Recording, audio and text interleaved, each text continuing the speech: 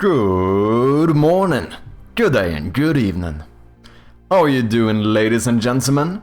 Hope you're having a good Wednesday so far. Yes, exactly, I know days. I know how days work. I'm doing quite good, I had a fairly productive day yesterday. I made a lot of relatively big changes to the game, but I think it's going to be for the better. First one in today, none other than Strom. Second place we have Great Grievance, and third we have Nymph. We also have Techbox in the house, we have Jin, we have Saxiduck with the 17-month resub. Absolutely insane. Time fucking flies, eh? Thank you so much, Saxiduck. Truly do appreciate ya. Just coming in as well, good to see you, man. A Mad Sherpy stream, indeed. Not late at all. You will never catch me late to a stream. But yeah, we are here. How's the Linux build going? I did actually look into it. I got like halfway through and then I panicked and I was like, no. I don't know, is the thing about doing it when the build is already live, because I have to change a bunch of the Steamworks settings so that it's, you know, so that Steam can basically detect that if someone plays on a Linux machine, then they will boot up that version of the game instead. But then it started freaking me out a little bit, like what if, because I'm gonna have to do that before I get the build up properly, and if I do like a new build for a different platform, I want to be able to playtest it. So I started freaking out about like, what if I change these settings and then I can't get the build up immediately, or there's issues with it. Like if I need to playtest it, I would have that on a separate branch for a bit, but then is that going to affect my main branch so that people who might play on like the Steam Deck is now gonna boot up a like non-existent version of the game, if you know what I mean? You can change it on another branch. That is true, but the weird thing is that I'm not sure that's possible with the launch settings on Steamworks, because as far as I've been able to see, there's only one place for the actual like launch options. Like obviously I can make more builds and have each build on separate ones, but it seems like the launch options are universal, which means that even if I do the playtest on a separate one, aren't launch settings defined in the depot thing? They are, but the branches exist in the same depot. And yeah, I don't know, which you can separate for each platform. Yeah, it's just that like, then I would make it so that my current one is not for all platforms, that one would be specifically for Windows. And that's why I feel like if I then add a launch option for Linux and I don't have a build up on the main branch, is that gonna make people trying to play on like the Steam Deck or through Proton or something to basically not be able to play the game? I don't know. I started freaking out a little bit and I was like, I don't know if I'm gonna do this right now. I'm definitely gonna try to support Linux at least later on. I think I might do something where maybe I test this on my actual... because I have a playtest on Steam as well, right? And I think I might do like the testing and make sure that stuff works on the official Steam playtest rather than on like the commercial build, if that makes sense, or like the public build, just to make sure nothing weird happens, you know. Mac, I'm definitely a little bit more iffy about. Probably not. We're probably not gonna have a Mac build, but I am gonna try to get a Linux one up, but I'm gonna be honest, it's probably not gonna be a priority. I wanted to do it, it seemed fairly easy, but I don't know, I just wanna, now when like the build is actually public, I just wanna make sure to not like mess anything up, you know? Strom with the 10 stream streak as well, Techbots with the 5 stream streak, thank you guys, legends. So yeah, overall the demo is still going well. I saw there was another streamer who played it yesterday. We recently had a new YouTube video posted, and we are actually, even though the the fest has ended, we are actually still getting more reviews. We are currently sitting at 65 positive reviews. Most recent one actually being a Japanese review. Unfortunately, they did mention the fact that I don't support Japanese at the moment, so that should probably be something we look into, but overall it was still a good review, so that is good. So far, so good. Nice that it's still rolling in, yeah. It's gonna be interesting to see now when kind of the initial demo launch is over and the Horror Fest is over, like how much this changes like the baseline, if you know. Because obviously my baseline since I published the Steam page has been fairly low. My average throughout the first year was, oh well, a little bit less than a year I suppose. We published the page in January, so since then and until like September or whatever, I think my average has been like 3 wishlists a day or something. A few times where maybe I posted a YouTube video or something and I got like 10 wishlists in a day, but never any like, you know, big spikes, except for the day I actually published the page. Obviously we got way more during the demo launch and the fest. It's already like, it's very clearly going down, right? Like it is slowing down, which I think is natural, like that's kind of to be expected. But it's gonna be interesting to see. So far from looking at it, I think we might land at an average of like 10 a day. At least over the past couple of days here. Maybe even more, which would be an increase in like, like 300% as the baseline. Not too shabby. I'll take it, I'll take it. Alkworth, thank you very much for the follow. Welcome in, man. So yeah, as I said, I made some relatively big changes to the game yesterday. I actually had a very productive day. What did I do? Well, on the last stream we removed the battery system, so that is gone now. I still haven't updated the Steam build, so, you know, if you want batteries, then it's your last chance.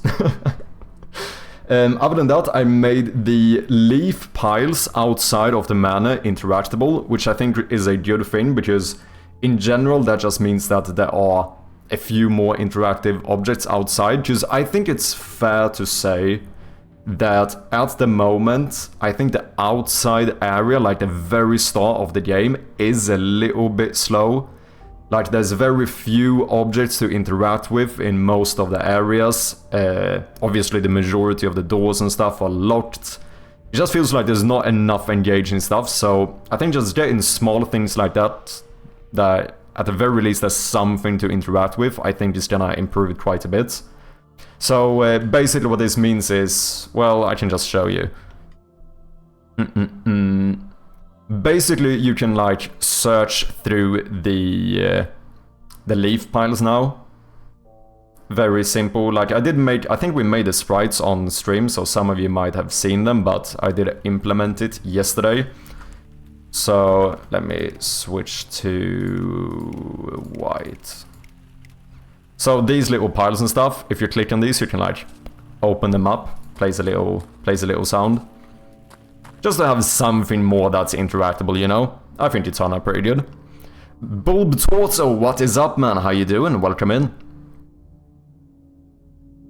Interacting with a leaf file triggers an achievement. Can't leave it alone. What else did I do? I added a bunch more of the rosary beads, which for anyone who doesn't know is going to be the new... Since we removed the batteries, we have way less items in the house, so I decided to add a collectible item. So I added a few more of those around the manor. I sorted out all of the backend stuff for the achievement as well. Obviously still not up since we haven't updated the demo yet, but when we release this new version, then there is going to be a new achievement for you guys to get, in case you're interested. Oh yes, I did some small changes to a few art assets as well. I thought this was pretty good. Like, some people take like just slightly too long, in my opinion, to figure out that they can like move by clicking over here. Like, a lot of people, they interact with like the the door and the window, and then they start going, okay, so what can I do? I'm kind of stuck here. And like normally this happens for like a couple of seconds before they realize that they can click here to go to other areas. But I think like minimizing those type of moments as much as possible is good. So a small little thing I did, if you didn't notice, is that, like I said, a lot of people interact with the windows. And now when you hover close to this window, you might see that the wall is a little bit broken here. So a very small detail, which I think it looks pretty nice, makes the house look a little bit more run down, but it might be something that like slightly intrigues the player enough to put the mouse over here. So without actually having a prompt, making them like naturally be more likely to early on find that, oh wait, there's an arrow here. If I click here, I can go to another place. Some other small tweaks I did was do some dithering on this door. I don't know if this is really called dithering, but you know, like the imperfections at the end. I think it makes it look a little bit nicer. More organic exploration that way feels nice. I think so. What else did I do? I made it so that the journal now, instead of just popping up a message saying that the journal has been updated, it will actually say what your new objective is immediately. And I also added a new one. I did actually make one for the safe, because obviously a lot of people still get a little bit stuck around the safe, and I want to make sure that people understand that the safe is their main objective at this moment. So now, when you immediately as you go up to the safe, it's going to give you a new objective saying figure out the code to the safe.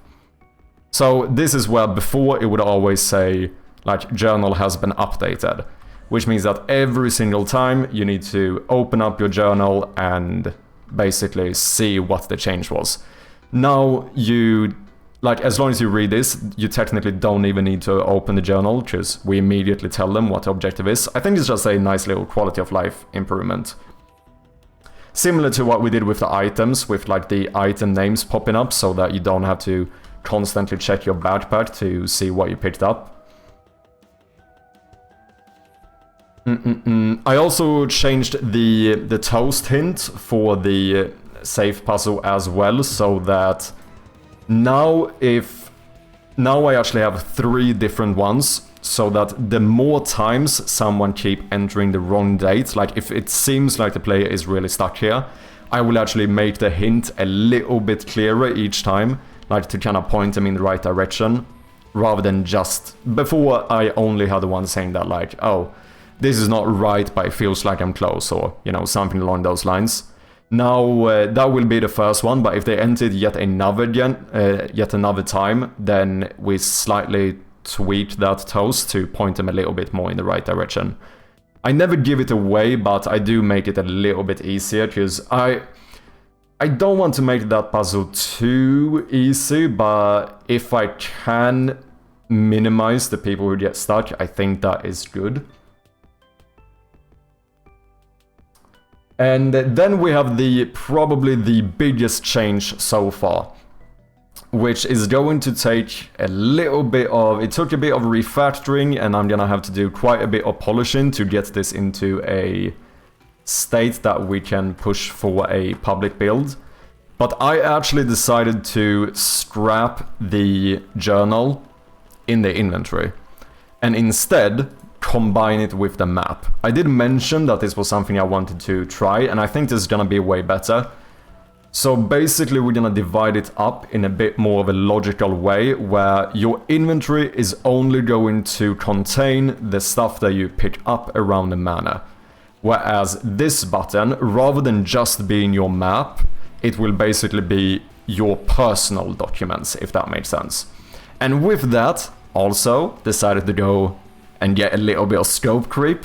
So I implemented a fucking notepad, so people no longer need to take notes outside of the game, you can actually do it right in the game. Also, I have spoilers enabled, I just realized, give me a second. Spoiler manager, disable, thank you very much. There we go. So the way I did it was, obviously it required me to change the UI a little bit of the map. So now when you open the map, let me do this so it's not bugged. It opens up as per usual, but I moved the little buttons to switch maps to the right side and also added the arrow. Because I realized that a lot of people didn't realize that these were buttons to basically go up and down the floor on the map. And I think just having the arrows there is gonna make it a little bit more intuitive. Like, it kinda, even though it is diegetic, it's gonna make it a little bit more clear that this is an actual button, I think. And with that, I also added tabs on this side instead. So we now have a map, journal, and notes, all on the same key binding on the same documents. So if I click on the journal here, it's going to switch to the journal. I can go back to the map, and we also have the new notes pad where, hi, here you can enter notes. But here there are a few issues, like if I press C, if I type C, it still toggles the flashlight. And if I close it with like X, it's actually still like selected. So if I type like 1, 2, 3, 4, 5, 6, and then I open it again, it's still typing. So there's a few of those like polishing things that we have to do to make sure that it basically, you know, I guess what we need to do is make something where if this is selected, we disable maybe all the key bindings except for escape. And as soon as you would bring the nodes down, we made sure to automatically deselect it. That's kind of what I'm thinking at the moment. But yeah, overall I think this is gonna make more sense, because it's also gonna be better in terms of introducing the mechanics to the player. Because then I can actually completely hide. I can since you're not gonna have anything in your inventory, we can just disable the entire thing. And only enable it once you pick up the first item, which means that I don't have to bombard the player with as many tutorial tips straight off the bat, you know?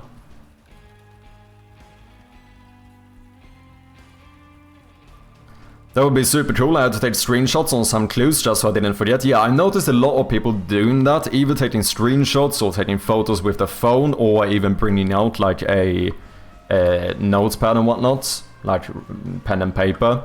So I thought, why not just integrate it into the game? If it seems like a lot of people need to take notes, why not just give them a notepad? I think it's good, but we're gonna need to make sure that this is like polished enough for the public release before I can push this build. Because right now we have some fairly big issues, I would say, especially with stuff like, you know, the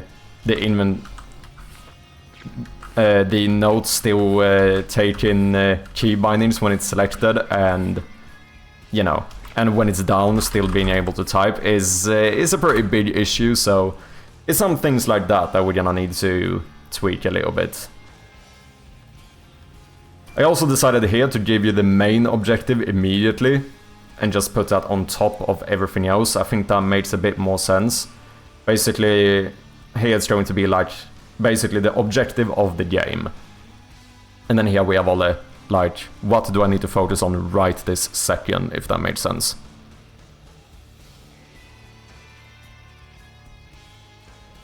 Sorry, David, welcome in. Yeah, I had no clue till now. Yeah, I noticed that a lot of people completely miss the fact that you can switch maps here. Now, technically those shouldn't be enabled until I actually have another map.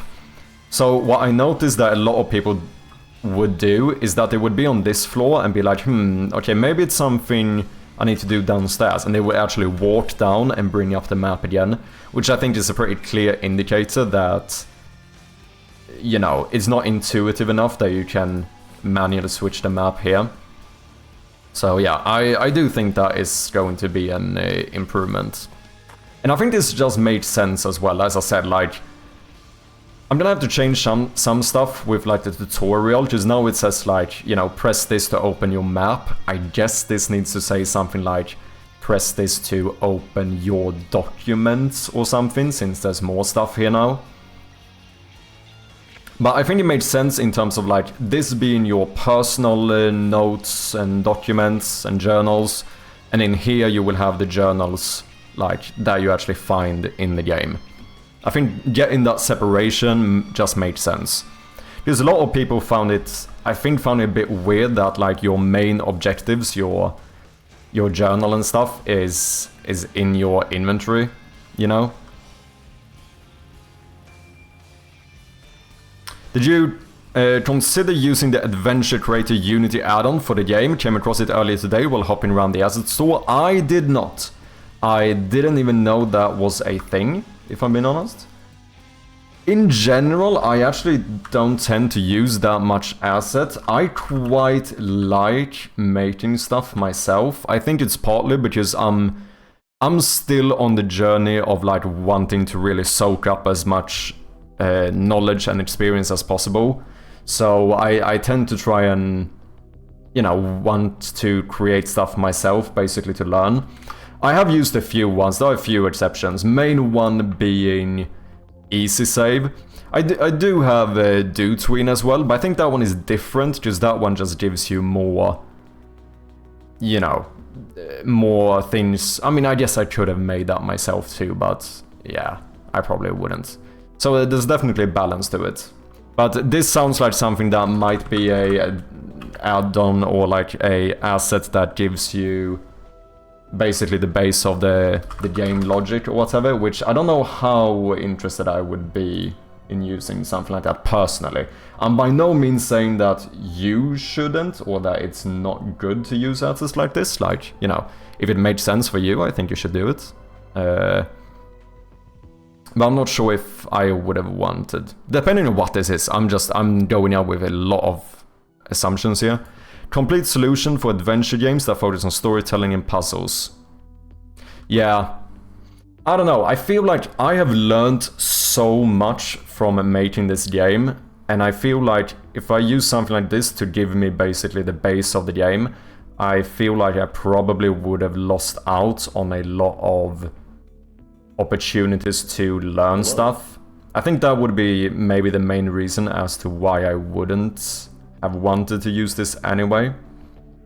JD Does Dev, welcome in, man. How you doing? What is up, man? Hope you're having a good day. But yeah, I definitely can see this speeding up the development cycle, which is obviously a huge advantage as well.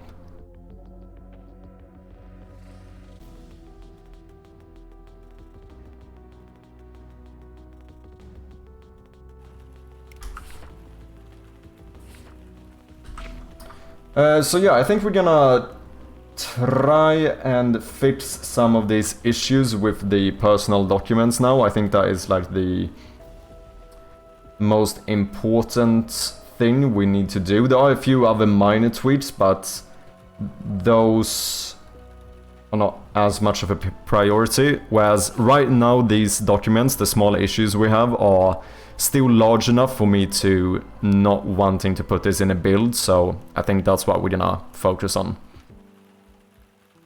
Just starting, about to hop into the first meeting of the day, which, yeah. But love the game, can't wait for the full release. Thank you very much, man. I do appreciate you checking out the game and leaving the review as well. I did see that one, does mean a lot. JD Does Dev is yet another game developer here on twitch.tv. Go and check him out if you haven't. Oh yeah, another issue we have is that the way my map works is that the rooms themselves actually check whether or not they should be activated when you go into a new room. So that actually introduces a new issue where if I deactivate the map by switching to the journal, and then I bring this down, and now I walk over here, it actually does not update the map. You see how I'm missing this room? Whereas now if I have the map open and I walk back and forth, now that pops up.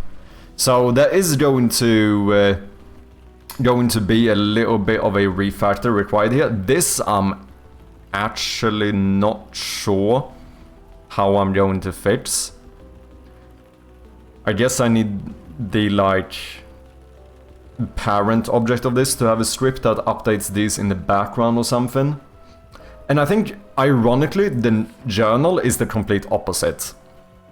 Where the journal only updates when you first bring it up, since before you would always have to open this one specifically, so it would always go from a deactivated state. Whereas this one is the opposite now, when if you have the map open, and keep in mind that, or sorry, if you have the journal open, keep in mind that when I close it, it is technically still open, it's just outside of the scene. That one does not update in that context instead. So now, for this to be updated, if I get a new objective, I have to switch back and forth, which, once again, is a little bit of an issue.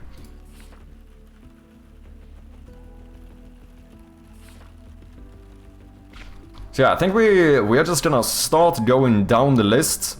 I think one very easy thing we need to do straight off the bat is to change the starting items, which I guess should be nothing.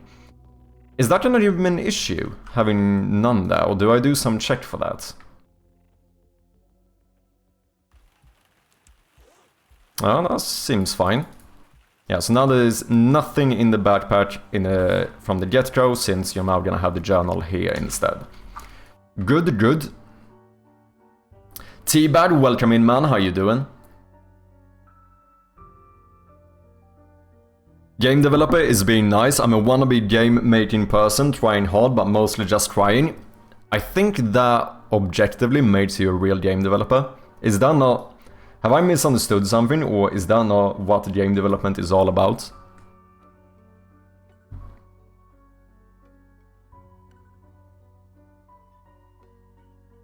Okay, so what should we fix first? Map, journal, or the notes? I think the journal is the easiest fix. A map does not update while it's disabled, journal does not update while it's enabled. I think that is a really easy fix. That will be on the actual object itself. And this does get a bit messy now, because I have the main script here being called map, but this now handles both the journal and the notes.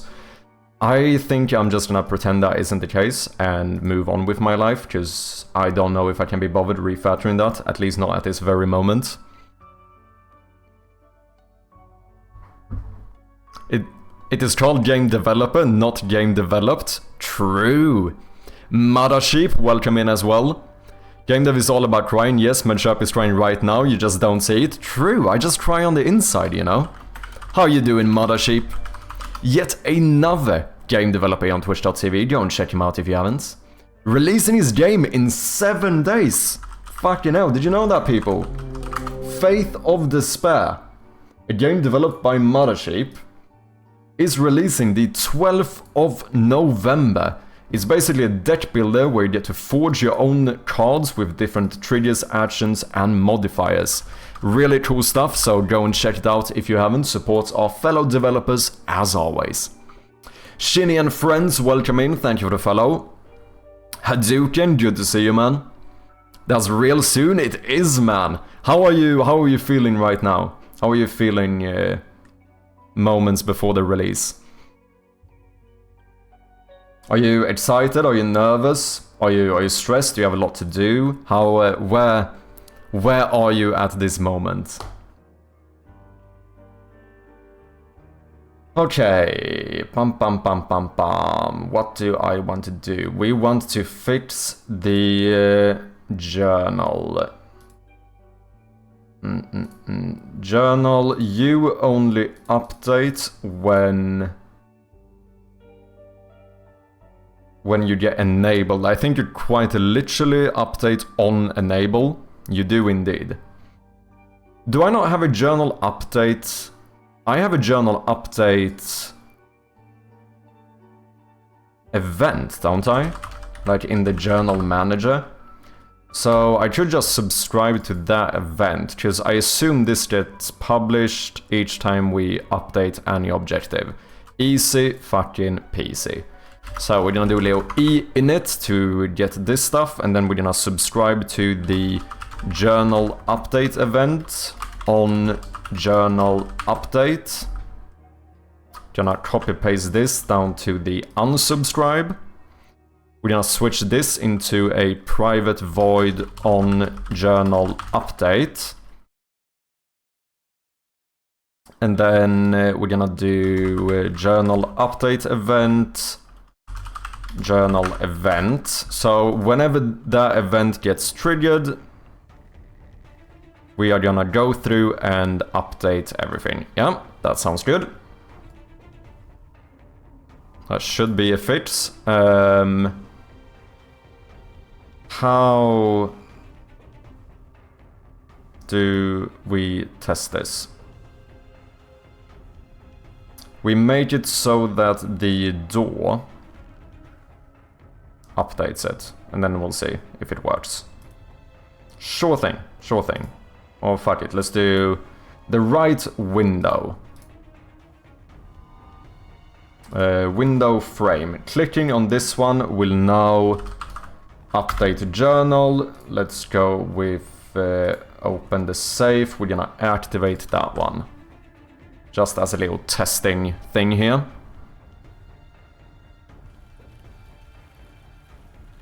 It varies depending on the hour of the day. If I think too much about it, I get anxious. Okay, I think that's fair. I mean, I think that's normal. I was fucking stressing before the demo release, man. It definitely, and like the moments before it really was quite nerve-wracking.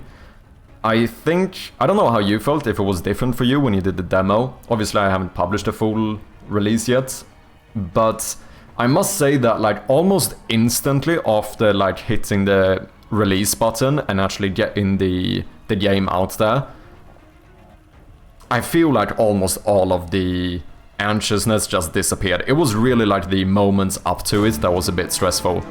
Moonis with the raid. Welcome in, man. How are you doing?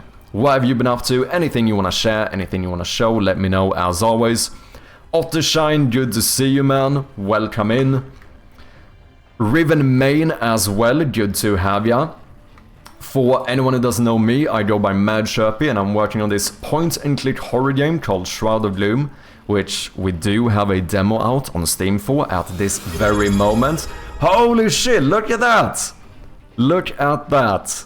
Strom_CL just redeemed VIP for 175,000 points. Fucking legend, eh? Cheers, man. There you go, very much deserved, Strom. Thank you very much for all of your support. Criminal Loudon, welcome in as well, good to have you, man. And Riven Main, thank you for the follow.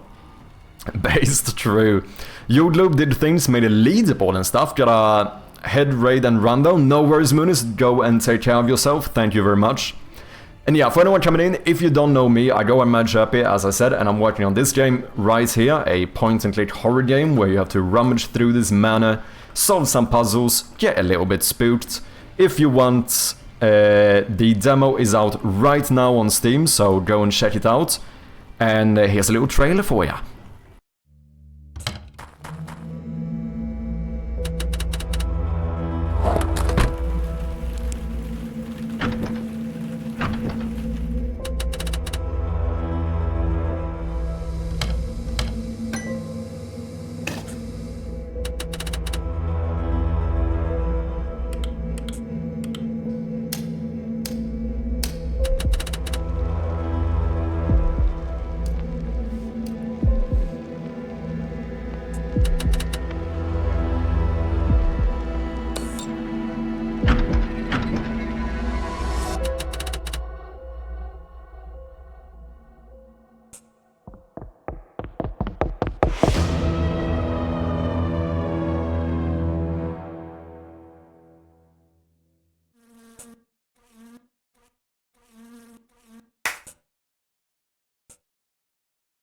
There we have it. I realize now that I need to change it so that the automatic message is the demo link instead.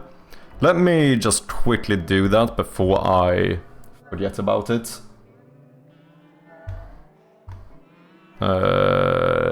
that would be the teaser. Chat message, wishlist command, we're gonna change this into demo command. Demo, easy peasy, that should be fixed.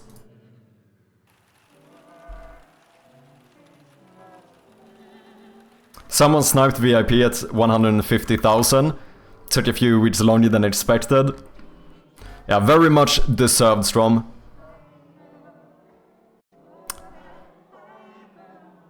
Picking in from raid, and I am not unhappy with the glorious mustache I'm presented with. Cheers, man. Yo, trail is good, bro. High production value. Thank you very much. I actually feel quite proud over the new trailer. I think it was a huge improvement. The trailer is not doing too well on YouTube, but, you know, it is what it is. Overall, I'm very happy with it. If anyone does want to show a little support over on the YouTube trailer, then you may do so. Here's a little link for ya. Speaking of YouTube, I'm gonna try and get a new video out relatively soon. I think I'm gonna do a video from the game jam, so it's gonna be the first proper Shroud of Gloom video. And yeah, that's kinda exciting. We'll see, it might be a few weeks away or so, but I'm gonna try to get it out. Because we are starting to get to the point where one of the main things I need to do is to just like get the word out, you know? Not that I think that devlogs and stuff is maybe the most optimal way of doing that, but it certainly is one way to do it, and I quite enjoy making them. And it is possible, potentially, if we're lucky, I might even have a little... Might potentially have a little sponsorship opportunity coming up. It's not entirely out of the realm of possibilities, so that could be pretty good as well.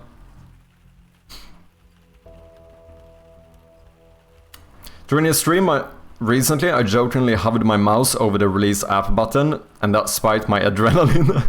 But I think you're right, it's mostly before the release because of all the what-ifs in your head. Yeah, because the thing is that, like, really, as soon as you click that release button, it's kind of out of your control now.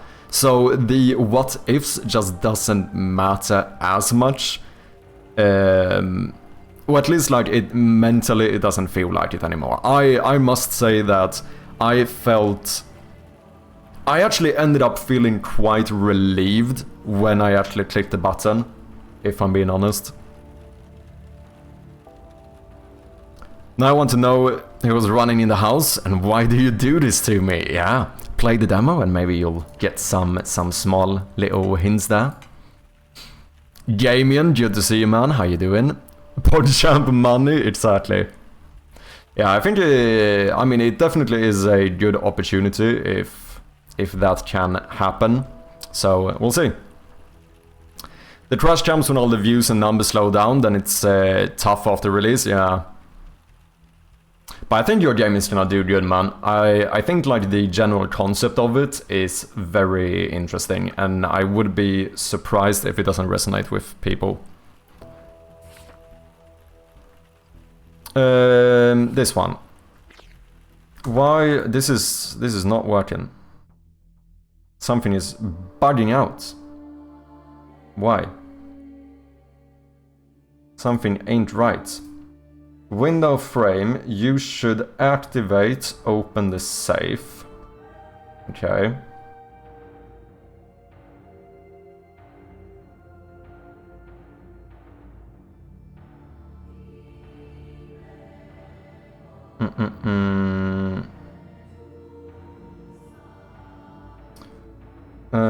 Have I fucked up some localization string here? Objective main and safe. Boom. Nope, that's all right. Something is wrong. I'm getting more updates than I should. Main is active. The first one is active.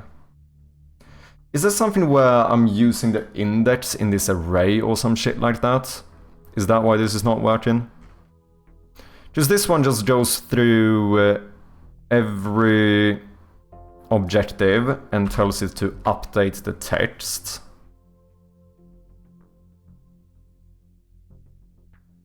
Game object set active data.isActive.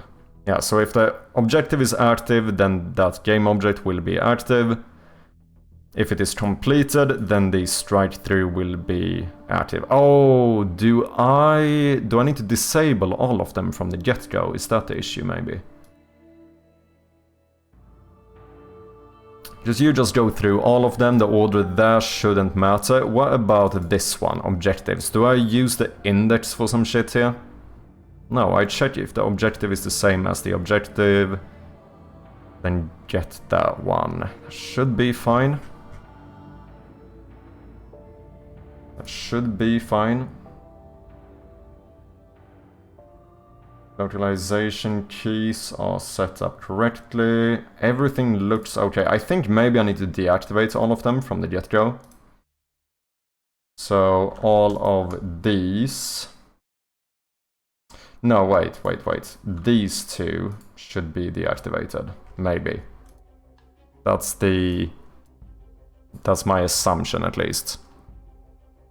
Just activated my game's closed beta. Already have almost 100 sign-ups on the Steam playtest. Let's go, man. Very exciting. Are you doing... You say closed beta. Are you doing the public Steam playtest? As in, like... Is there a button to sign up on the Steam page? Or are you doing that manually? Because I decided to do it... manually, as in there's no button on the Steam page. I have to manually like send keys to people. But I think that makes more sense for a linear puzzle game.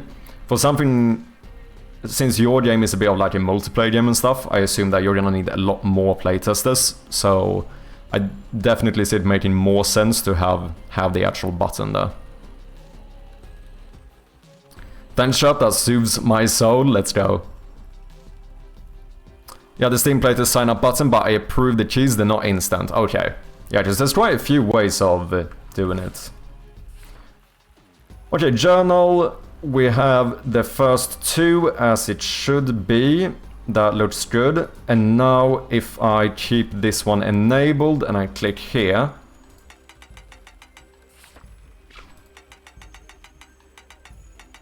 Then nothing happens. Why does nothing happen? Oh, did I do... what? What did I do? Window. Window frame. Interactable.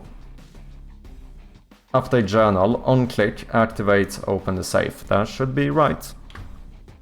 Why is... What do you do? Oh, do I not update the journal if I have spoilers disabled? Ah, righty.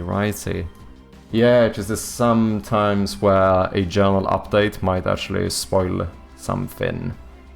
Okay, so let me enable spoilers for now and this should work. I think it kind of feels good in some regard. I don't have to chat as much about spoilers now since the demo is out. I'm still trying to not show everything all the time. But it's nice to kind of have that, you know, a little bit taken off my shoulder. Oh shit, wait, I still need the on enable as well. I just realized that I think I just did the opposite now. Now, this is going to update, figure out the code, yeah, when it's disabled. But this might not update, since the object cannot listen to the event if it's disabled. So if I have the map here and I click, this is going to pop up, but if I switch to the journal, nothing is there. Okay, so I just flipped the issue. So what we're gonna do is go in here. We're gonna make a new private void called update journal. We're gonna throw this little for loop in here instead. And then whenever the event is published, we want to update the journal, but we also want to do that on enable. And now it should work whether or not the journal is activated in the background. Are you a guitarist? I think that depends on how you define guitarist. I'm definitely not a very dedicated one. I do play a bit of guitar, but I'm the type of person who I play guitar very casually, as in I know a handful of songs, some of them might even sound slightly impressive, but I basically play the same songs over and over again for years, and I don't play enough. I don't dedicate a lot of time to actually like trying to get better and that type of thing. Like, I guess what I'm trying to say is that I play guitar very casually. Okay, so with the journal updated, that should update. If we do it quickly, restart. I wonder if it's quicker for me to go back to the main menu and back into the game. If I now have the map here, I click here, that one updates, I go into the journal, it's now updated. So journal should be fixed. Fix the journal not updating while enabled, donezo. This I think is gonna be the most trickiest thing, fixing this for the map. That's gonna, I think that might require a little bit of a refactor, if I'm not mistaken. Let me quickly check if there's any streams or new YouTube videos on the game. I try to keep a bit up to date here. Does not look like it. What about you, Riven Main? Do you play any instruments? Maybe I'm going to procrastinate that one and fix the notes instead. I think that could be like fairly easy, maybe.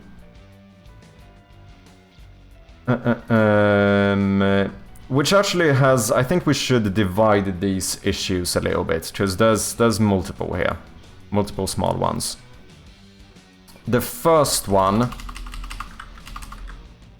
is that, so notes, disable any key bindings while typing, that is one problem, and then make them auto deselect when closed, because right now you can continue typing when you don't see it, which both of those are fairly big issues. Let's see if we can make it deselect. I think the easiest thing here is to... how do I want to do this? I'm gonna go into our new notes here. Player notes. Input field. I guess I should just put a script on this one to handle this. Like, maybe we do a static bool for whether or not this one is selected, so that the input manager can check if an input field is selected right now, then don't use the key bindings, basically. And then we make it so that... well, I can't do it on disable. I was gonna say I could just automatically deselect it on disable, but that probably already happens. I assume that happens at least. The issue is that I need to, like, deselect the input field when you bring it down.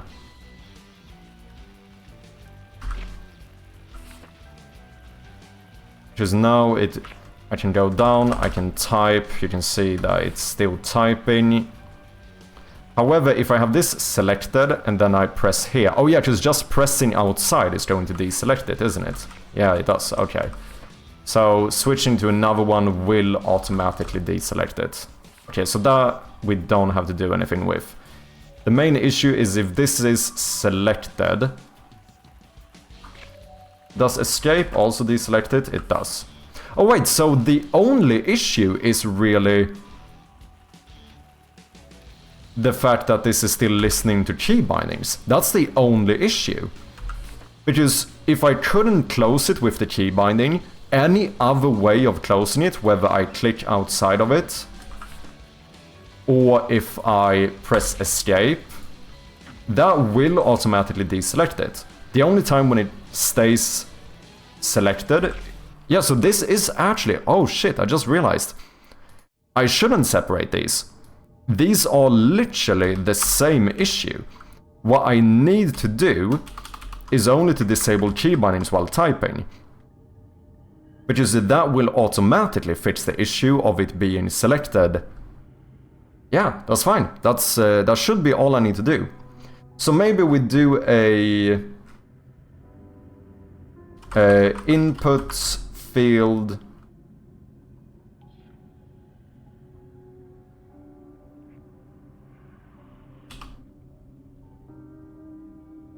controller.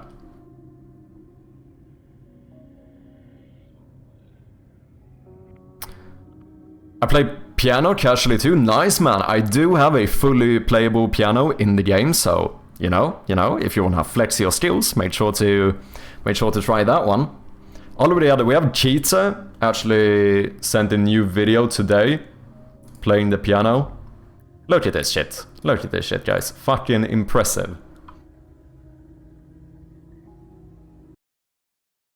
Also, speaking of which, here's a link to the Discord in case anyone wants to join.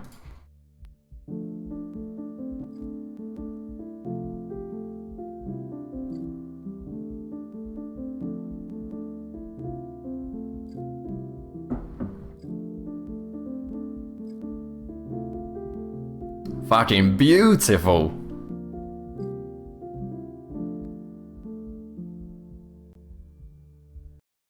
He's done quite a few videos, actually.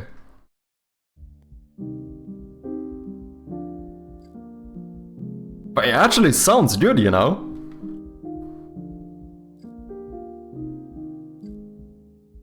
Yeah, shout out to Cheetah for the piano videos. Obviously clicking the keys with no letters, they are still playable. Even the ones, there are a few keys that are not. I basically made it so that you have 2 octaves you can play, and then I made it fully playable with your keyboard as well, so you don't need to point and click. So if we go into the piano room,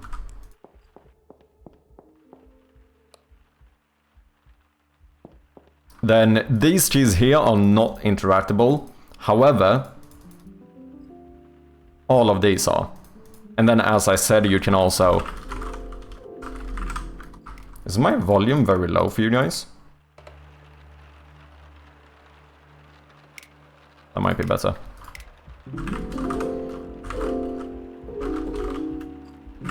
All of this can be played with your keyboard.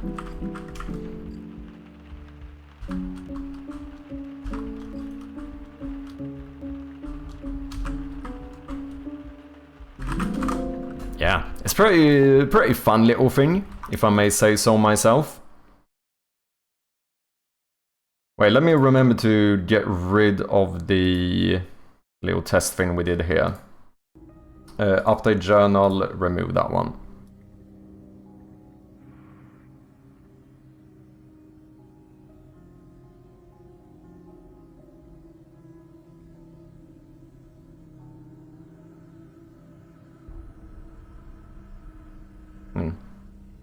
Sorry, just thinking about how I should make the objectives work, but I think it's fine as is. Podges actually, yeah, it's pretty fun. It's pretty fun. I'm quite happy with it. I didn't go full stroke creep. You can't use like a MIDI keyboard for it, but at the very least you can play it with your normal keyboard, which gives the option to actually be, you know, it makes you able to take proper chords and stuff, and if someone actually knows how to play the piano, you can actually do some pretty cool things with it.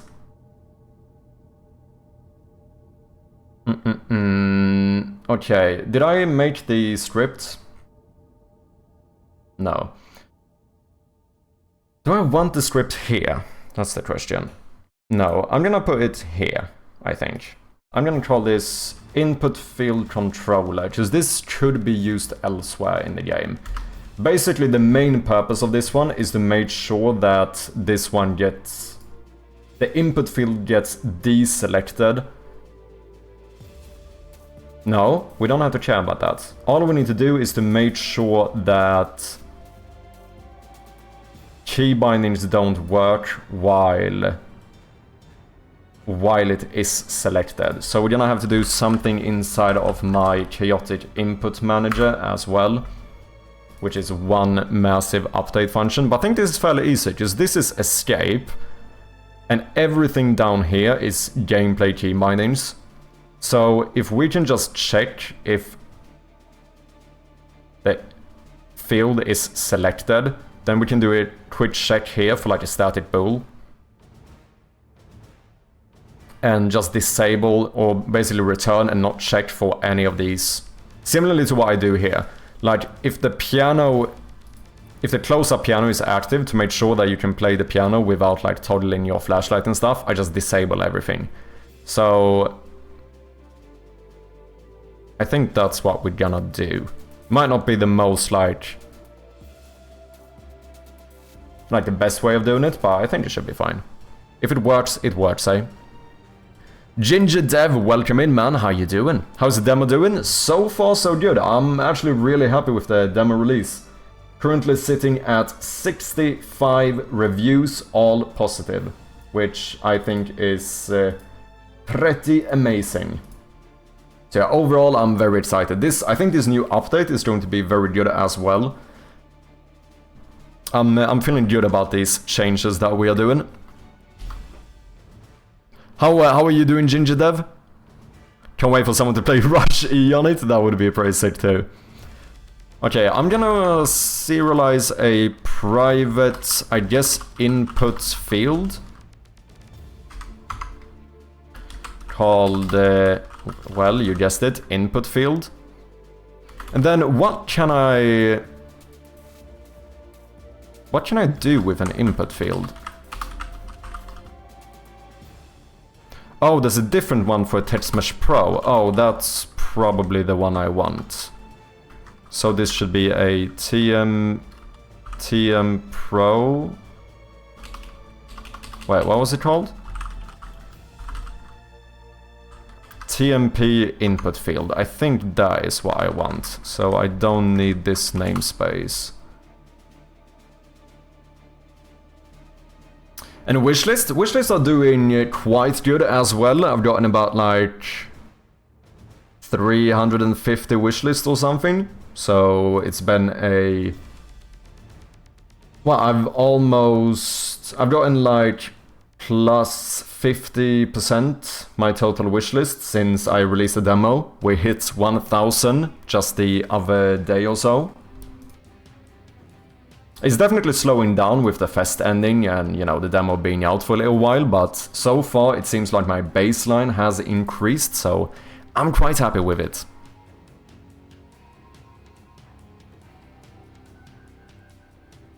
Gonna try to get the next currency in my game done using mouse collection? Interesting. Okay, so with this input field, what can I do? When do I wanna... I basically want to check if this one is selected or not. Let's just do this for testing purposes. What can I do with... I can activate. I don't know what activate means. Oh, is that... What does activate mean here? What, to set it interactable? On focus. That's when you first click on it. Reset on deactivation. No, because we need to save this. Should activate on select. Okay, I don't think I need to play around with that.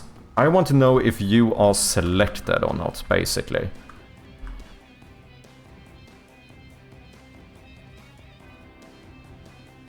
So what can I do?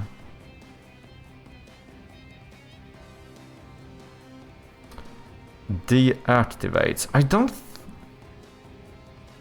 Is that what I want to do? Find selectable.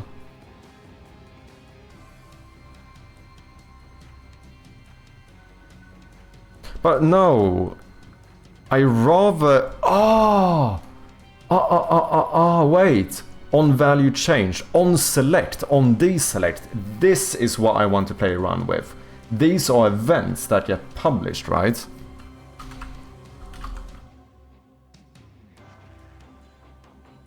On select. This is the unit. Oh wait, can I? It would kind of be nice if I could subscribe here. What do I do with this? On select. Because this is the actual event, isn't it? I guess, is this where I would do this and like add my...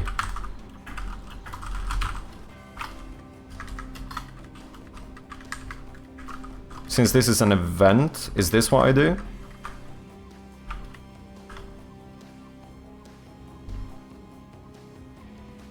Cannot assign to on select because it's a method group.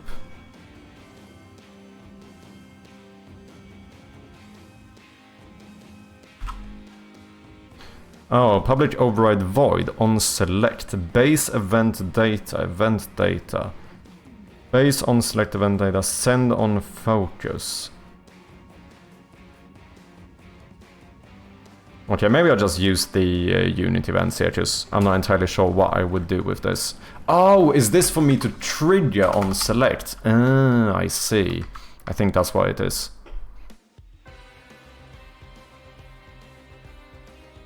On text selection.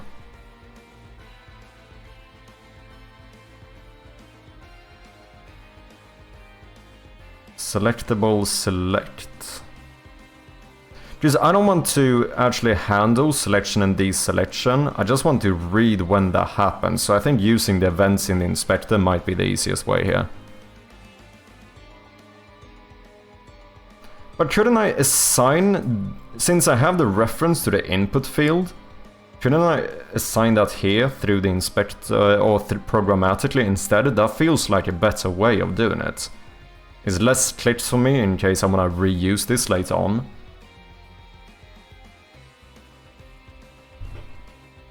That's why I feel like I should be able to do something like on select and like add whatever I want to happen here, but not entirely sure. Find selectable. There's also this on select. Get set. What exactly is this? Selection event on select. That sounds pretty good. So do I add a listener here? Is that what I do?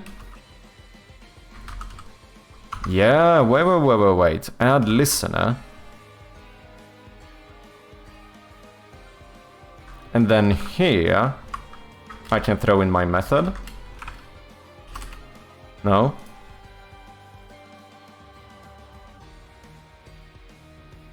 I do this stuff in my settings UI. I know I could probably solve this with a very good or very quick Google search, but that's kind of boring, isn't it? See if I can figure this out myself. What do I do here? On value change, remove all listeners. On value changed. Okay, so add listener. Bam, bam, bam. So why shouldn't this work then?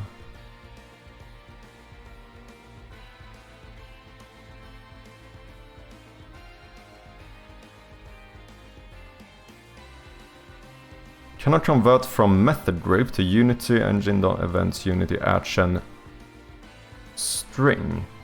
Oh, I need a... Okay, I see. It needs to have the parameter. That makes sense.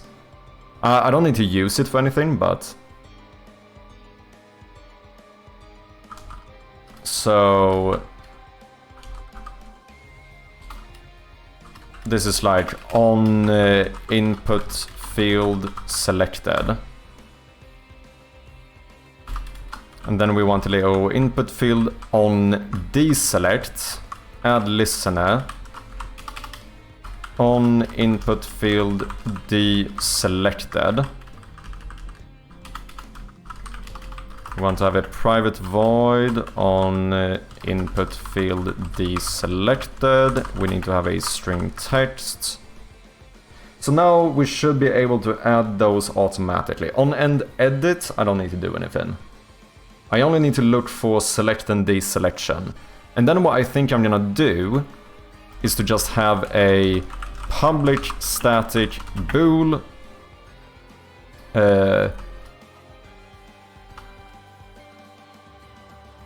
is selected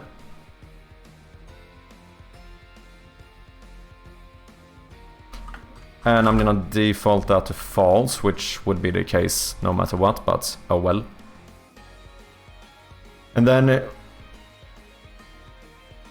here we are just going to say that is selected is true, and here we're gonna say that is selected is false. And I think that is all I need to do, if I'm not mistaken.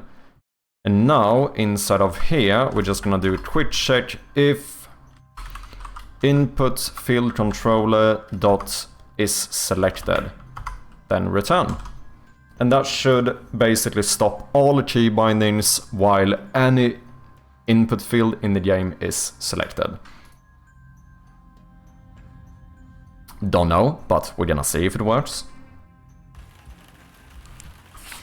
So if we switch to the notes, then we get an error because I never assigned the input field. You are this one, okay. Silly mistake, silly mistake.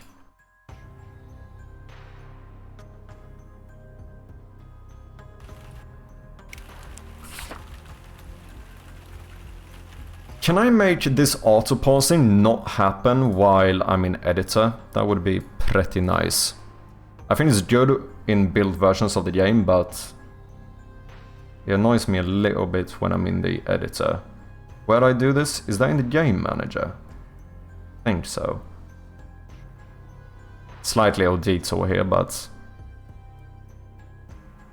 it's a new change I added, making it so that whenever you Alt-Tab or basically put the application unfocused, it automatically pauses the game. Which I think is pretty good. Boom Trout, welcome in man. Crit as well, nice to have you guys. And Dan coming in too, bem-vindo. How you doing, guys? The previous case you were looking at, the one with the override, was completely different mechanism.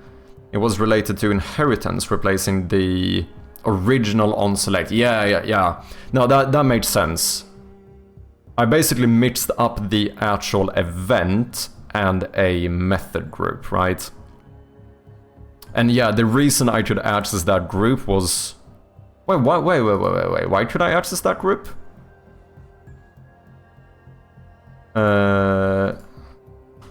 On select.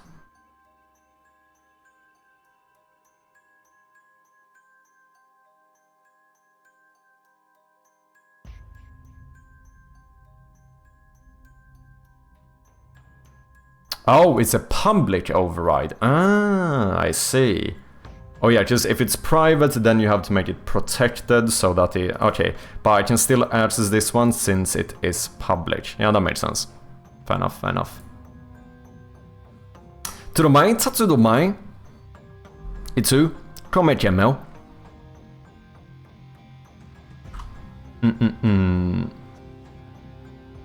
Okay, so I think that's good. What did I want to do? Oh, yeah.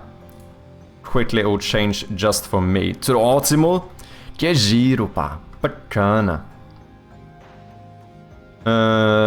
Pause the game. No, on game over. It's like on application something. On application. Right? On application focus. Oh yeah, I did make it so that I could potentially add a setting for this later on. I don't have it now, but might as well. If it doesn't have focus and the current state... So I basically want this to happen if I'm not in the editor. So couldn't we just do a fancy little... How do I do this? If Unity editor, and then we flip this. And then here we put a little endif. So now the auto-pausing will only happen in builds outside of the editor. I think that's gonna make my life a little bit more convenient. So guys, we do have some ads coming up in a little bit. I'm gonna go and get a bit more coffee during the break, but I shall be back in just a few seconds or so. Let's see if this works. So if I switch to my notes, I should be able to select it. And now if I press C, it does not toggle the flashlight. X does not close this, Z does not open the inventory. So I can do anything. That's something else I need to fix, the fact that it like moves a bit to the left. If I press escape, then I deselect it and close it. And now my key bindings do work. They didn't for a moment though, I had to click once. Why is that? Am I still typing? I shouldn't be typing. I'm not typing, but I cannot click. Okay. We need some debug logs here to see what's happening. Input field controller. Debug log selected. It's not deselecting correctly. I think that's the issue here. But then, no, because if it wasn't deselecting, then I would still be typing. Did I mess up? Is selected false, is selected true. That is correct. Maybe on end edit, maybe I need to subscribe to that one as well. In case that's considered like different to... Maybe they don't publish deselect when you stop editing, which I guess is what escape might do. Okay, so now you are selected. If I click here, you're automatically gonna be deselected, so now the flashlight works. If I do this and then I press escape, that actually does not deselect it. So now I need to click once to properly deselect it. Okay, so we need to look into why that's happening. But first, let me go and grab a bit of coffee and I will be right back. Cheers. And we are back. Okay. So, escape does not trigger deselect. Why? That feels like it should.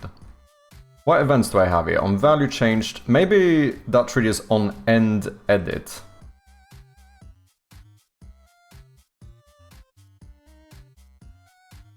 Restore on escape. Should the original text be restored when pressing escape? I don't think I want that. I think I need to subscribe to on end edit as well. I don't need to look for on value change, but we might need on end edit. Ads should be over. Welcome back. Okay, let's do this. Let's make a new method called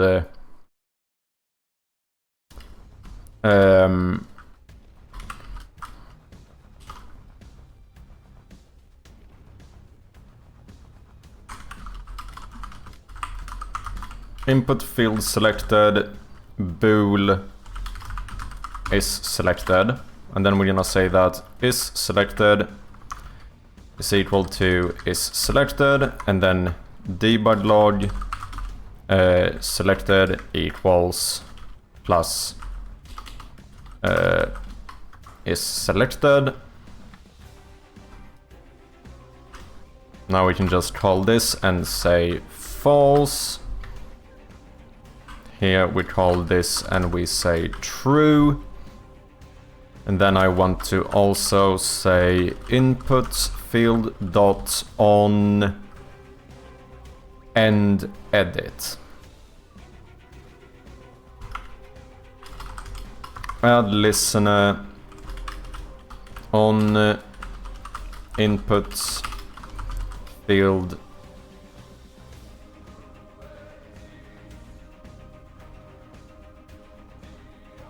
edited? Sure. First time today I'm here. About that is something called Gibbybyte. If someone said this to me, I would laugh thinking he's saying it wrong. I would as well. I don't think I have ever heard this. Gibby, I haven't even, like, that should be one of the normal prefixes, right? I have never even heard Gibby anything. Yeah. Gibbybyte.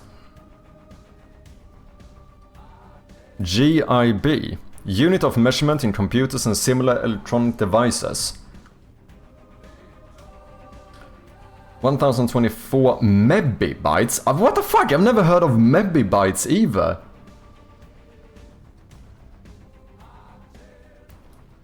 Some people call this number of bytes a gigabyte.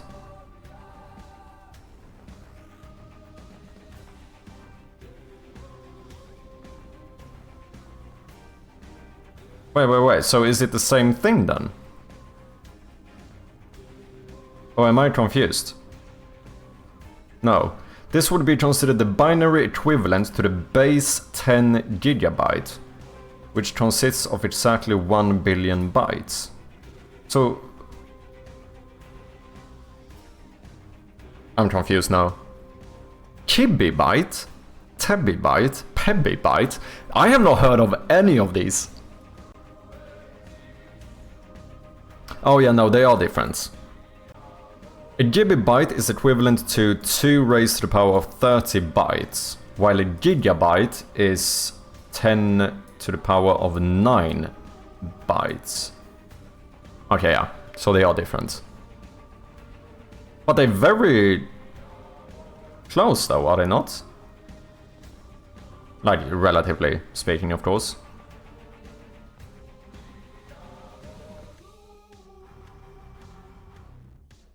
Interesting. That's why when you buy storage, it's actually less in your PC than what they advertise. Oh, interesting. Private void on input field edited. I guess I need string text here as well. Inputs field selected, I guess should be false. Yeah, it's different in base. The difference in base.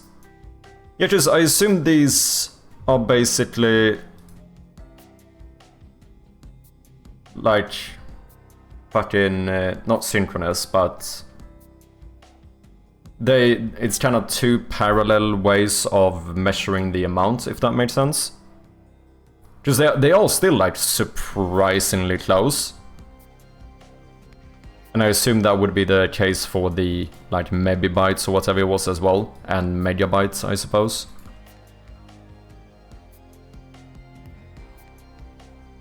So 2 terabytes you get 1.86 because they upscale it.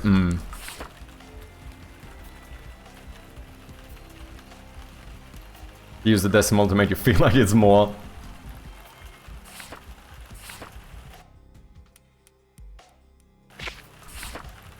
Okay, boom, selected equals true.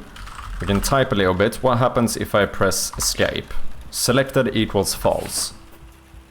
And then my keyboard or my key bindings immediately work. So now end edit. Does that happen when I click on escape as well? So if I go blah blah blah and then I press escape. No, that brings me down a line. Okay. I can't type on the bottom line, which feels a little bit weird.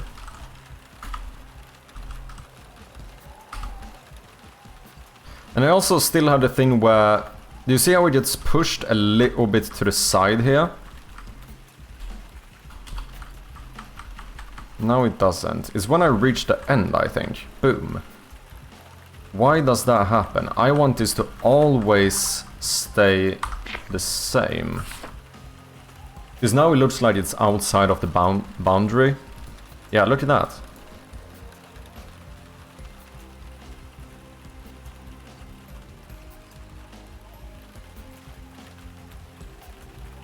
I would like this to not happen as well.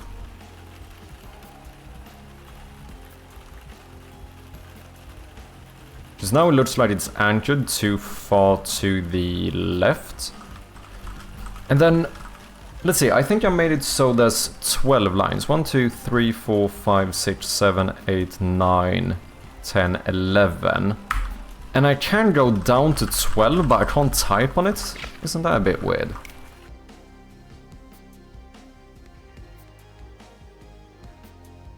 There's no padding in game development. There is. I already have padding. But this is, I think, something to do with the input field, where it basically wants to scroll it for me, but vertical scroll bar, none. But this is horizontally.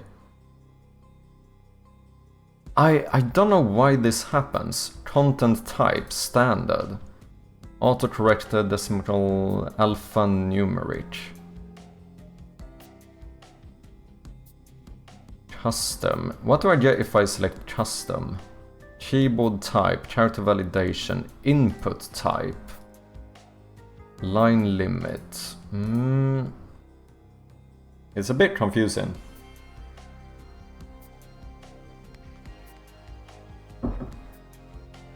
This reminds me of the glitches that happen in 1990 games, which is on memory.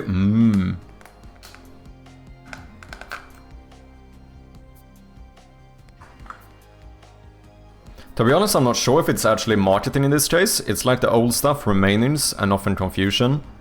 When you buy 1 GB RAM, you actually get 1024, so they give you the bonus.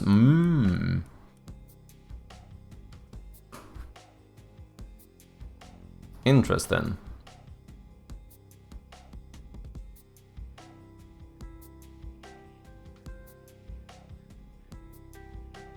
It would be nice if I could add a material to the selection color, but I don't know if I can do that.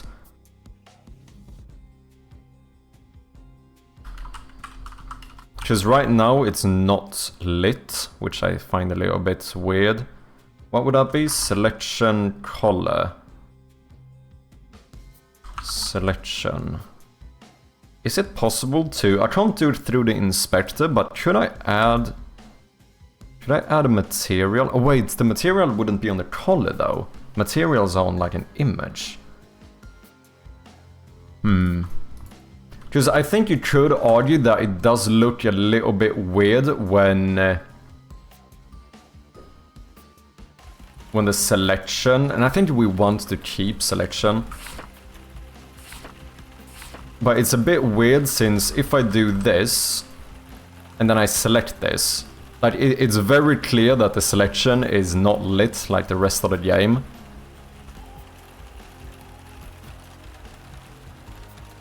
I guess I could potentially just make the selection even darker and maybe that would be fine.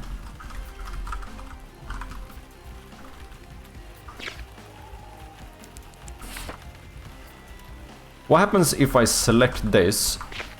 Alright, I can't pause the game. Oh, what if I select this and then I alt-tab? No, it should always be fine.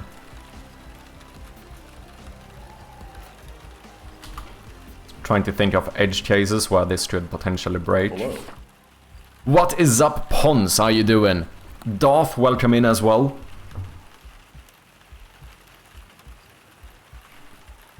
But it's not bonus really, it's all about structure of data itself.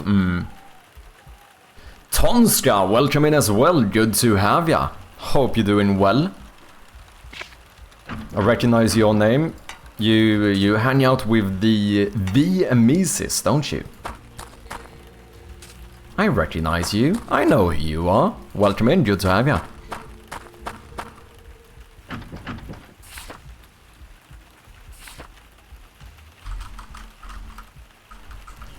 Okay. So, overall, it seems like we fixed one of the issues. Disable any key bindings while typing, that is done. However, we have some other issues. We have...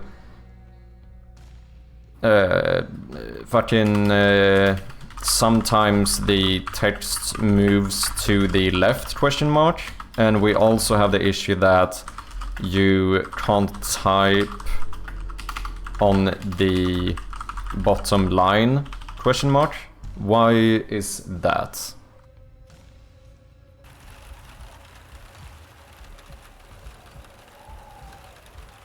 So, partly this, if I keep writing here, now it's like the padding moves. which I don't understand why it would do that. Like, should you not automatically go down a line way before that happens?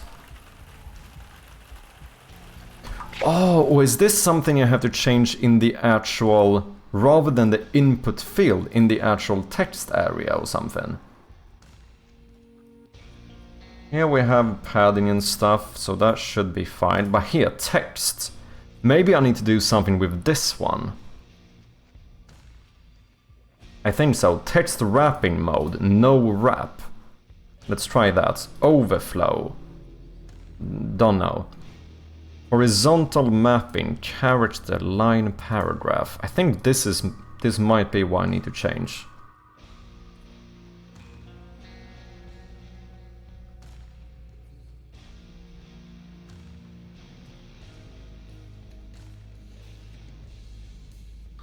Kerning. Let's disable kerning as well. Because I think kerning can introduce some issues with some of the fonts I have.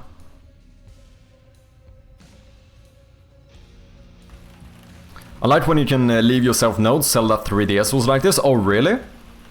Yeah, I've noticed that a lot of people do want to keep notes in this game, which I think makes sense, because every now and then there is something that you kind of need to remember. And I don't know, it feels like if a lot of people bring out a literal pen and paper while playing the game, I might as well just give them the pen and paper in the game. Do you know what I mean?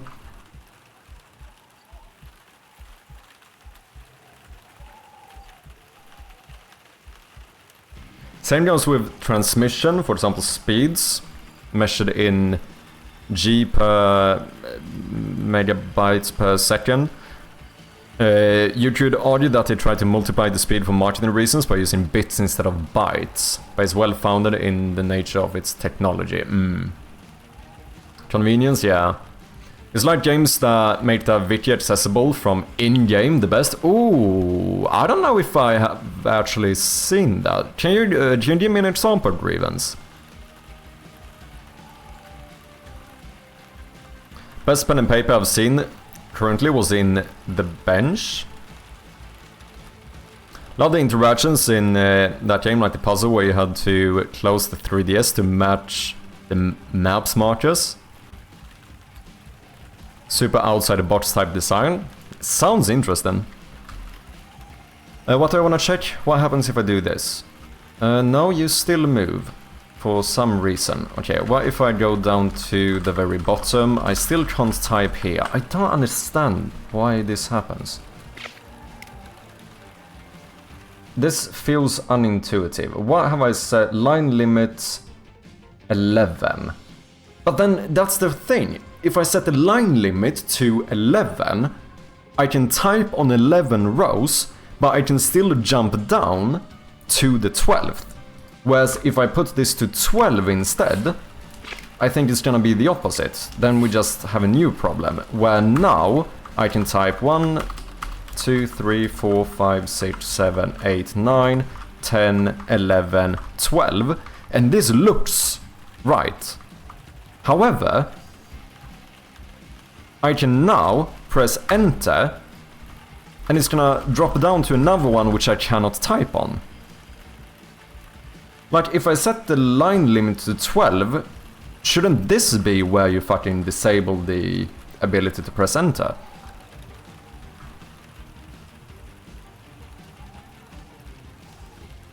And then why are you moving here? I feel like this might have something to do with the actual text field rather than the input field. Navigation, automatic. Oh, whoa, whoa, whoa, whoa, whoa, whoa. Horizontal, vertical, automatic. What if I do... What is navigation here? Does this have to do with controller things? What if I put this to none? What happens then?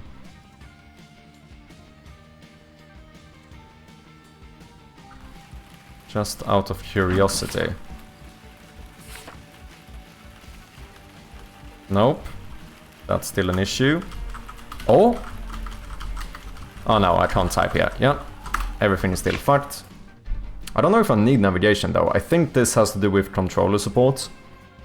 But we don't have that type of... Like, controller support in this game is just the ability to control the mouse with the controller. Because this is if you need to have it so that, you know, using the stick on the controller will, like, jump the selection around the game.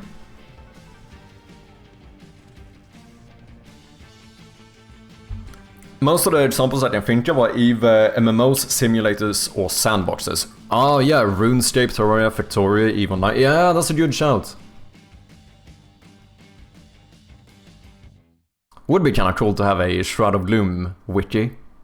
Maybe I should self-host one. A bit of work. I guess you could do it. That would probably require more skills than I have. Make it so that people can still submit their own things. Then I would need to make... like, that would have to be moderated and stuff. I still need to look into... potentially hosting some website. Might take you up on that offer of getting some help there, Grievance. Text. Why are you not working? Why? Spacing.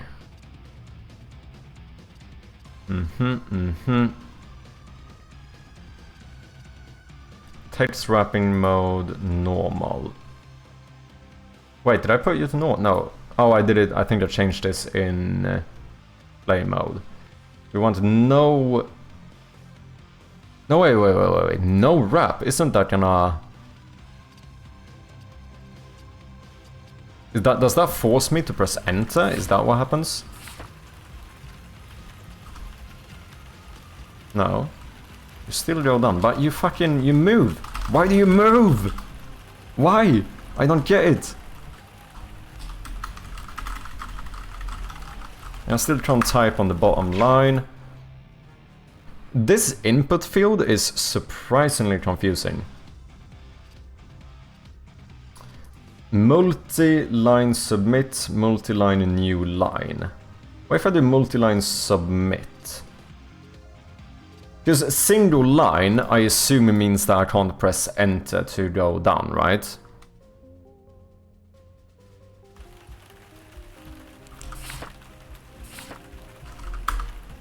Yeah, exactly. Pressing enter will, like, submit this, which is not what I want. And I guess that is what multi-line submit does too. Oh, what happened there? That was a bit weird.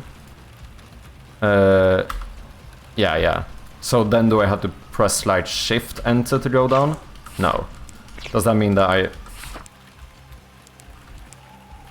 What the fuck? Yeah, the selection is not working. Oh, because I submitted and I don't take submission into account. I probably should make that work though. In case I have a submit field at some point. Input field controller. I don't need it for this thing because I'm not gonna use submission, but might as well make it work. Input field dot on submit, add listener. On input field submitted. Private void on input field submitted, string text. And we're just gonna call input field selected false. Because that glitched out my key bindings a little bit. Oh, whoops. Did I miss something here? I did.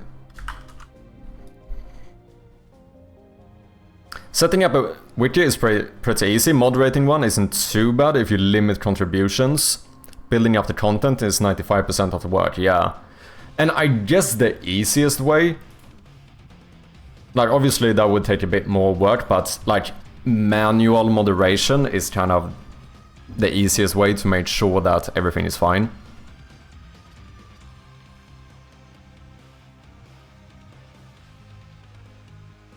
I tell you in the Discord of the game I'm talking about.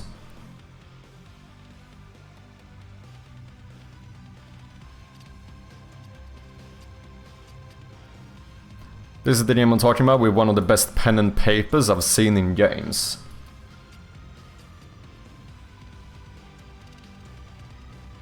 Limit the size of the text field, maybe it won't jump. The thing is that it should kind of be limited. I'm very confused as to why this is happening. What happens if your key binding is E? What you mean, Pons? That should be fine. Because now we basically disable any checks for key bindings, except for escape, as soon as you select it. Oh shit, wait, do you mean... No, but no, yeah. All the game key bindings will not work. Whatever you would change them to, it's still not gonna work while you have the input field selected. Yeah, it should be fine. Chandros, what is up, man? Welcome in.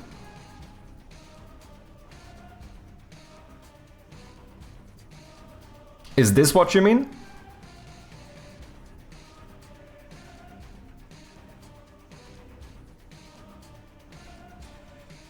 Start from a fill dot, connecting only adjacent ones. Did they show this in a trailer or something? Game launch trailer.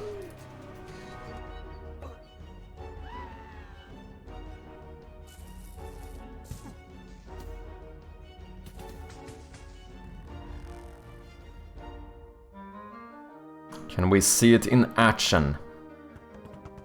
Oh. You can fully write with a virtual pen. Ah.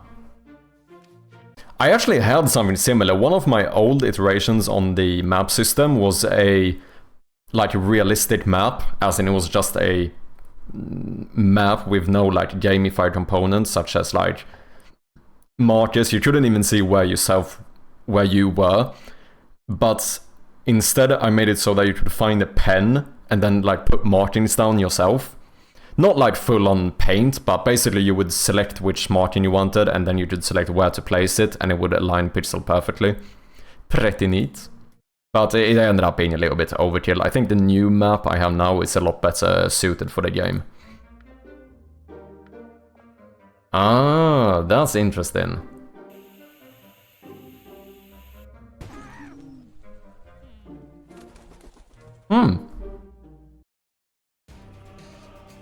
Pigeons.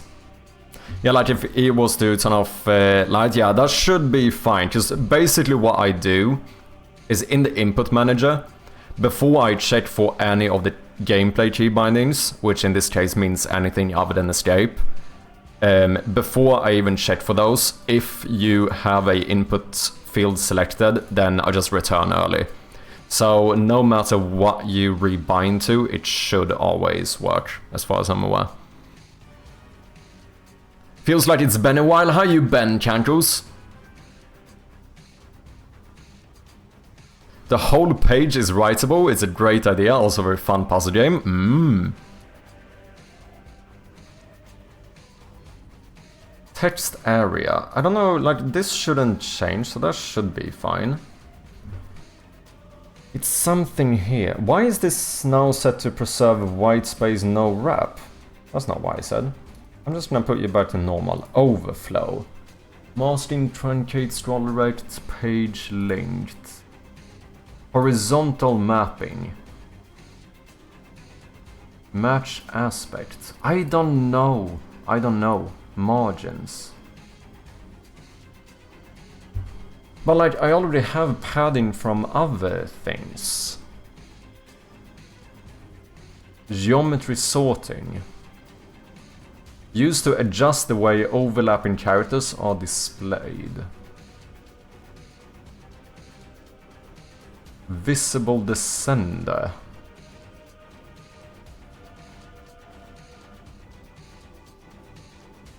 Font features. I don't think I want kerning. Extra padding. Add some extra padding between characters and the edge of the text mesh can reduce graphical errors when displaying small text. I think I just have to brute force this and see if I can find what causes this to happen. But, like, the thing is that we have multiple issues, and it gets a little bit weird because I also have multiple components here that are all kind of related. Like, we have the input field, we have the text area rect mask, and we have the actual text component. And, like, one of these somewhere is, like, messing this up. One of the bigger things being the fact that I want to have 12 lines that you can write on, but for some fucking reason, that makes it so that I can still go down to the 13th line, which doesn't make any sense in my head. Like, why if I put the line limit to 12, like, that should mean that this is the last one I can go to, and I think that is true while I'm typing. It still moves it a bit to the left, but like, I can't continue typing down to the next line. But for some reason, I can still press enter and go down to the 13th line, but I cannot type here. But if I set the line limit to 12, why can I even go down to the 13th line? Because that, like, moves everything up. I guess theoretically I could make this a scroll bar and actually allow the player to take infinite notes. Like, actually not have a line limit.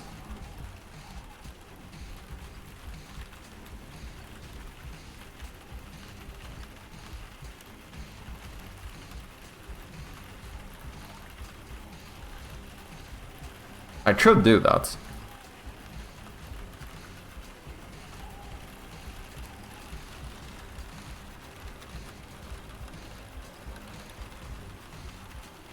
A little scroll wheel here if you start typing more lines. However, that doesn't fix the issue of the text moving to the left here.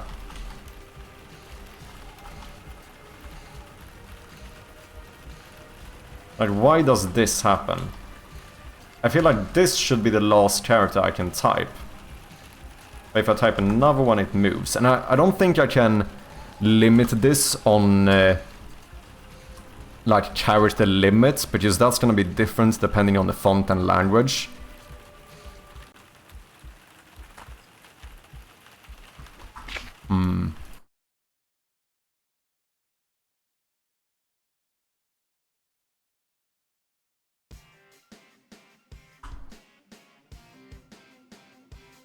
Okay, I do think the selection stuff is working correctly now though, so we can remove this debug log.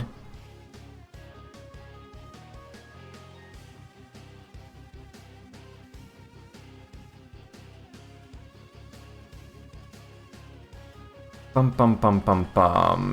Why are you this way? Text area. So here we can see we have a bit of padding. And this shouldn't ever move. And the text is the same size. I guess I can see... No, that doesn't update. This one is set up the same though, so what if I do this?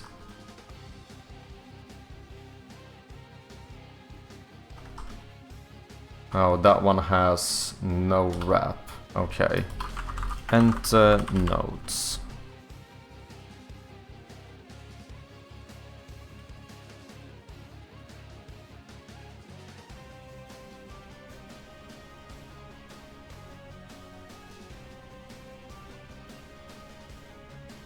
Oh, can I not see these? Why can't I see this text? Is it because... do I have the lights on? Oh, do you automatically remove it here? Oh, I see. Input field. I need to do it here. Okay, okay. Let's see what actually moves this. Oh, lovely. Lovely, lovely.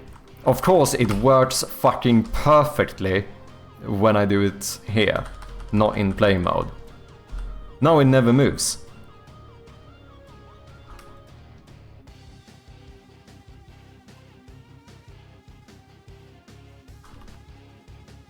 Why does it work here? Does it work with the lines as well? 1, 2, 3, 4, 5, 6, 7, 8, 9, 10, 11, 12, enter. No. Oh, I can actually continue typing here. But I don't see it moving. Interesting. Interesting. So I can still go down to the 13th. And here I can actually type. Yeah, I don't think testing this outside of play mode actually gives me that much help, because it seems to be behaving differently. I assume some things in the input field might actually only work during play mode. That's what I'm gonna assume at least.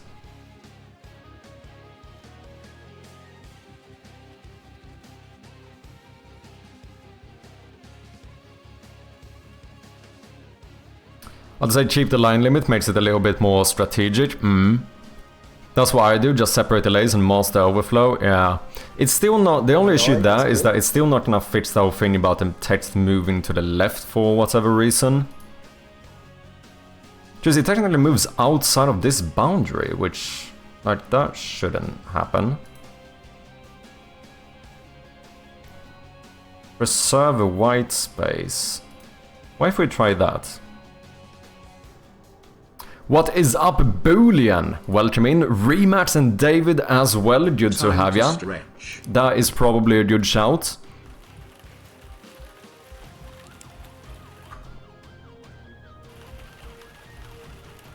Well, I'm off to my HEMA course. Have fun. No worries, Teabag. Thank you for hanging out, and I'll catch you later. Demo out now? It is indeed. How you doing, guys? Let me get a little stretch in here.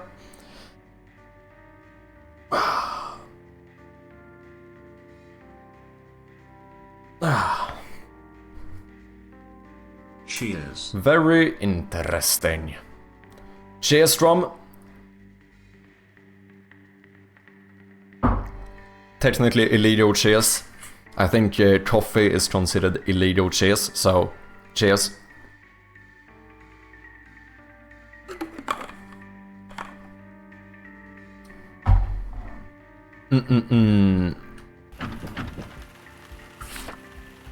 Oh, whoops. What? Let's... What did I do? Oh, I disabled that one, I see. This is so odd. I don't understand. I feel like the input field is not being fair, is not being logical here.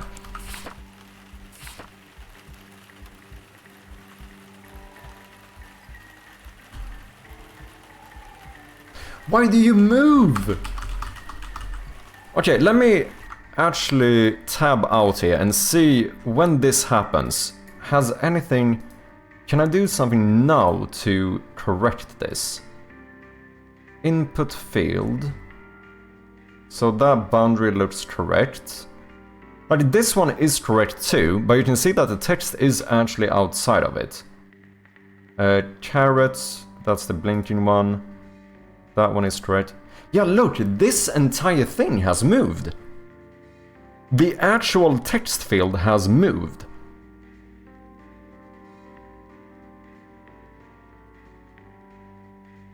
So if I go in here...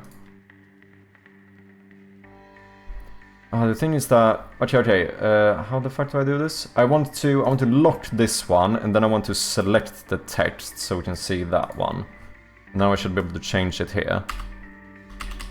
That doesn't do anything. Yeah, look at that. It's actually moving the entire text component.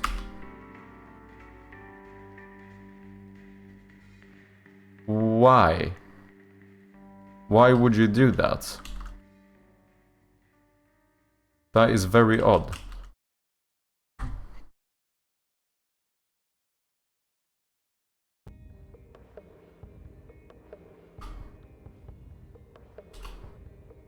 But it's not changing the rect transform, but that might be something because I'm in play mode. Oh no, I'm looking at the wrong one, right? Like if I unlock this. So left and right, you should be set to 0, right? If I go back here, then we add another one. Then we check this one. Yeah, 0, 0. Those change for some reason. Okay. Boom. But the text area is set the same. The padding doesn't change. But this one's position changes. What if I make you not stretch? Like, what if I would put you just... Oh, does that not work with the carrot? Because then I could just set you to 0. Oh, that doesn't even do anything. Why does this not move the text? Okay, I think this might be something just with how input fields are working. This is so fucking confusing. Why do you move? Exactly. Looks like that red transform is set to stretch instead of anchored. This is the default. Okay, let's try to anchor you to the center here outside of play mode. Because I did get some errors about the carrot there.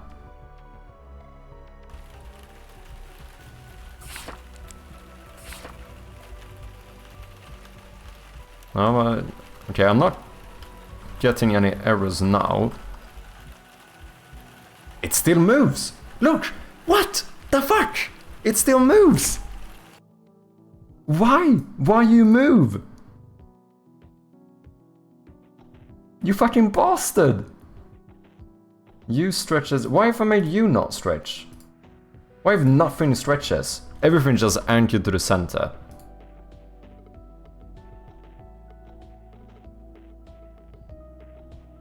Yo, can I go to Steam and download the demo, or do I gotta do the sign-up thing? No, it's the public demo is out right now. Thank you for the link, Chankles, so you can go and play it right as we speak. I am working on a new update here, so this, like the notes and stuff, is not part of that one, but the demo is fully playable in case you wanna check it out. Do very much appreciate any review if you like the game. 65 reviews, nice indeed. So far it is going quite well. Actually starting to get a few reviews in other languages and stuff, which I find quite interesting too. Seeing that we would go in a bit international. I have like a Spanish one, a German one, maybe even 2 German ones. I have a Russian one. I think I have one in simplified Chinese, as well as I got one yesterday or today in Japanese as well, which I think is very cool. Unfortunately, I don't have a localization for Japanese at the moment, but that is probably something we should look into. Why you move? Fuck off! This is so weird, man. This is so weird. Why you move? It doesn't make sense. What is causing? Why is causing this stuff to move? This moves too, the carrot moves as well. The placeholder is fine, but the text and the carrot moves to the left when I reach the end. Why? Why you do this? Text wrap in, no wrap. So that will not fix it. Preserve white space. Can I do something here to basically have you move back somehow?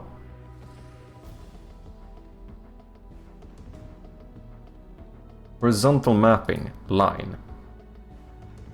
Line offset. Paragraph.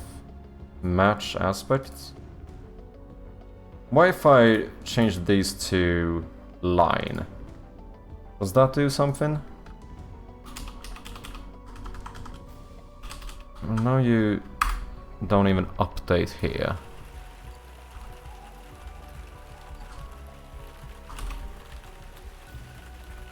Nope, you still move, you fucking bastard.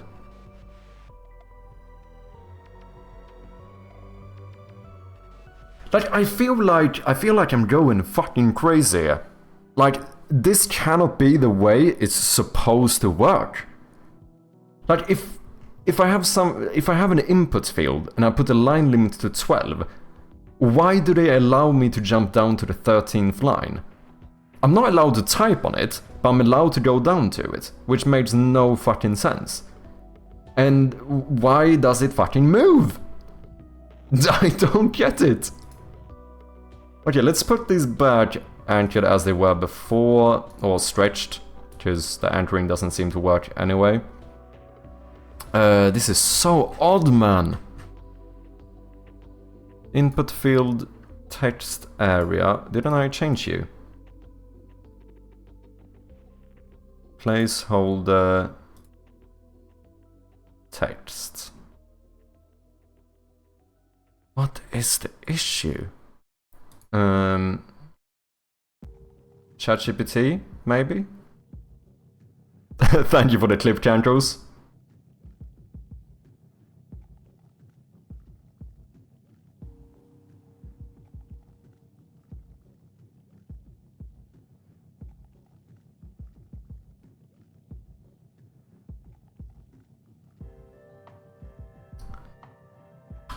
I have a fucking input field in Unity and it's pissing me off. Why does the text component move slightly to the damn left when I reach the... How the fuck do I say this? When I reach the end of... I don't even know how to say this. Move slightly to the left when the text reaches the goddamn end of the transform. Please, please, please help me. Choppy, I wanted to ask what you thought about the GDFG Jan games yesterday. I thought they were quite nice. I don't think I saw all of them. I think I started lurking a bit towards the end. But overall, I thought they were good. I liked your entry as well, Boomtrout. Which ones did I see? I saw yours. Let's see, you did the...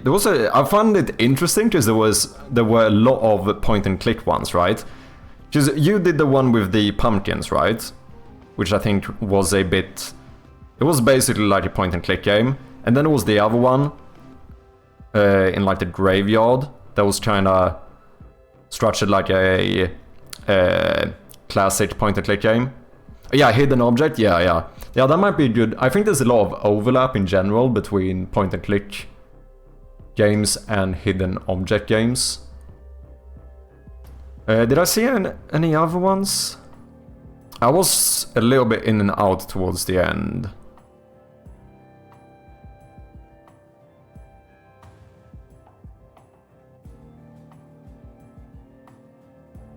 I just checked it in my project and it acts weird as well. Yeah, I don't get it. Because I find weird because I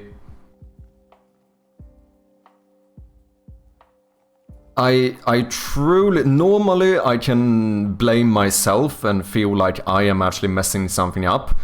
But here, in all honesty, I actually feel like the input field just doesn't work the way it's supposed to.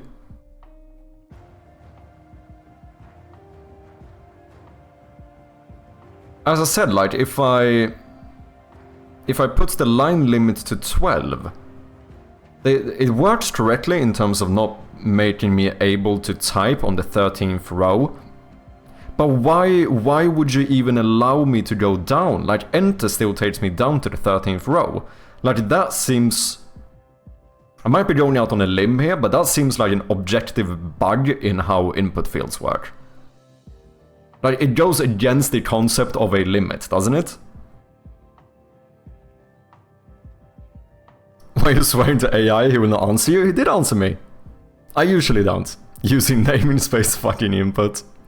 Is pissing you off clearly? No, I'm fine. I just find this... Normally, I'm fine when I do the issue. You know? When it's my fault, I can take it. This... Okay, breathe. Let's fix your rebellious input field. I feel like this is... like, taking me off a little bit more just because I feel like the input field is not working how it should. When text inside a Unity input field, or TMP, oh yeah, maybe I should have specified, starts shifting to the left as you type and hit the end, it's usually because of horizontal overflow or caret alignment behavior. Check the child hierarchy. But this is the... it's set up as the default. Your TMP input field should look like... TMP input field text area text placeholder. Yeah, that is... the text and placeholder is switched, but I don't think that actually matters. So that seems fine. Ensure it has a rectMouse 2D component. It should clip text, so no weird stretching. Don't use a mask or content size fitter here. Isn't a rectMask a mask? rectMask 2D, but that is ensure that it has the rectMask 2D. Anchor stretch horizontally. Left 0, right 0. Stretch horizontally. That we are doing. This one is stretching horizontally, and this one is stretching horizontally and vertically. Pivot should be 0.5, left middle. Oh, that's not what I have. This is the pivot, isn't it? But isn't that the alignment of the text, or... Select the text TMP. Pivot should... It should anchor stretch horizontally left and right. Pivot should be 0.5, left middle. Oh, pivot. 0.5. Okay. Let's try that, sure. Overflow for both vertical and horizontal, not wrap. Do I want that though? Arthur Shoots with the 10-month resub, you fucking legend. Cheers, man. Twitch told me to let you know that I've been subbed for 10 months. Absolute legend. Thank you so much, Arthur. Hope you're doing well, man. Westrune, welcome in as well. Nice to have ya.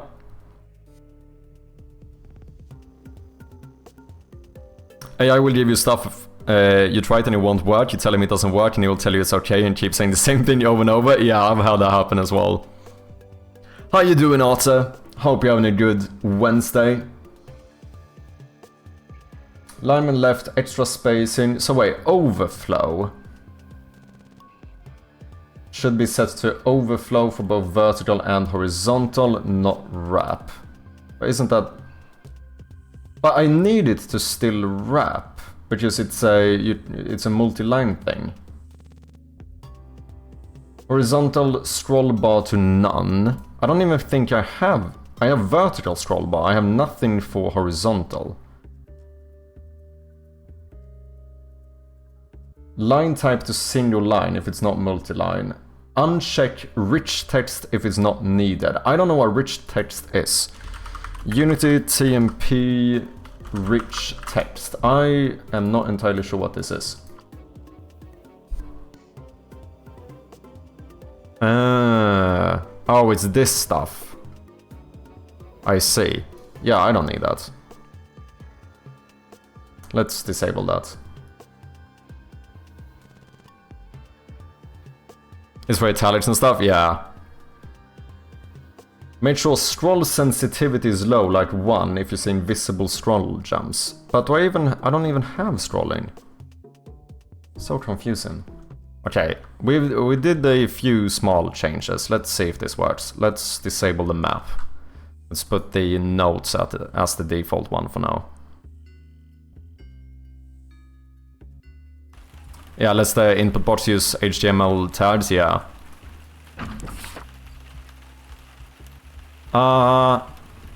Fuck you!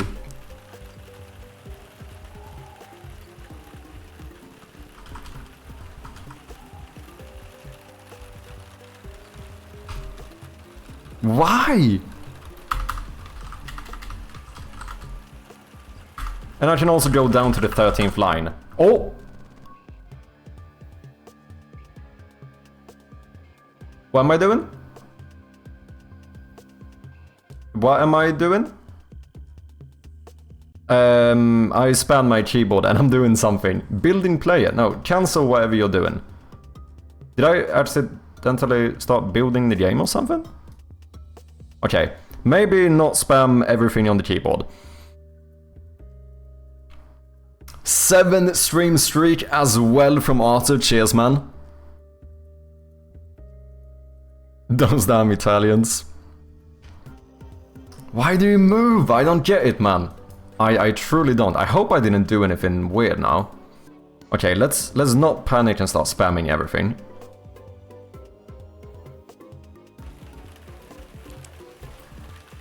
No, let's...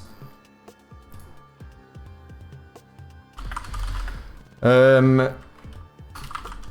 be clear, it is a notepad for the player in the game, so it does have multi-lines. However, I don't want no scrolling and stuff.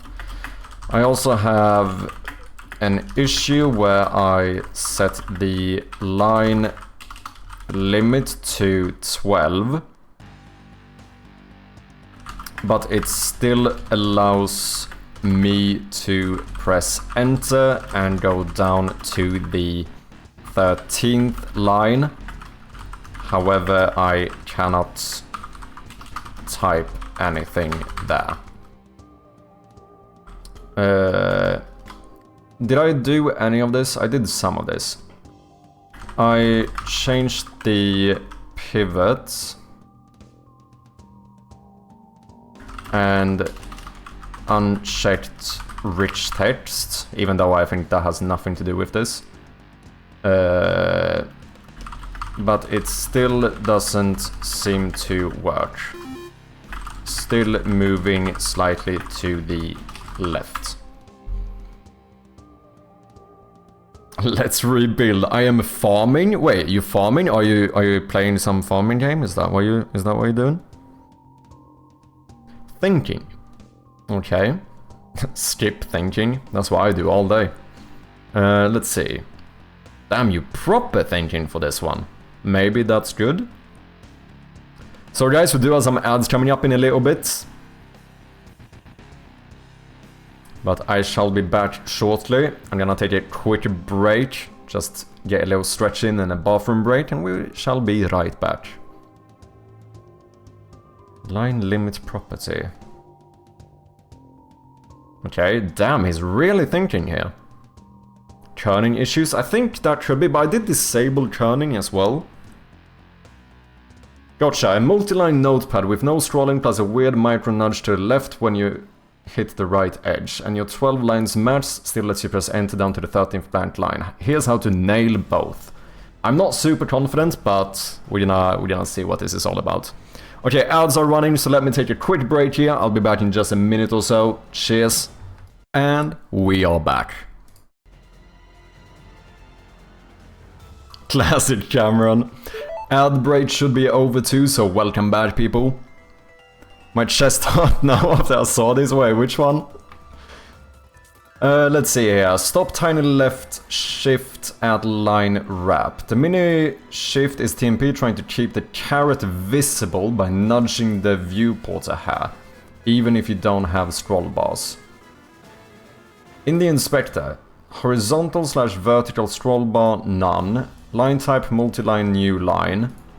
On the TMP child, auto size off. Okay. Let's have a look here. UI documents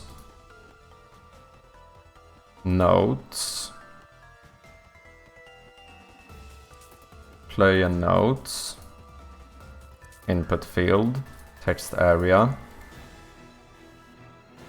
Auto sizing should be off.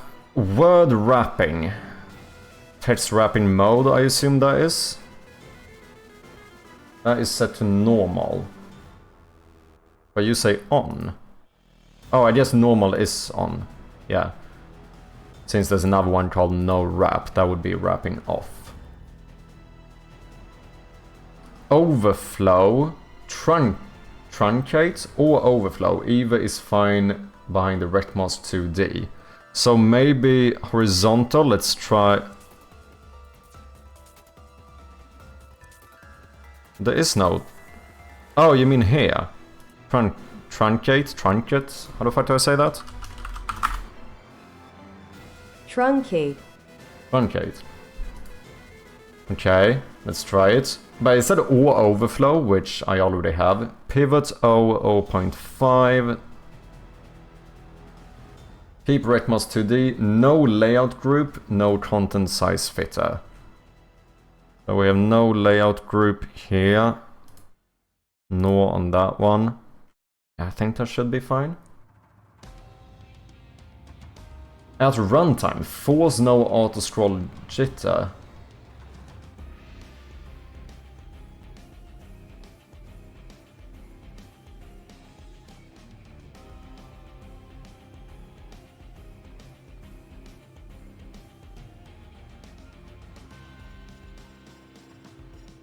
But doing this once in a wait is not gonna change anything.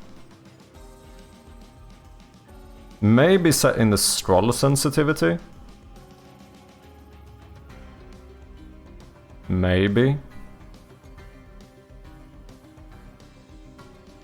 TMP doesn't truly limit lines on its own. Maps visible lines only affects rendering, not input. You need to reject extra new lines and also sanitize paste. This is gonna be a little bit more tricky, maybe. Okay, we need to count the lines and basically manually make it so that you can't go down to the 13th one. Count lines, yeah. Enter is ignored if you're at 12 lines. This feels surprisingly confusing. You two-punch your chest over beating the Dark Souls. Oh yeah. Okay, I think I know which one you mean. Can you press input field and show its red transform? I can. Oh yeah, this is the one. I don't know, those numbers are a bit odd right now. Oh, because this is the parent. I don't know, this looks right, but...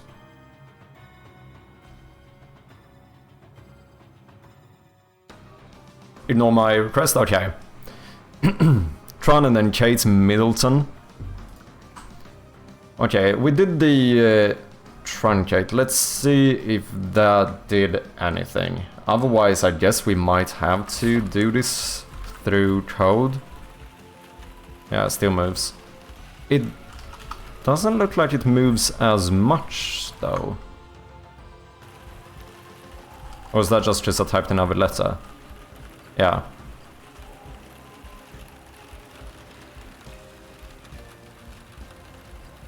Oh, I made the carrots a lot wider.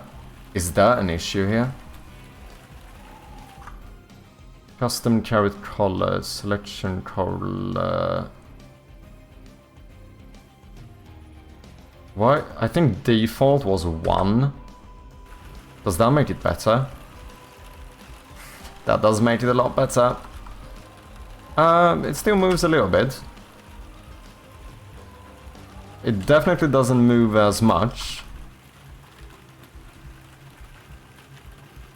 So the fact that I made the trunket larger to be like pixel art is actually what pushed it further.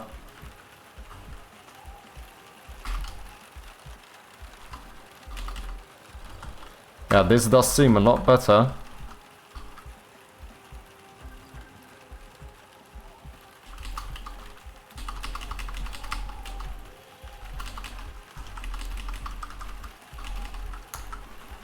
Still moves it every now and again, but not enough to put it like outside of the boundary. It's definitely better.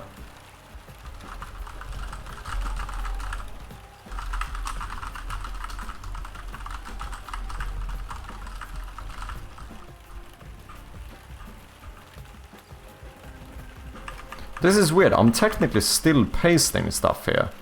Yeah, if I start removing, all the text is still after the carrot. That's a bit weird as well.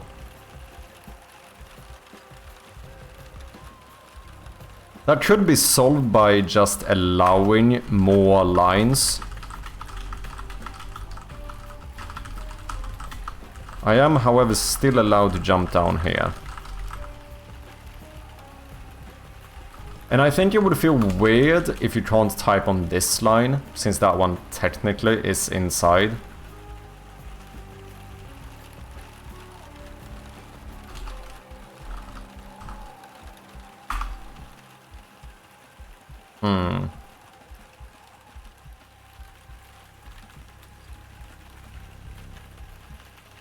Try to reset left-right values of the rect transform, remove this fine to 10.75. That might be a good shout. Let's see what happens if I put you... But isn't this because of the parents? No. I actually don't know why...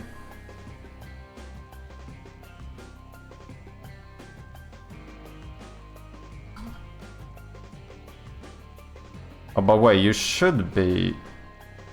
No, this is right. Yeah. I guess I could make you not stretch.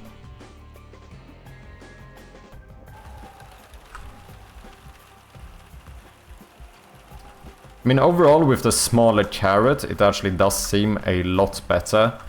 Even if it sometimes moves a little bit. As long as it stays inside of the field, I don't think it's the end of the world. Which it does seem to do.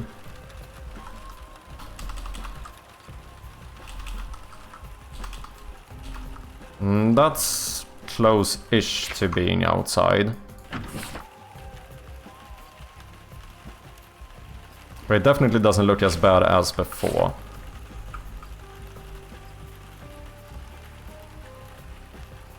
This I could almost be fine with, to be honest, in terms of it moving to the left.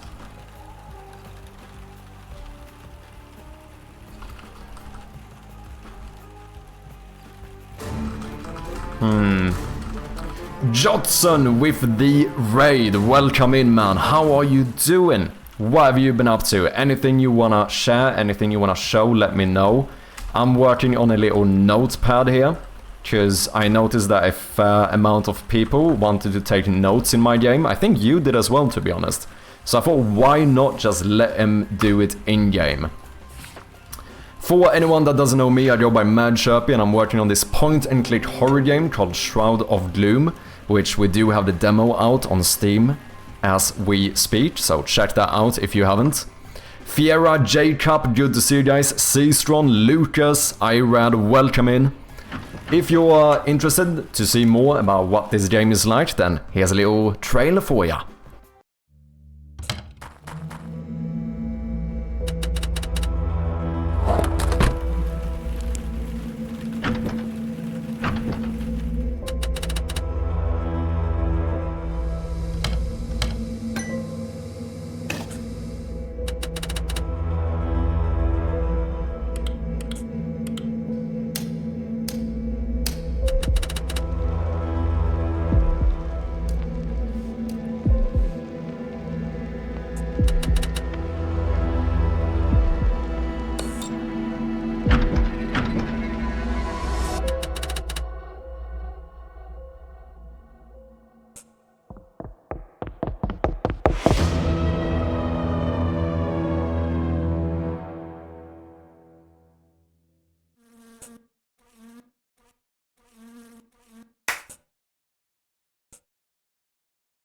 there we have it. Like I said, the demo is out right now on Steam, so check it out if you haven't.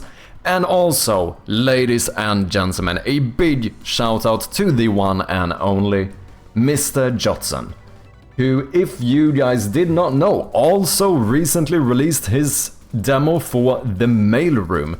We did play this on stream, like, what, last stream? The stream before that? Something like that. It's a cozy horror job cozy. I don't know about that adjective, but overall it's a cozy horror job simulator where you work in the mailroom of a small regional office of hell located in Modesto, California. So while you are checking out my demo, of course make sure to check out Jotson's as well. It was a really well polished game. The concept is great, so I highly recommend it.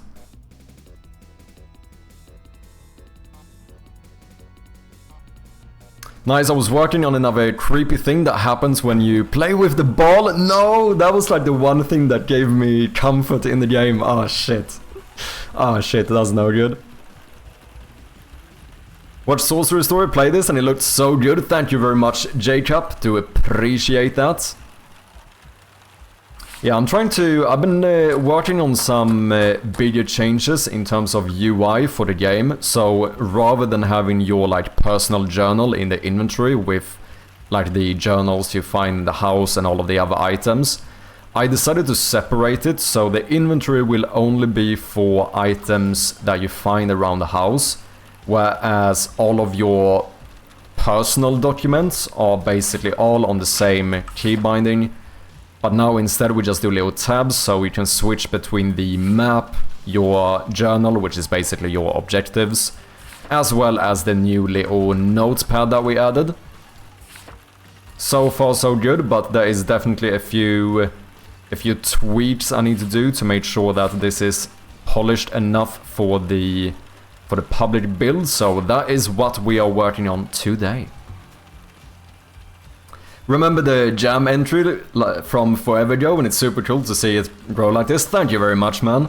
Yeah, for anyone who doesn't know, this game did start out as a game jam entry. Almost, I guess we finished the game jam pretty much exactly 1 year ago.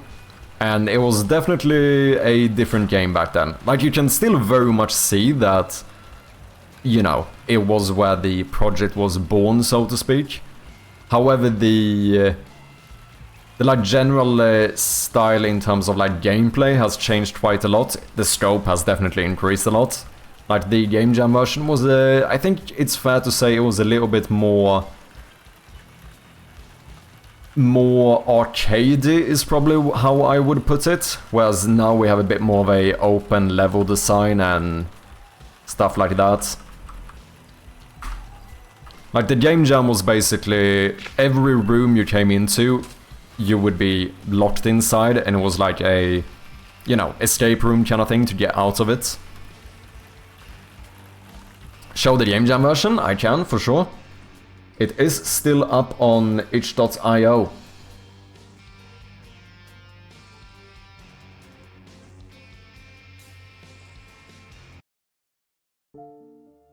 This is the old Game Jam demo.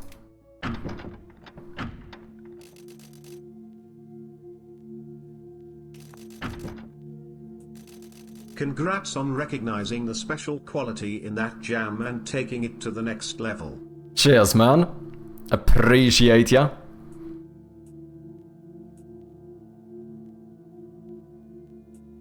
Just finished cleaning my room from all the bills. So yeah, like I said, you can definitely tell that it's like that this is where the game was born. Some of the art assets are even very similar still. The lights basically look the same. The light switches. Obviously some stuff has changed. We added a bit more details to the cabinets and like the flashlights. You actually have a hand holding it, you know, stuff like that. But overall, I think the main things here is that you don't have as much feedback. Like, we did another highlight system, so being able to tell like which objects are interactable is a little bit tricky. Like, it doesn't really say whether you can interact with stuff or not. And then, like I said, it's not as open, which means that every room is basically one little puzzle to find your way out of this room. So it felt a little bit more arcadey, and I think the general gameplay style was more arcadey too, where the monster was basically constantly walking back and forth here, and it was kind of about being able to solve the puzzle in the room without him spotting you, so you would have to turn the light off, which I think was a fun mechanic. I'm still very proud of this game, to be honest, like this game jam version. But, you know, obviously it was a game jam version, so definitely didn't have like infinite amount of time. But I think the main issues with it was that if I'm gonna judge it as a full game, I think it got very repetitive, and the fact that the monster is like constantly walking back and forth, I think that's a bit bad as well, because you basically make it so that the player eventually kind of gets used to it. Like, one of the main things I wanted to fix for the full version of the game was to put a lot more focus on building the tension in between the scares. Whereas here, like, I don't know, I felt like you kind of end up losing the patient, or the tension after a while, since it's constantly here. And I couldn't really control it much, since the jump scares are kind of random.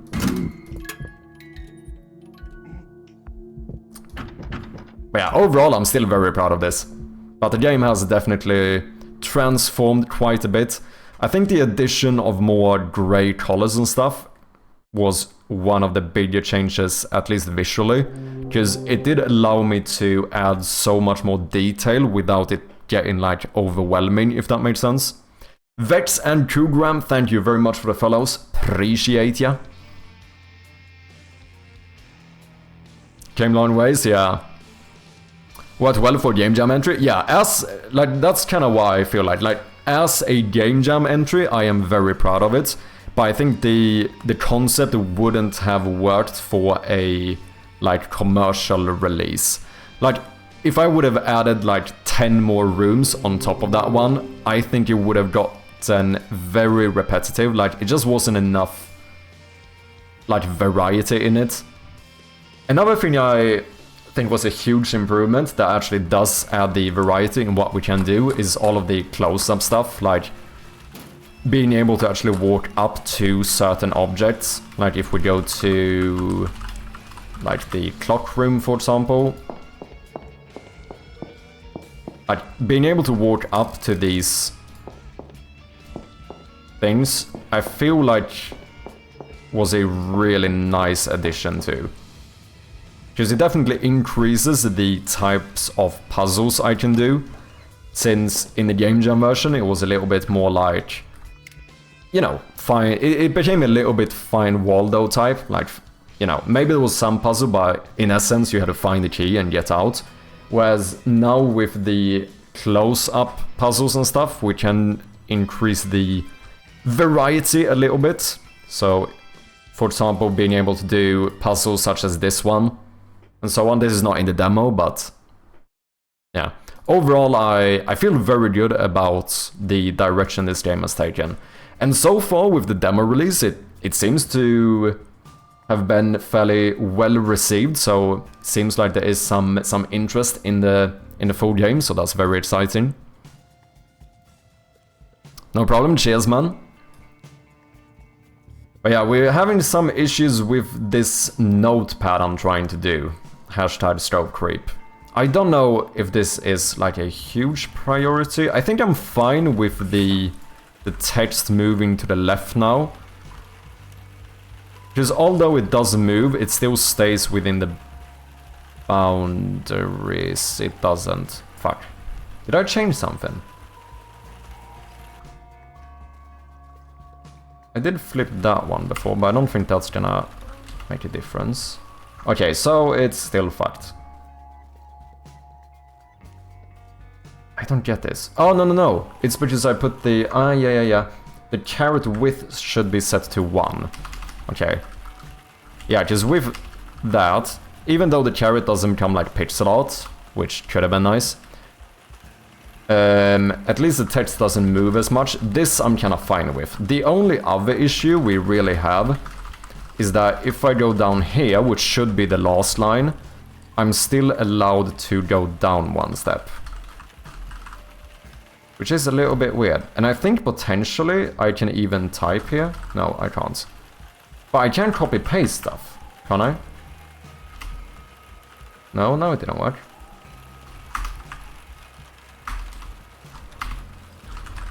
But I think this is not the end of the world, so maybe we should look into making the map work instead. The close-ups give more depth to the game, quite literally. True. That's why we have producers, to slap our hands and stop scope creeping.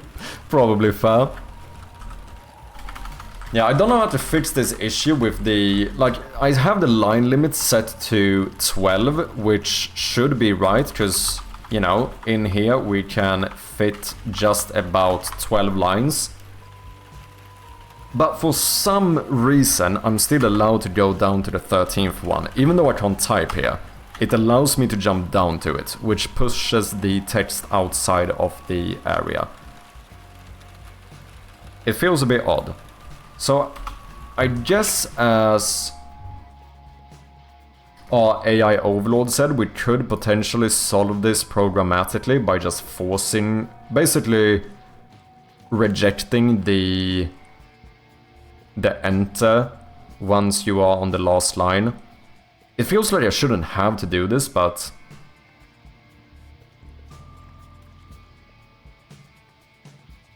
Like, why... If the line limit is 12, why can I get 13 lines?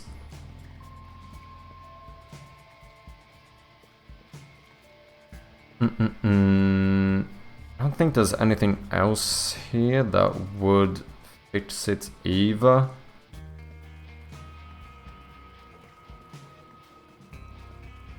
Line limit. Like, I feel like line limit doesn't do the thing it's supposed to do. Like, it limits the amount of lines I can type on, but it doesn't really limit the amount of lines I can go to, which I find very odd.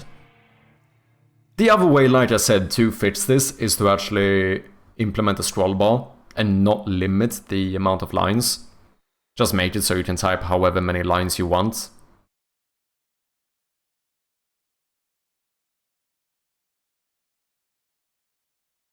That's not a huge deal, to be honest. I don't think most people would need more than 12 lines. Vertical scroll bar. That is basically just what we would add in it.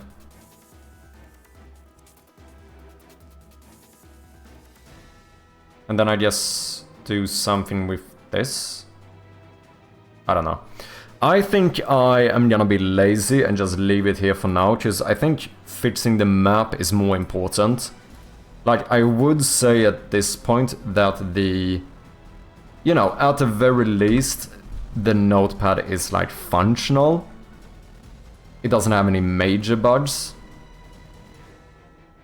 I would say this is technically a bug, but it's almost more in the polishing section. Like, it doesn't really affect the game that much. So, sometimes the text moves to the left. I think with the smaller carrots, it's fine. This is odd, but I'm gonna ignore that for now, I think. The map not updating while disabled is probably the biggest issue right now. Like, that is... It's not game breaking, but I feel like that could really annoy someone. Like, that is basically a proper bug. Yeah, you see, even though I walked around, nothing updates here because the journal or the map wasn't active. Whereas now, if I go back and forth, boom.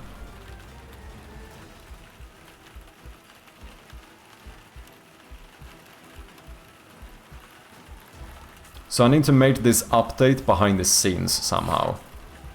The journal should be fine, the notes are good enough. But we need to make sure that you guys update even while disabled. That is gonna be a bit of a refactor, I think. Because right now, I think each room basically subscribes to the new room event, which triggers whenever you go into a new room. But if these are disabled, they cannot listen to that event. Unless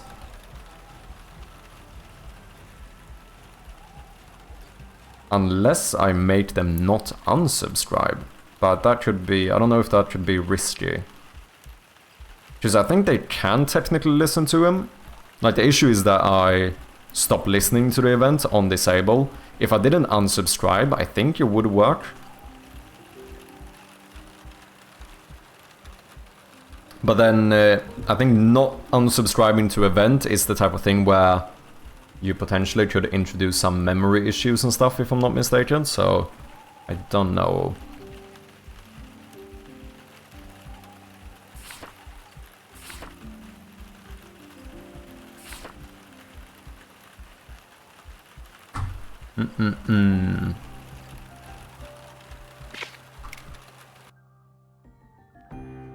Did I forget to pin a message today?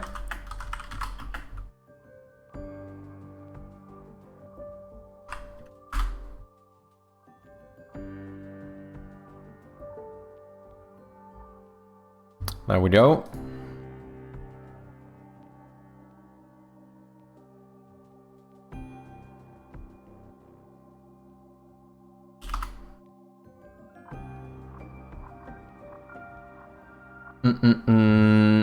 So let's have a look. How do we fix this map issue?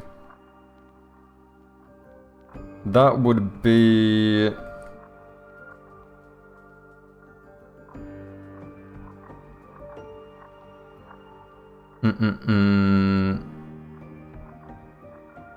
Wait, lower map, upper map. Oh, that's the actual buttons. I see, I see. Tabs, map, image. Where do I have the actual script? I guess that's the real question here. I think it is on, like, the individual rooms.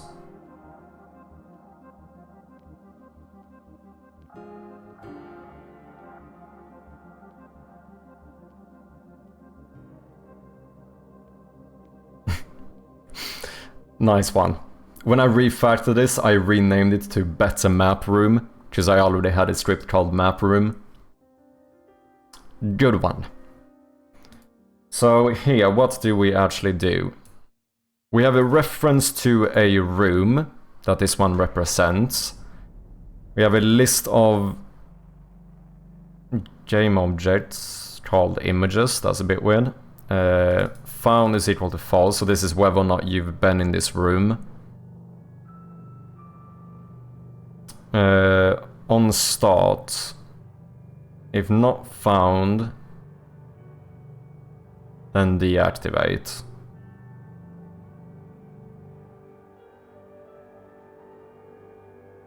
On enable, we subscribe to the new room event, and we disable, or we unsubscribe on disable. Whenever you go into a new room, we check if the room that we walked into is the same as the room that this one represents. And if so, we activate the images on the map. I guess what I could do is have each floor basically have a reference to all of these map rooms. No, that's not gonna work. No, this needs to be on an object that remains active. Basically, somewhere I would put a list of all the rooms, and anytime you go into a new room, we basically loop through the entire list. So even though these are deactivated, we can basically do this instead.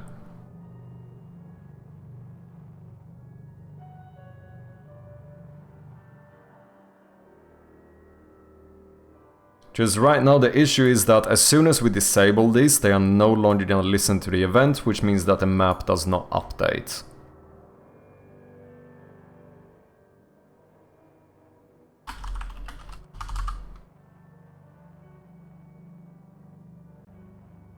I can't put it on the floor because that one will be deactivated. I would need to put this on the actual...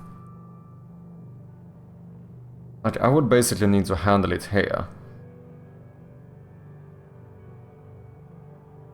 This script definitely needs to be refactored at some point, but I don't think I'm gonna worry about that right now. This one does have a reference to all of the different maps.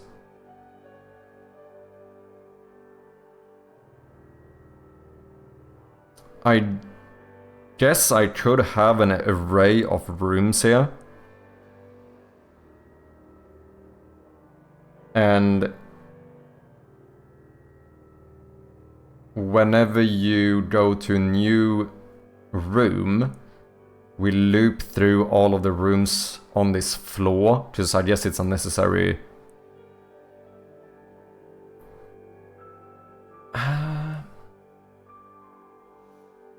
Is there a way I can do this without looping through all of them? I mean, I guess the main thing is that... No, because then the rooms need to handle themselves, and that's not gonna work now when you can disable the map. Yeah, I think I might need to do something like that. Like, basically... floor maps. Like here... I should have an array of these map rooms. And on new room, we basically check that array of the current floor. We check the current floor, find that map that represents the current floor. On that floor map, we have an array that contains all of the rooms. So we loop through that array and basically do this. We check if this one's room is the same as the one we walked into. If so, we enable it. I feel like that might actually solve it. I don't know if it's the best way of doing it, but it should work, at least.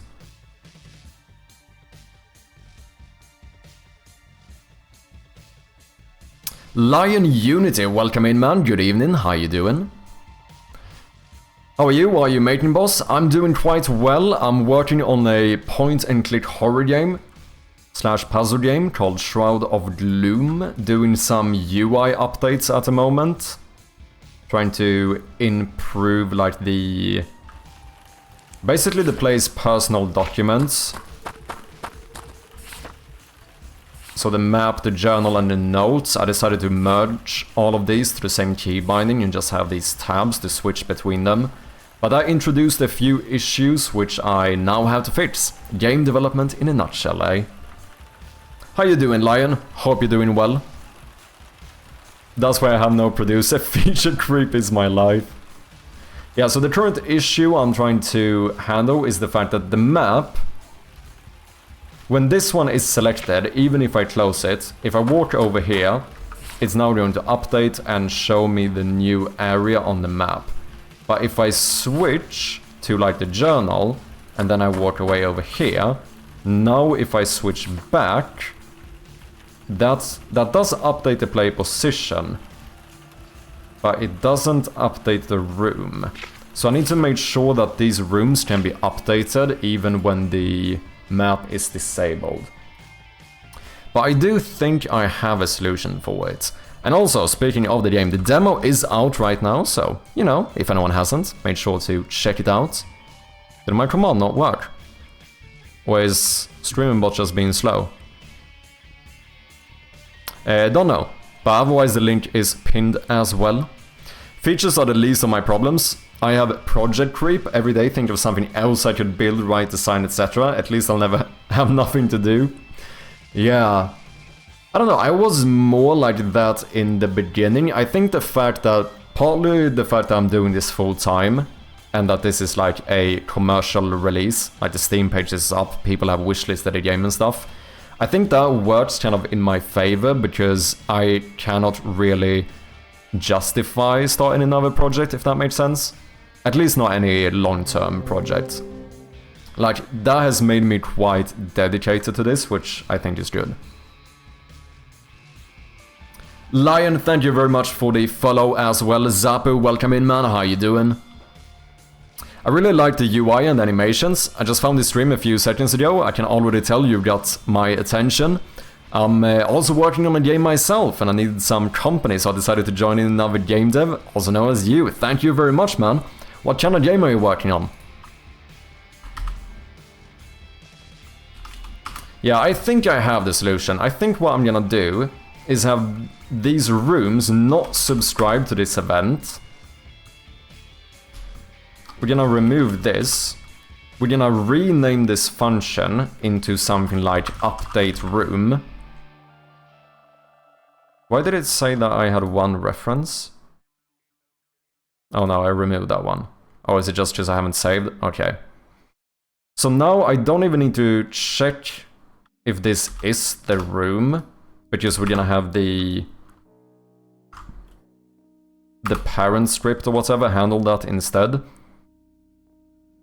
We're just gonna call this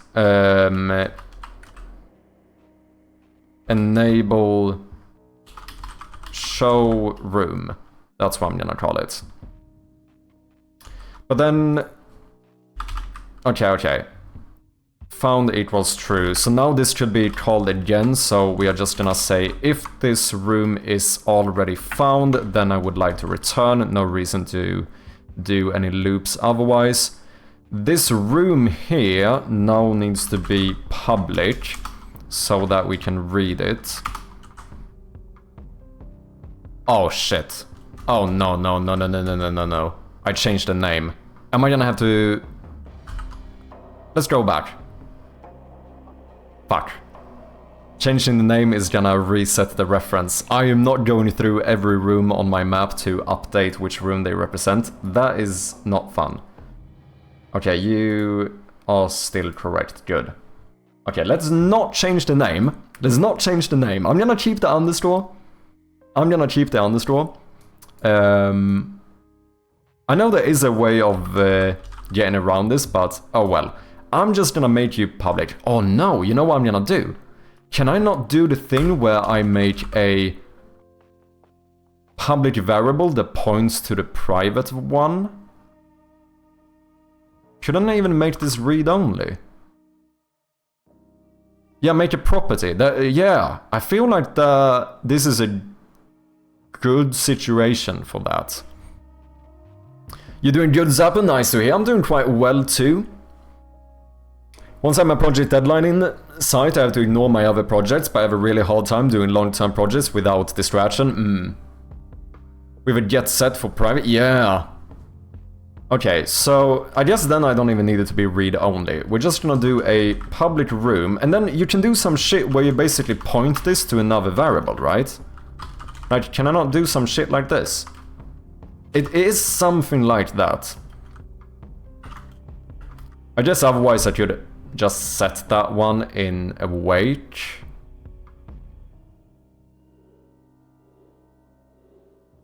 I suppose. Private room. Room. Because Because I can't set this equal to room, can I?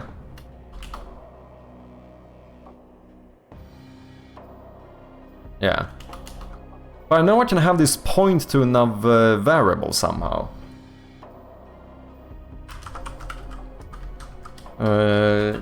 C#. I don't even know if point is the right word here.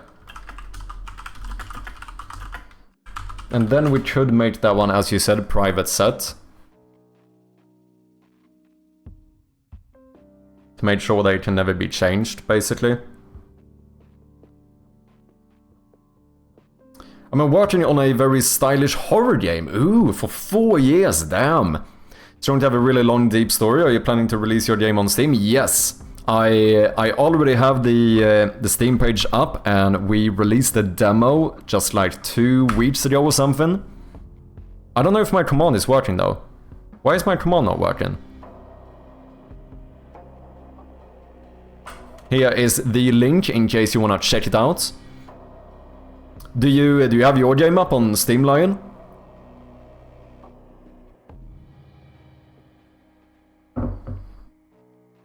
I know there is a way to do this.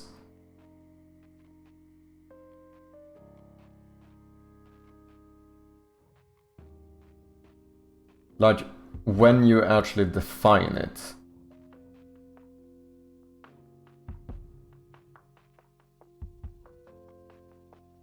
That is not what I'm looking for.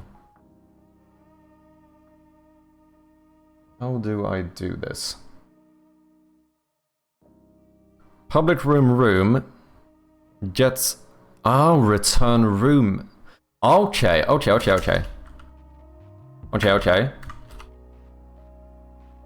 So get private set, but then the get will basically return room instead. And I guess I have to do this. Do I have to remove that one? No, that's not right.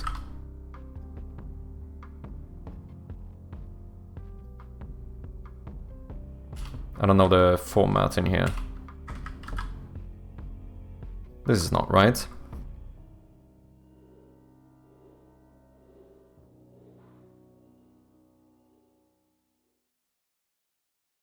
Or you know what else we could do? I could just make a function that returns the room. I kinda like doing it this way.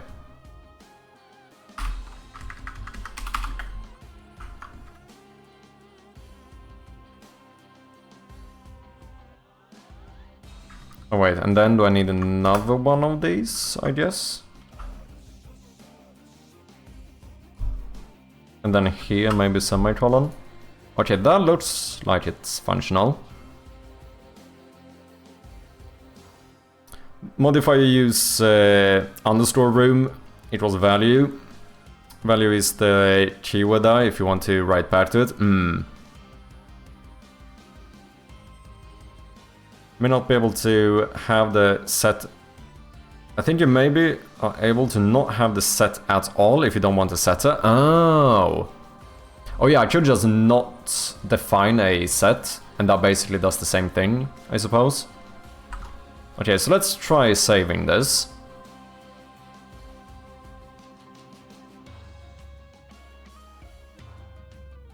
And then we need this function to be public as well.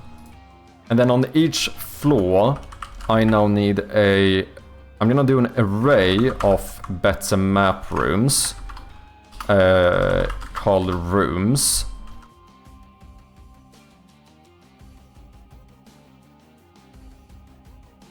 And then we're gonna have a private void check rooms or some shit like that on new room.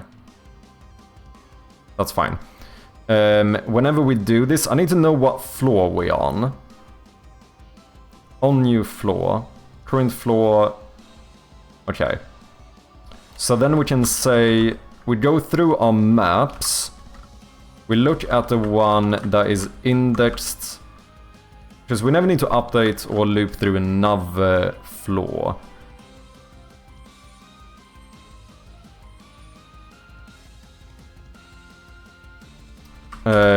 Dot rooms. This is what we want to loop through. So we are going to make a... Let's make an int current floor equals room manager dot current floor. Then we're gonna make a for loop. If this is less than maps at the index of current floor. Why does that not work? No.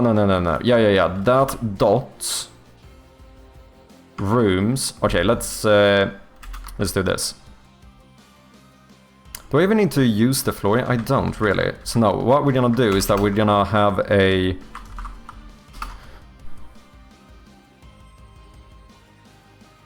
No, let's do it this way.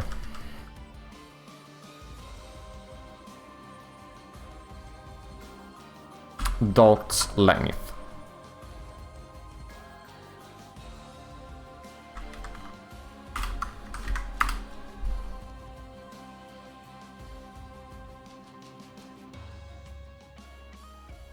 We're gonna check the current floor rooms at the position of I.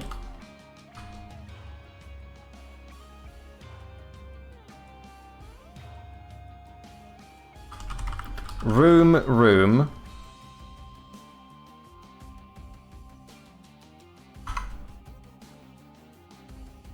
Maps current floor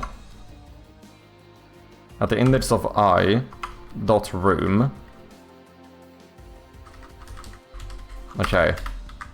I don't fucking know what I'm doing, but I think it's gonna work. Let me catch up with chat here.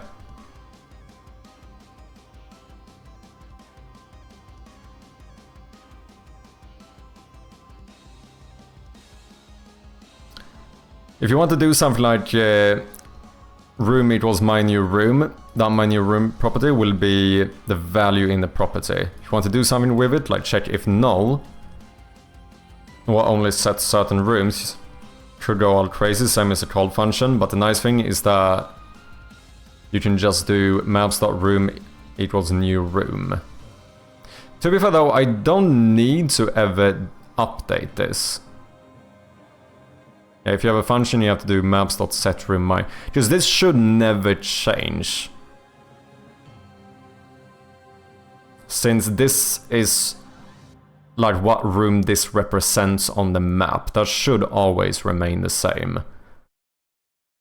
So I technically only need to read it. Just added it to my wishlist, thank you so much, cheers man! Appreciate it. The game looks awesome already, I can tell it's going to be great. Oh, cheers man. I'll try it out later tonight, let's go. Mine isn't on Steam yet. I'm planning to set up the Steam store during the final few months of release. Still a bit far off. I think it will be ready around next October. Nice, man. If you want to share any progress or so, feel free to join the Discord. I have a few channels where you can show what you're working on if you're interested. I'd love to check it out. Current floor rooms I room. Okay, so basically we can check if this room is equal to room manager dot current room. Like, did I just walk into the room that this room in the array represents? If so, then we want to... Oh. Wait, what? Yeah, then I want to say... Cheers.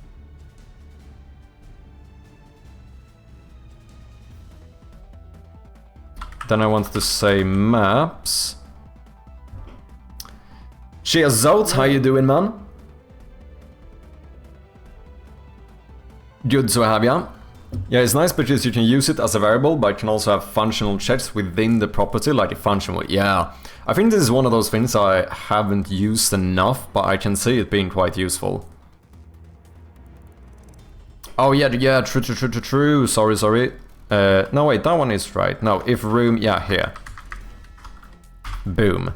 If that is equal to the current room, then I want to say maps at the current floor dot rooms at the index of I dot show room.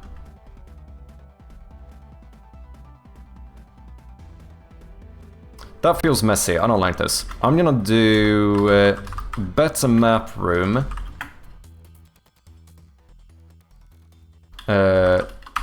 Map room equals maps current floor rooms at the index of I, and then here I'm gonna check if map room dot room is equal to this, and if so I want to call map room dot show room and then remove this. That looks a lot cleaner.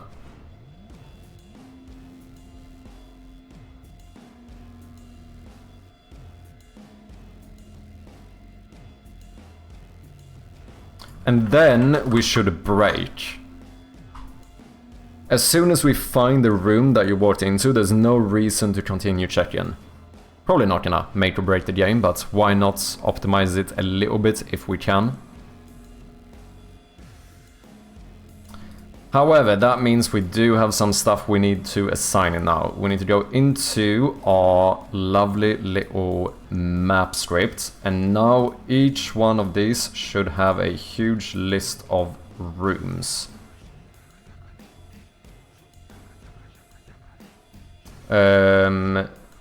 So, map floor 0.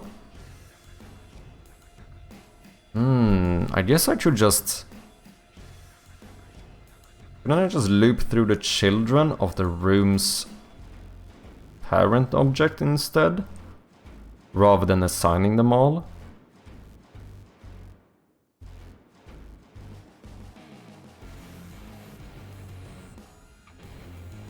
But then I would have to call like get component and stuff. Maybe not. Let's just try this. I am going to lock this in the inspector. Let's see, map floor 0. We're gonna grab all of these rooms and throw you guys in here. Map floor 1, gonna grab all of those and throw you in here. Floor 3, you guessed it, grab the rooms, throw them in. Last but not least,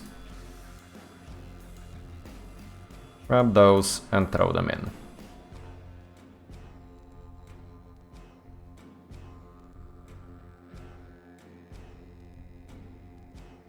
Okay.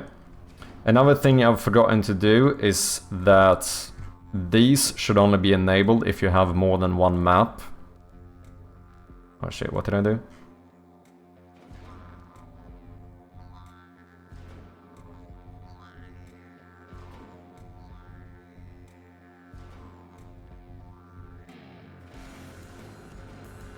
Wait. Do I disable these as well? Show room. Set active true. No. Oh no, on start, when these are first enabled, if they're not found, then I deactivate them. Okay.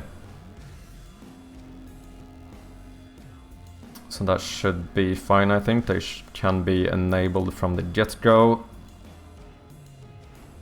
What was I gonna do? Yeah, I need to disable these two. You should only be enabled once you find another floor. And ladies and gentlemen, let's try it. Just going to lurk today, no worries though, thank you very much for lurking, do appreciate it. Okay, that's fine. Okay, so when you are enabled, can we explore the rooms? No, we can't. Okay, lovely. Why?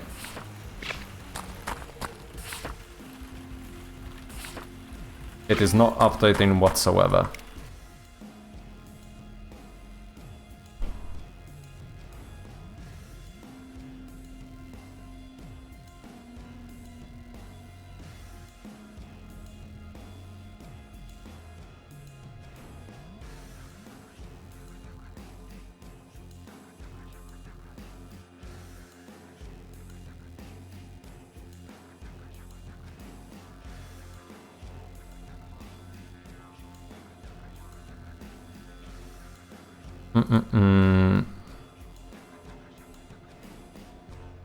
Why is that? Sorry guys, we have some ads coming up. Appreciate your patience. Lodging as well while working, thank you Cancros. I'll be happy to share some progress on it, just join your Discord and I'll take a look around there later too. For now I have to go and meet with my music producer. It was great talking to you, I'll definitely join more streams in the future. Have a great evening and keep it up. You as well man, thank you very much for dropping by. And have a good meeting with the music producer. Appreciate you stopping by.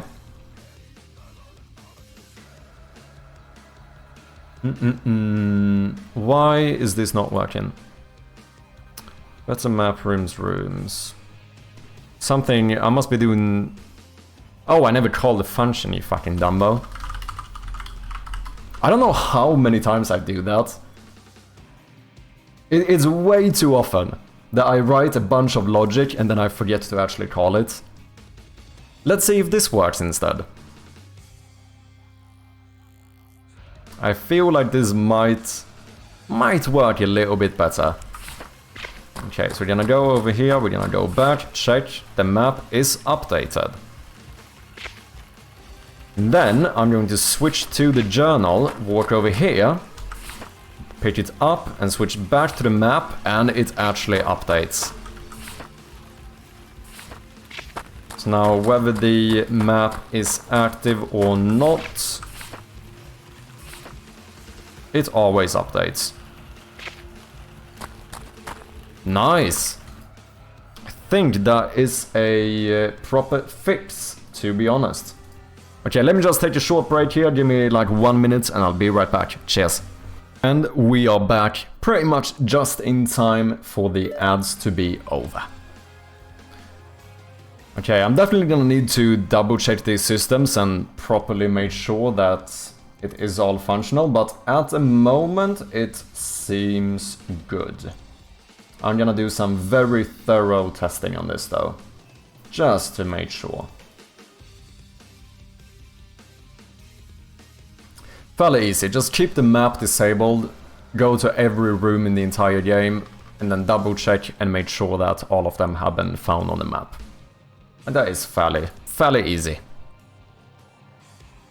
Beans on toast on standby.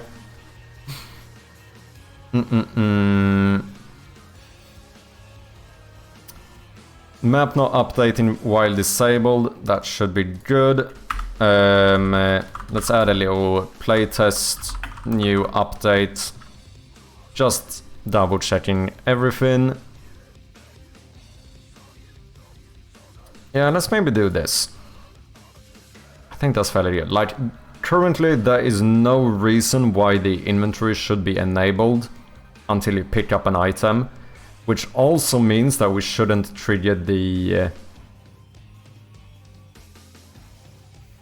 tutorial until you actually pick up an item. That's kinda what I'm thinking.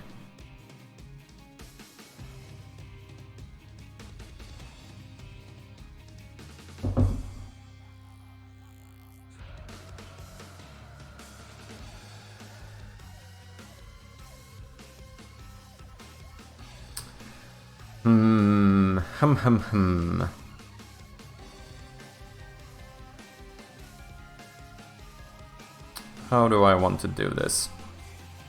Let's see, do I have Toast Manager?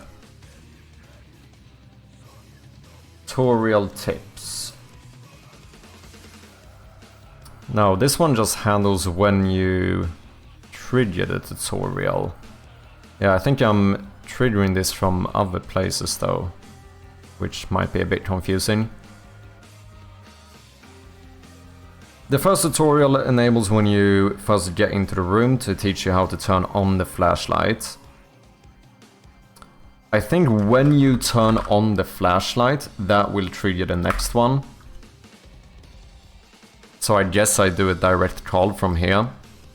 Might not be the most logical, but...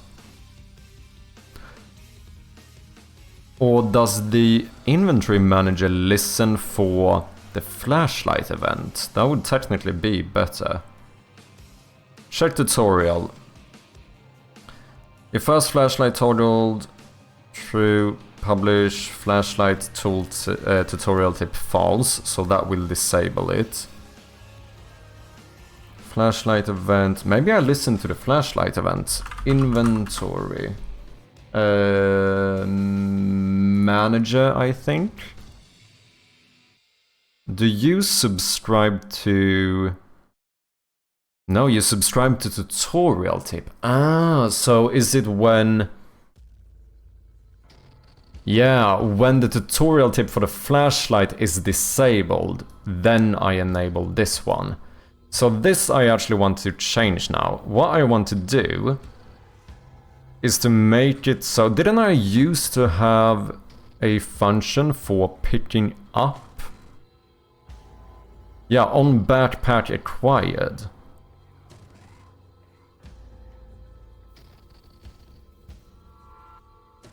So we... Yeah, trigger inventory tutorial true. Set active true. We basically want to do this.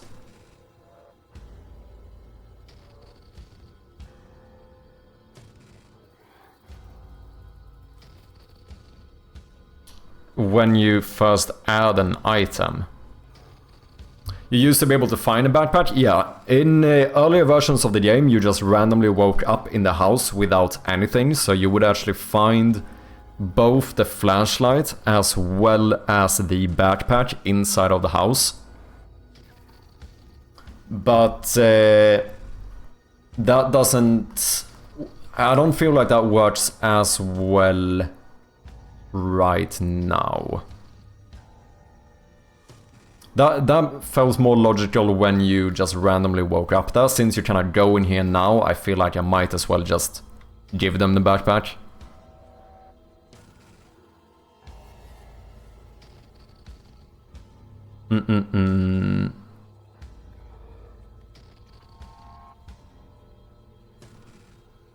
So, I don't... If inventory tutorial is completed, then return. Why would that ever be the case here? That can be another true game where you wake up with nothing? Yeah. No, I definitely think it works depending on context.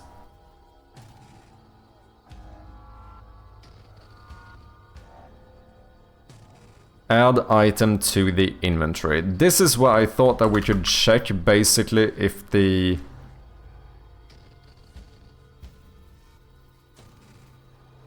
Load inventory items? Oh, did we start this logic? I don't even remember that.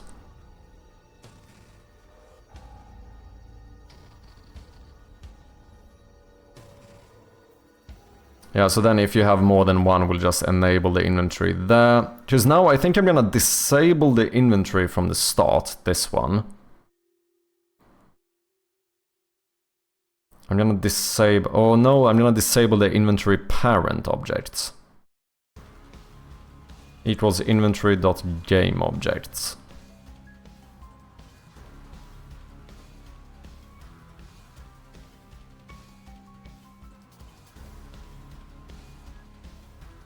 What? Oh, I see. I shouldn't need to do this. Load inventory items on the select node. On tutorial, I shouldn't need to do this either. I might have to check on backpack acquired.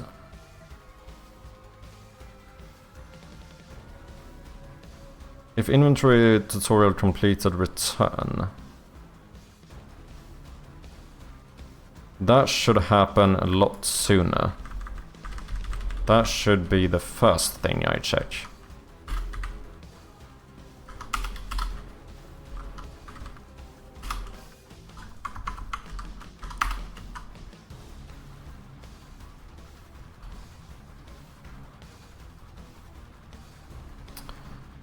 And then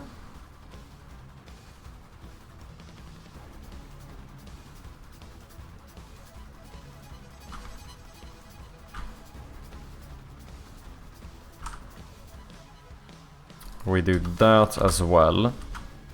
On backpack acquired, I'm gonna fuck it. I'm gonna copy paste that one for now. Remove this, and then we're gonna call this enable backpack.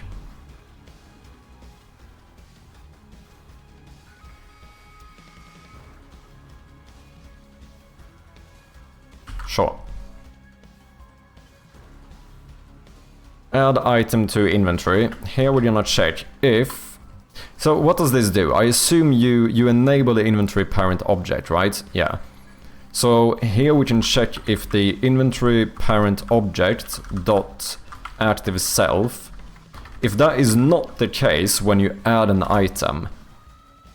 If the inventory is not enabled when you add an item, then we enable backpack.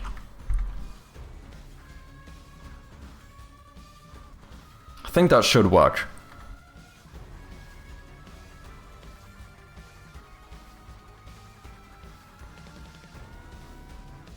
You have a very original coding style. Don't know if I should take that as a compliment or not. But I wouldn't be surprised if that is the case. I do suppose I am mainly self-taught, which means that I do try to learn conventions when I can. Like, I quite enjoy learning about conventions and so on. But obviously when I haven't gone through any like proper courses and stuff, there's going to be some stuff that I miss out on. I think that's natural, but honestly, I think I learn better this way, but there are definitely pros and cons to it, as with most things. Okay, so now we should be able to actually deactivate the inventory.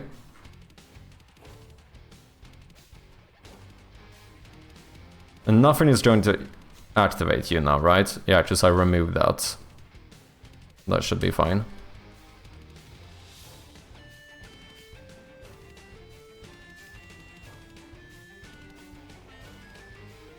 Yeah, where are the delegates, interface, and inheritance? I use all of those. I mean, I have my own event bus, which is basically a wrapper for the, like, events and stuff. I use interfaces for every single interactable object. Like, how my clips work is basically that I have a base, like, interactable script on all of these objects, and then each thing I want to do, like whether that is play a sound or to switch the sprite or whatever it might be, that is all like individual components using interfaces. So when I click on this one, the interactable like main class, master class, whatever you want to call it, is gonna loop through all of the components with that interface and basically trigger the thing to happen. And inheritance I definitely use less. If you would look at the game jam version, there was like inheritance all over the place, but I feel like that introduced quite a lot of issues for me personally. Like, I think I overused inheritance a bit too much. Because basically my interactable objects used to have... basically all of my interactable objects used to be only using inheritance. So the interactable then was like the base class, and then Like, if I wanted to switch the sprite, I basically had like a... Like, the switch sprite class basically inherited from the interactable. And then if I also wanted to toggle another object, then that would inherit from that one. But I think you can see how that gets very tricky after a while, where I ended up having, you know, some interactables that were like 4 layers deep in inheritance, and it didn't get very flexible. So the component and interface approach basically made it into just a very simple puzzle system, which I find quite useful. So basically, anytime I want to do something, I have my on-click components. So activate object on click, alerts on click, block raycast on click, change scene on click, check piano on click, collect item, deactivate, deselect, destroy on click, exit on click, fade on click, increase light on click. Like, all of these are basically just small little puzzle pieces with interfaces that I can add to any object, and thus they will be triggered whenever you click on it. Becomes a lot more like single responsibility, I suppose. But I still use inheritance in some places. Like my close-up puzzles actually use inheritance. Like, I have a base class for, I call these puzzles, and any specific one, basically all the code and logic that has is like the logic for being able to walk up to it, basically, as well as like an array of interactables that will be triggered when you solve it. But then I do, you know, then I inherit from that one and do the logic for the specific puzzle, and then just trigger the solution when it's done, you know. So this is one of the places where I do use inheritance, but I've definitely minimized it a lot compared to what I did before. Why am I checking, by the way? Oh yeah, do I have an inventory? I don't. So basically I need... let's also do this.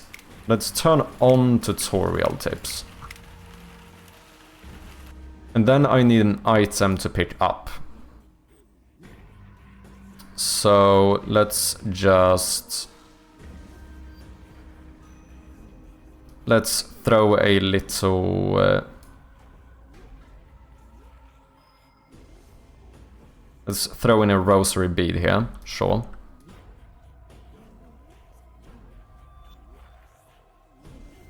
Mitch's advanced technique with some, let's say, basic imperfections. Yeah, I would imagine that's the case. I think that is one of those... like, it's almost inherent to being self-taught. Like, I'm self-taught with a lot of things, and I think... as I said, I think sometimes it can have certain advantages. I think for me personally, I just enjoy learning that way the most. But there definitely is a problem when you try to like learn stuff by yourself, where, as you said, you kind of end up learning some like advanced stuff when you need it, but you might still be missing some of the basic stuff. Like guitar is the same thing, where I can play some like proper fingerstyle songs and stuff, and which I suppose would be considered a bit more on the advanced side. But then I do some like very basic mistakes, where, for example, like I always press my chords a little bit too tightly, like I use a bit too much force, which doesn't sound like a huge issue, but it basically makes it so that if I play guitar for a long time, my hand is fucked, you know? And I think that is one of those things that, like, if I would have had actual lessons, I think I would have been taught to not press harder than I need to, but it's one of those like muscle memories that I just have, which is now very hard to get rid of. Okay, so I don't have any inventory whatsoever, but if I pick up an item, let's do this first. Okay, that works. And now if I pick up an item, boom, the inventory pops up, and then press Z or click on the bar to open your inventory. Click items to use them. Nice.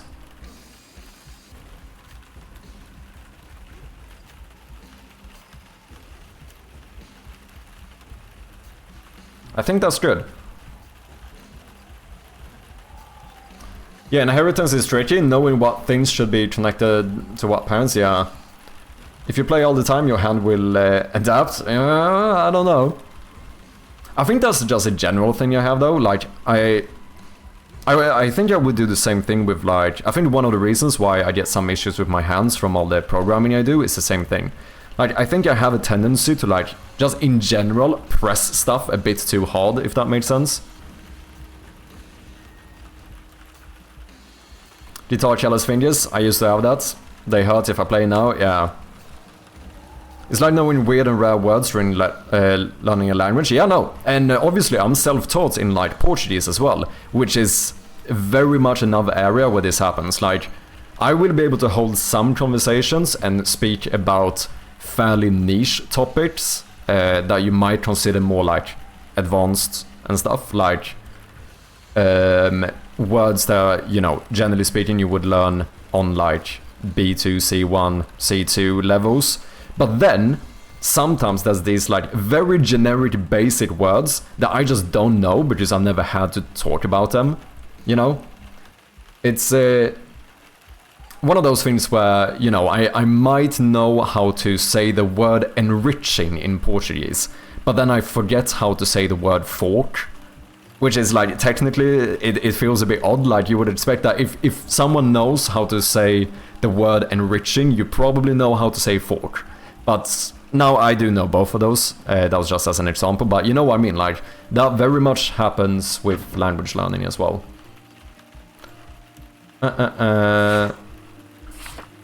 Okay, so that is basically functional.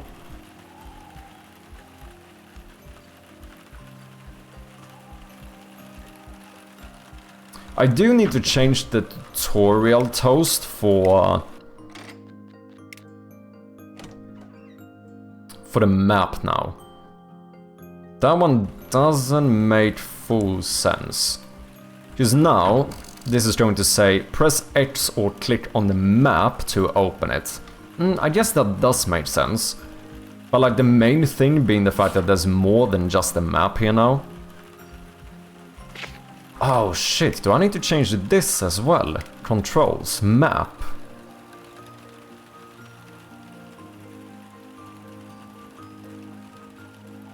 I guess I could say map, journal, notes.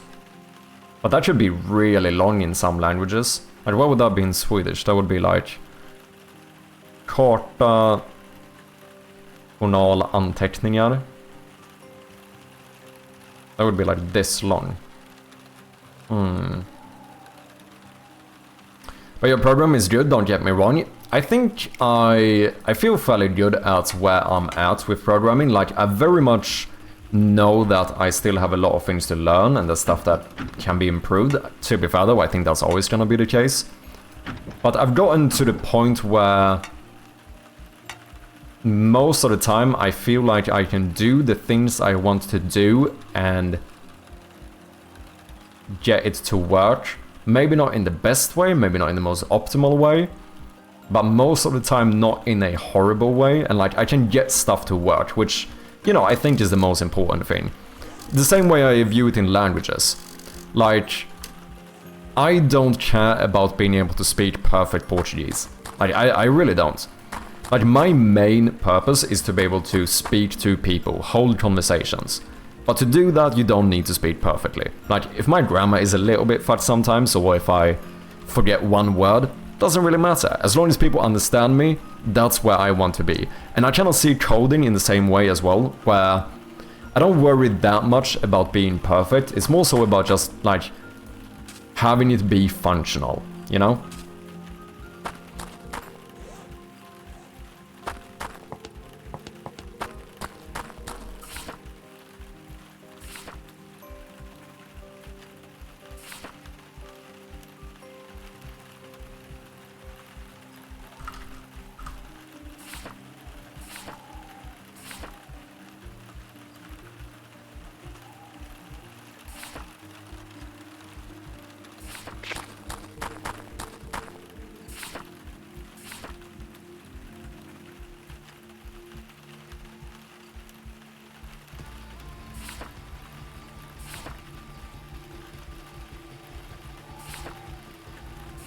I'm feeling pretty good about this.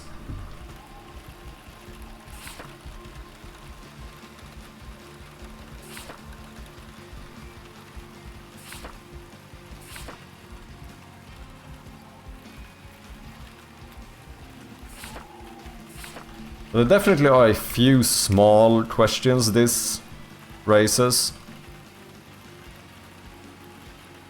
As in, like, do I probably need to change this.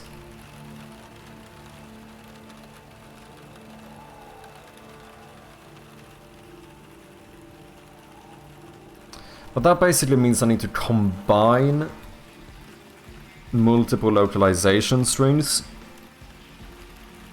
So I might have to pass that one in programmatically instead.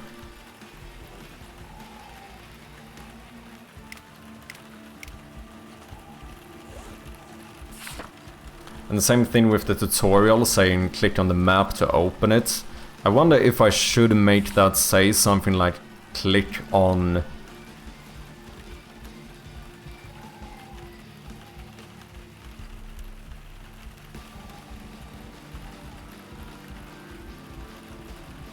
Click on the document to open your documents. That sounds a bit weird.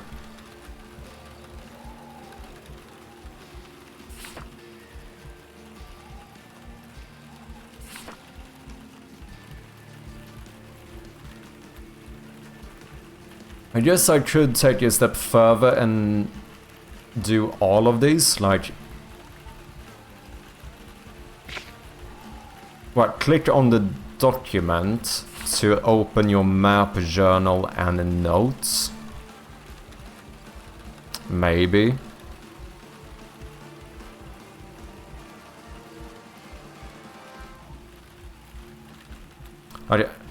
I'm not entirely sure how I want to like phrase it in terms of like teaching the player how this works.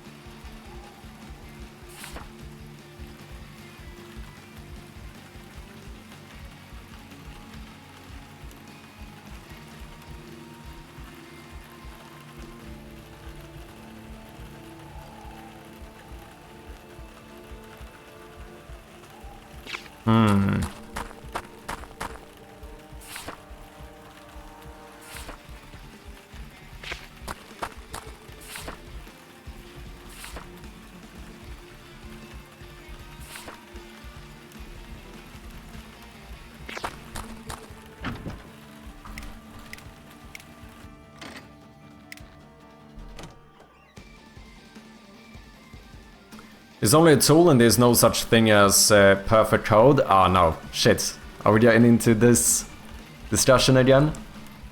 We had a very long discussion about this a few streams back. Where my argument is basically that I think technically perfect code can exist. But we probably shouldn't get into this because it gets into a fairly deep conversation. I mean, even philosophically, whether perfection exists or not.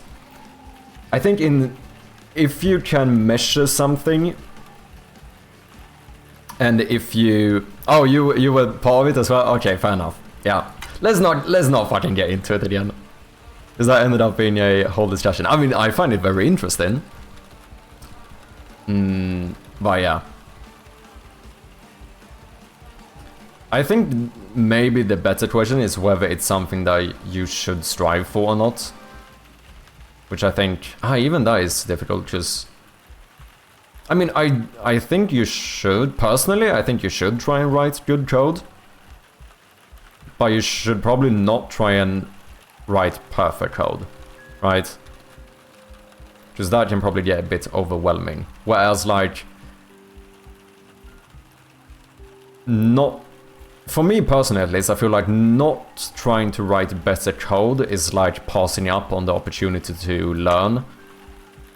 Which I feel like would be a mistake on my part at least. Press X or click on the map to open it. That... I need to change that. It needs to say something else.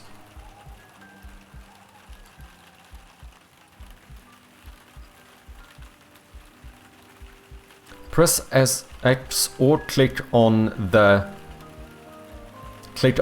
document to open your map, journal and notes. Or click on the paper to open your documents. But that should be confusing because then you're gonna pick up documents inside, but those actually end up in your inventory. Like that, there is a item type called document as well.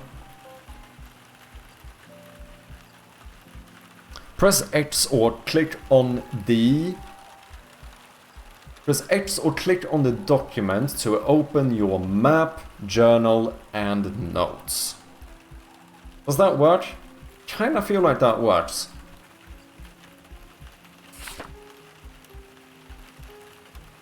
And then I think it's fairly intuitive that this is how you switch.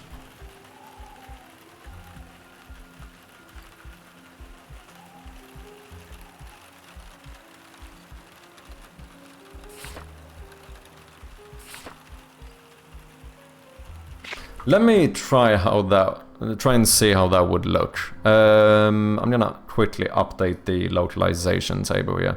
Have I... Wait, let me check if this is up to date. Do I need to like push or pull here?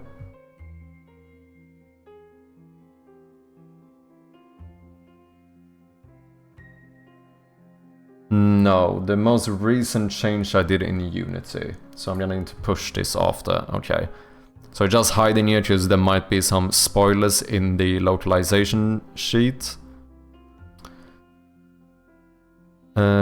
What is this called? Tutorial. Map. Can I show? This is all tutorial stuff, so... I think this is fine. I'm just gonna update the English one for now. Press parameter or click on the map to close. Oh, to close it. I don't even use that one anymore. Maybe I should. Nah, fuck it. Click on the bag, items. Wait, flashlight. Where is my... Here, map. Press parameter or click on the map to open it. So what if we did? Press key binding or click on the document to open your map, journal, and notes, or notes, and notes. Map, journal, and notes. Map, journal, or notes. No, and notes. Let me see how that would like look.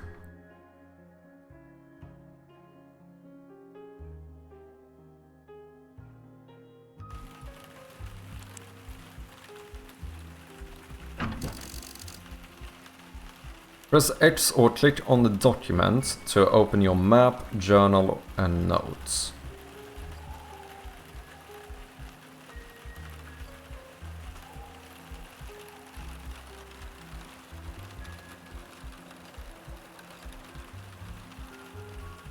It does become like a bit of a mouthful or whatever. But I don't know how else to phrase it. Unless I do something like press X or click on the paper to open your personal documents. Or like to open... Yeah, open your personal documents. Just if we have personal, it still separates it from the other documents in the game. But that feels less... I don't know if it's maybe better to be a bit explicit. Because now if they later on think, oh wait, how did I open my journal again? Then like the journal, the word journal was in this tutorial, you know?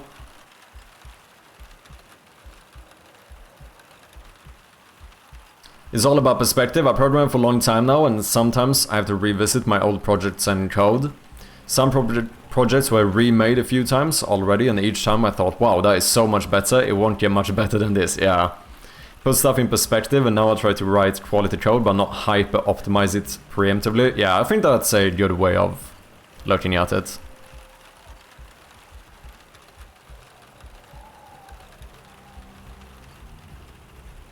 Press X to click on, or click on the document to open your map, journal, and notes. Any thoughts? I think that's fine. Press X to click on the document to open your map, journal, and notes.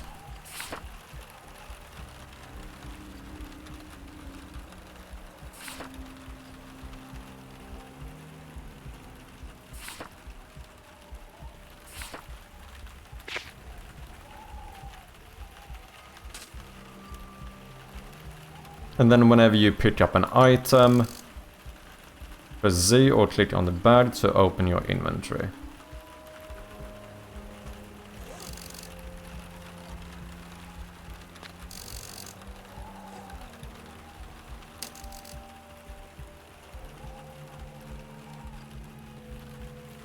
Almost certain that future you will be smarter than current you. You never know. Don't underestimate me here, man. I might get even dumber. I'm joking.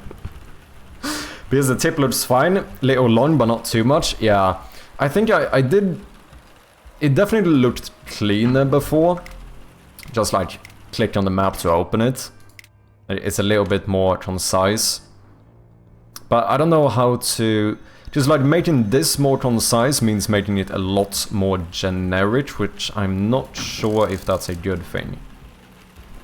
And then I don't think I want to trigger this. Right now I triggered this one a little bit randomly, like it's either when you click on the door here, or when you click on another object elsewhere, or when you pick up a certain object. Like whichever happens first, that's when I tell the player to open the map. I think we can do this immediately now, since we are not gonna do the inventory here. So we teach them how to turn on and off the flashlight, and once they finish that one, we teach them maybe how to open this, and then that's it. No more tutorial tips until you pick up the first item. Then we tell them how to do this.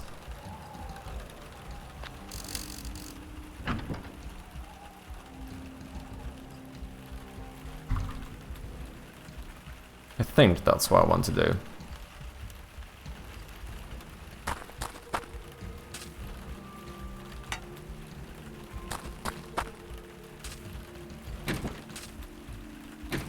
It's actually surprisingly satisfying to click on these little leaf piles. I don't know why.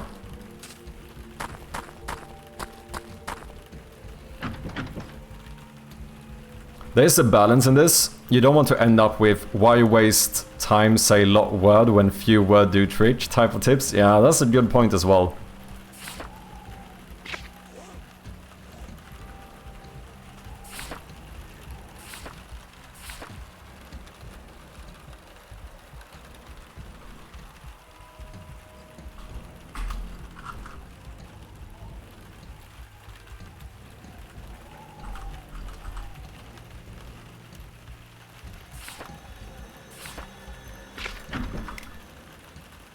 Okay, let's see if we can make this trigger once you turn on the flashlight.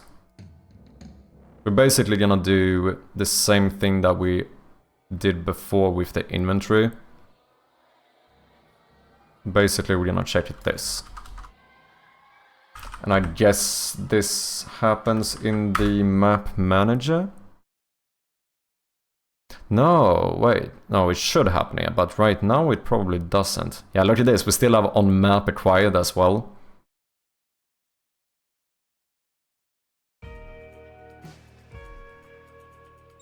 Update map.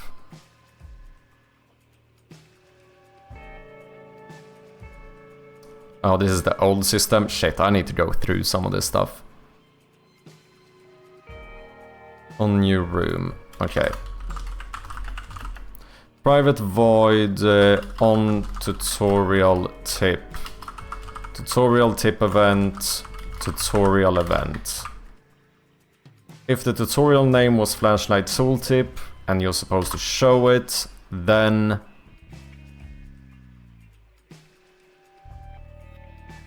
no, if you're supposed to hide it, then I want to publish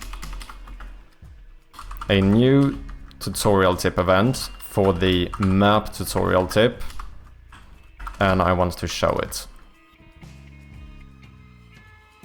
Where do I enable the... wait, do I do that in the actual map script instead? Or where do I enable the outline? Is that here? Probably is. Map tutorial objects.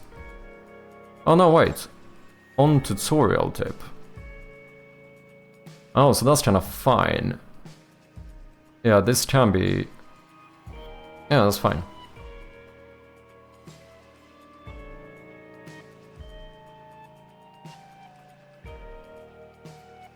Let's try that.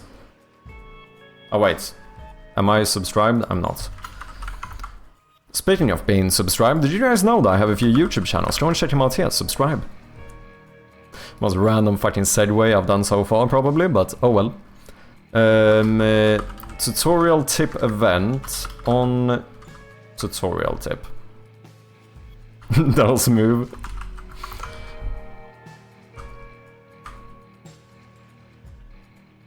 And let's unsubscribe as well. Don't forget that to click that bell for the notifications. God damn right, Seastron. Is my... Wait. Does my command not work? It would have been smooth if the command actually worked. What is up with Streambot? Is Streambot fucking dead? It says it's connected.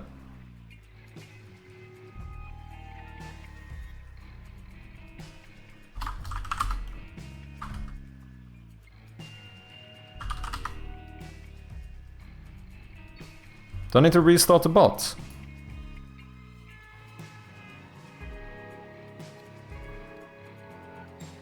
Why? I have the bot is open.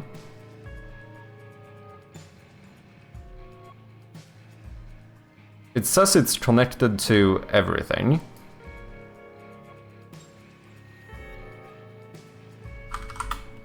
Can it read the chat? Doesn't seem like it. Do we need to restart the bot?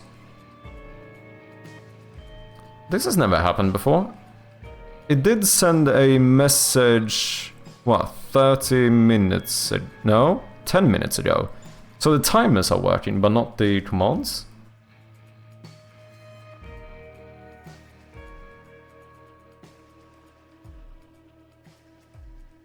Bot test enabled, include, allowed, all.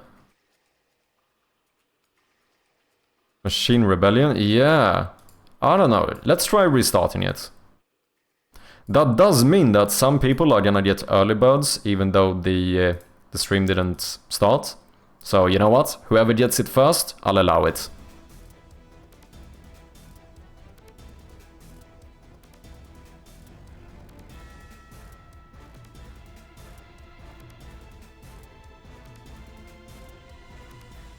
Seastron got the first one. There's two more. Chandros got the second one. To be fair, each one is basically worth the same, so it doesn't really matter.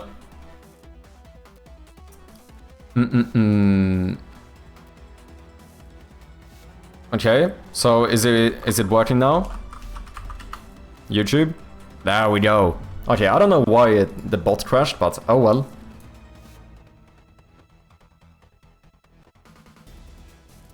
It's alive, indeed. How you doing, TechBots?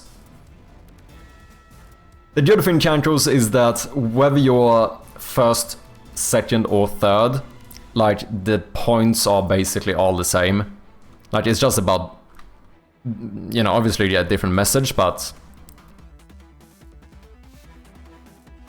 if anyone is curious, I think you can do exclamation mark early bird and see how many times you've been. I mean, for you guys who got the messages now, it already announces the times and the rank, but I was still first.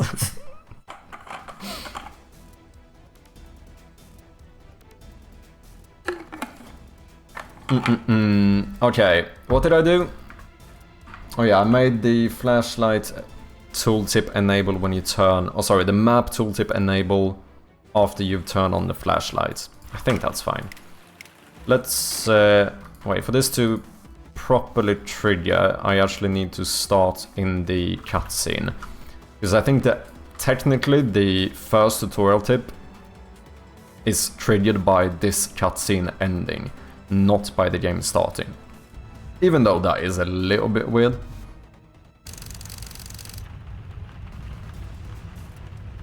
Bots can't lie. Press C or click on your flashlight to turn it on and off. Press X or click on the document to open your map, journal and notes.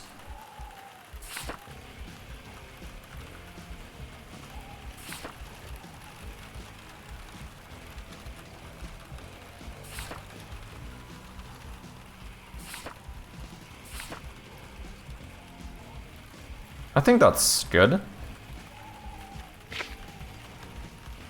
And then once you pick up the first item, press Z or click on the bag to open your inventory. Click items in your bag. Click on items in your bag. Click items in your bag to use or inspect them. With an item selected, click to interact or press right mouse button to deselect the item.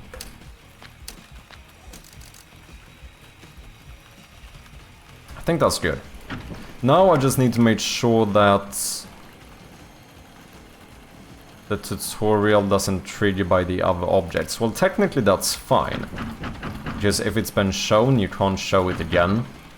So I guess it doesn't really matter. I think that's good. I think I can keep it like this for now. Disable the inventory and only enable it and show the tutorial once you pick up the first item. Donezo.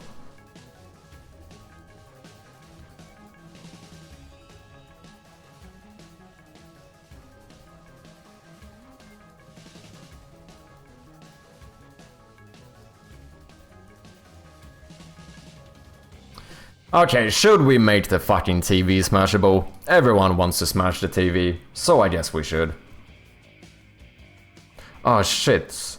Does that mean...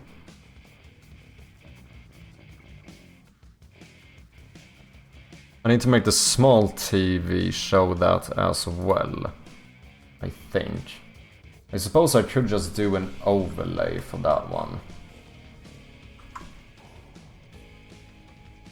Then I need to open my...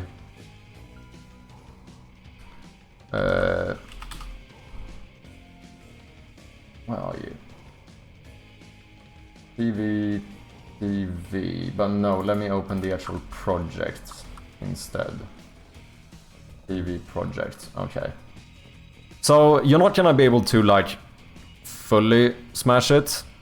Like, I'm gonna make it so you can crack the screen a bit. It's still gonna be functional and stuff.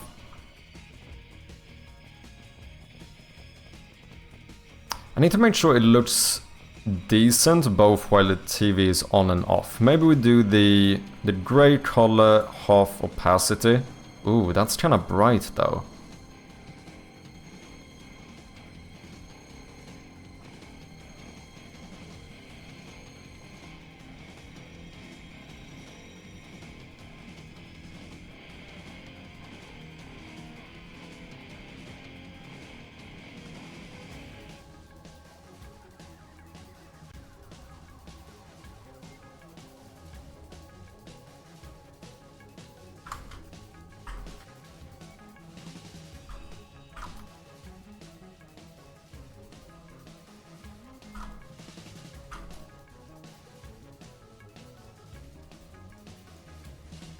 That's not gonna be visible when it's on, and it's almost too visible when it's off. To be fair though, I think once these are like changing, it might be more noticeable. Otherwise I just do one that's... Yeah, maybe I need to do different ones depending on if the TV is on or off. That would be the other solution.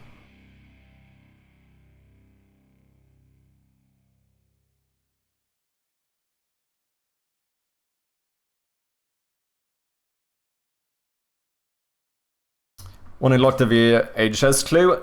No, because I'm still gonna leave it functional. But I just want something to happen, because I think it's one of them things where if enough people try to do something, you might not have to allow them to do the thing they're trying to the full extent, but at least there should be some interaction for it, if that makes sense.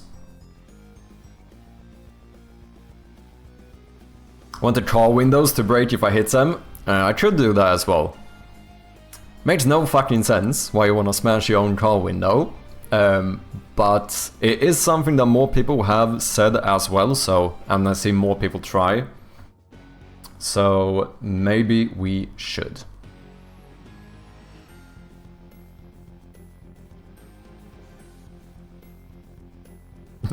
How about this, when you toss something at the TV, it bounces back and hits you? That would be kind of fun. The light bulbs that I clicked 100 times, you can smash the light bulbs as well. Not by clicking on them, but if you use the hammer you can smash them. I realize now that like adding the hammer is definitely one of the biggest scope creep things I've done. Oh, what if I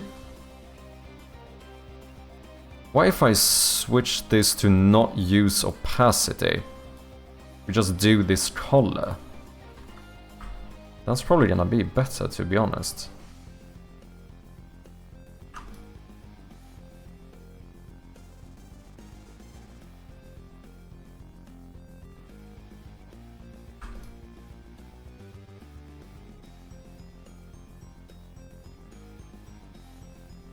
It's probably gonna be more noticeable.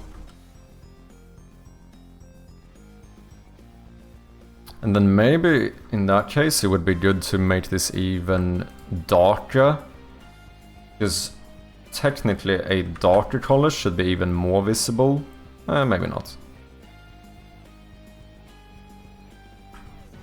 But then we also need this to happen on the big one.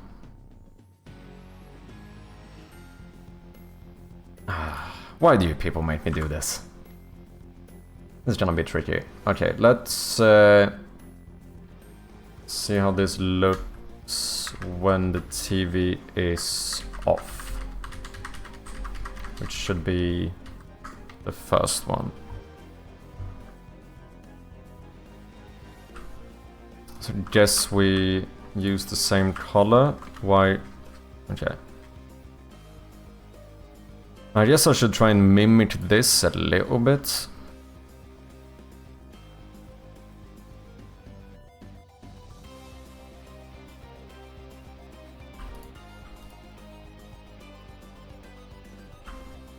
Should probably look at a reference, to be honest. Can I drag this to another monitor? No. Let's just copy this one.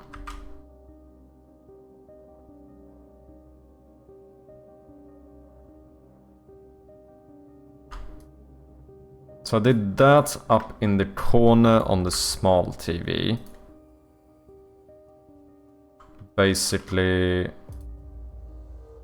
like that.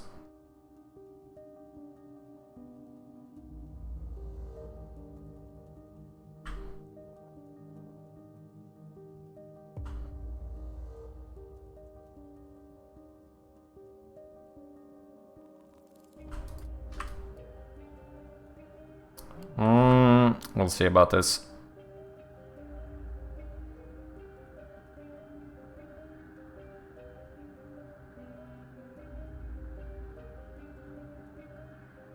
Probably should have done the big one first. And then made that match the small one. Eventually.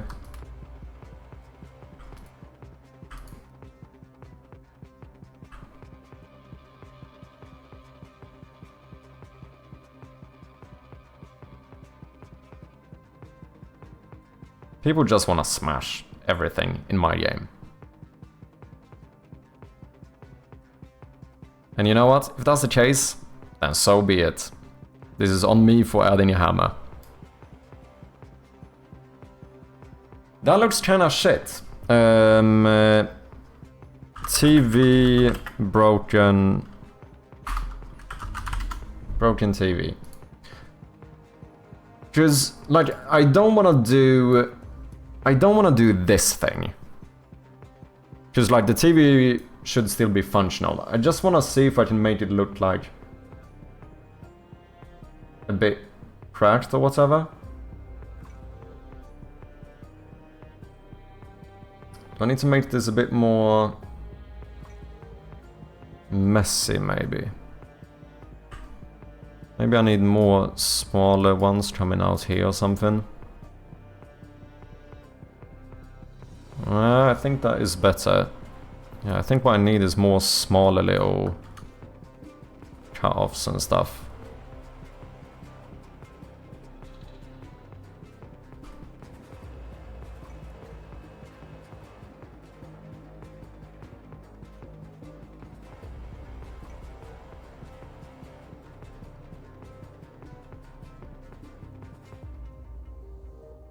Yeah, that is already a bit better, to be honest. Hello. What is up, Brainerd James? Welcome in, man. How you doing?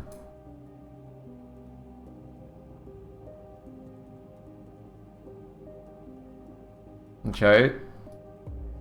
So, what about if the TV is on? Barely noticeable.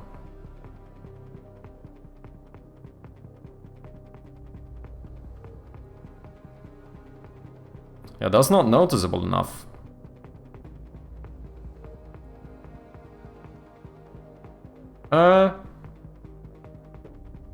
It might be more noticeable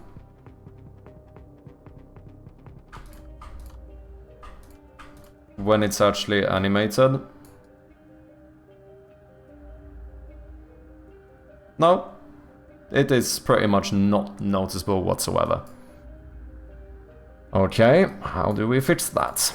That's the next question. Add another color. I guess, do I use... No, I use black here as well. Let me catch up with Smash here. With Smash. Dude, holy shit. This is going too far. I need to remove the fucking hammer. You gave us a hammer, it's your fault. Kinda true.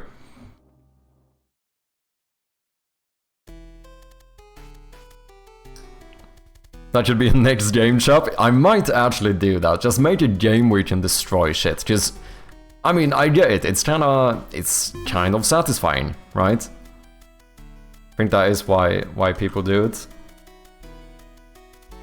David, good to see you, man.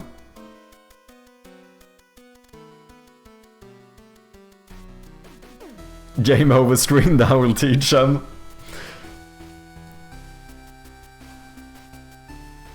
The release stress and everything, other than that, really good. Nice to hear, man. Yeah, I can imagine. I mean, the amount of stress I felt just releasing the demo, I can imagine that it's gonna be even more so releasing the full game.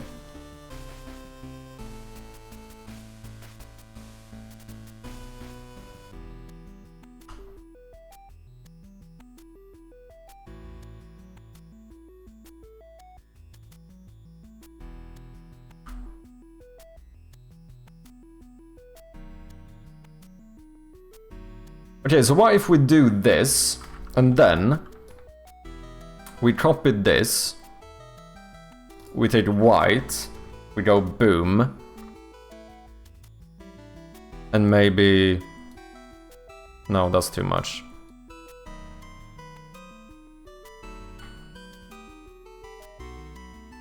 Yeah, this is gonna be way too much when the TV is off. I think. Okay, what if we do this maybe? I think that would be better.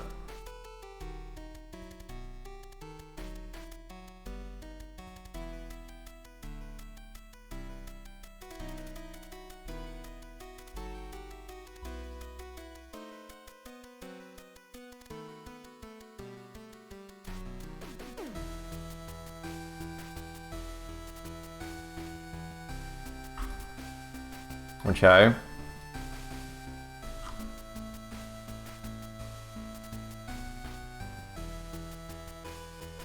And I'm gonna select this. I'm gonna link these cells. I'm gonna remove this. I'm gonna paste in this. It is still fairly unnoticeable. When the TV is on,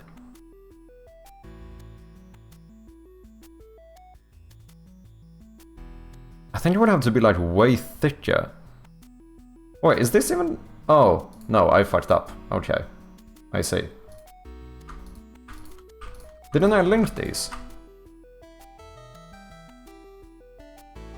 Okay, let's see if that's better.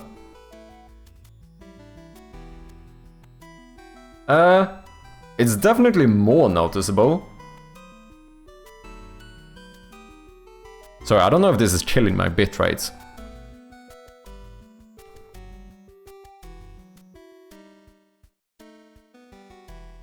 Side game, secret menu, break into the house and smash everything.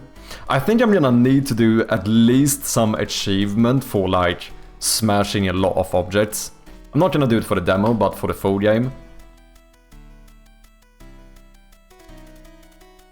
Street Fighter bonus round where you smash things. Take a lunch break, I may be right back, have fun breaking things. Thank you very much, Seastron. Yeah, we do have some ads running at the moment. Add white behind those grey lines. The issue with white is that it ends up being... I don't know how much more obvious it would be, first of all, since there's still a lot of white going on here too. We should try. Let's link those, and then we're gonna go... No, fuck it. Non-continuous. Boom.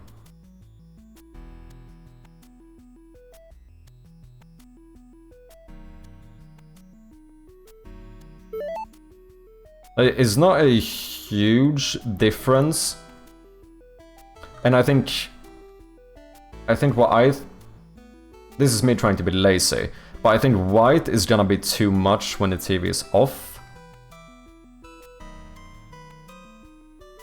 Maybe not.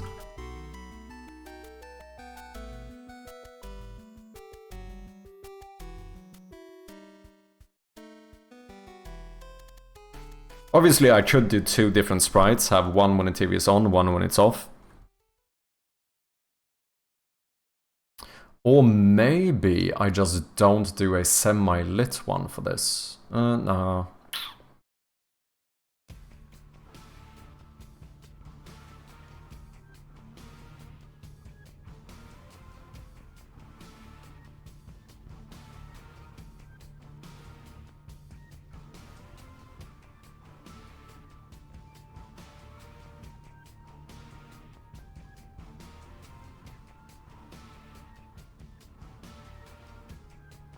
I might make it so the TV turns off when you first smash it. It's still gonna work, but it's gonna turn off for a second, which might give people a bit of panic, which could be fun. Like, oh shit, did I actually break it? But then to not soft lock them, we still, you know, you can still turn it on. Make us suffer for breaking it? Yeah. I don't know, I don't think I want to introduce anything that could potentially soft lock your player, but... Okay, let's try this.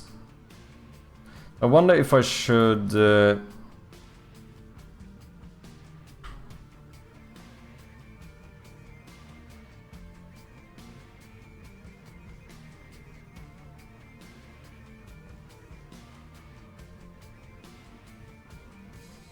that's annoying. Oh wait, let's just do this. I'm gonna do a new layer here. I'm gonna copy this.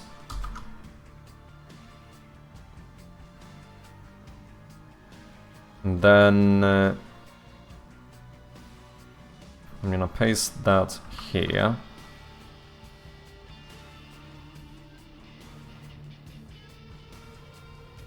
Okay, disable background. Background.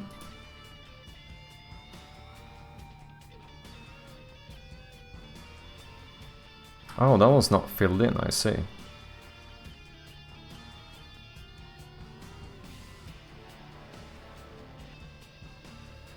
Okay, so continuous 8 connected, delete that. So this is basically so that we can have this highlight. Then I am going to... Oh wait, I need this to be separate though. Yeah, because one is going to be the hitbox. Just this one highlighting. The other one, when you smash it, we're just gonna add this sprite on top, basically. Why is this line? Oh, is that... Oh yeah, that's the onion layer thing, I see. Okay, background, background. Now, what do we do? I need to copy this, and I need to put this at the very end. Let me just double check, that's fine. We're gonna do a new frame here, where we are going to delete everything. Then we are going to turn off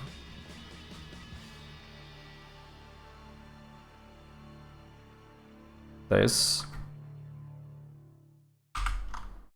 Why can I not paste? I'm gonna copy that one, I'll paste you here. Wait, I need another one. Yeah, we need 2 frames here.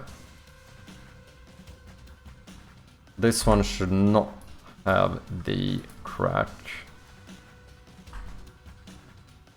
Then we're gonna copy this, put you here.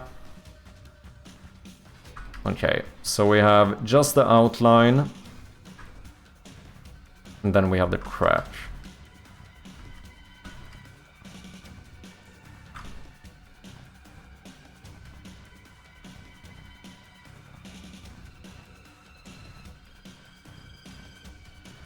This should probably reach the end.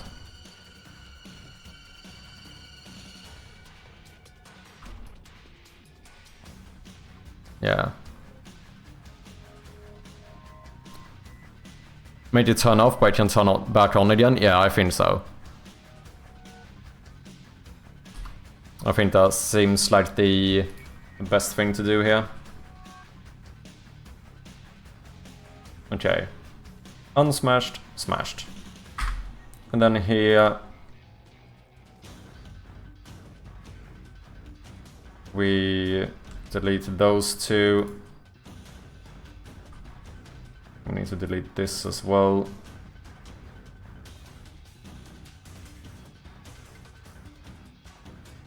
Now we need to export this as sprite sheet, and we are gonna override the old TV. Yup, export. Gonna go into the game, find the TV. Not that one, not that one. This one. No? This one?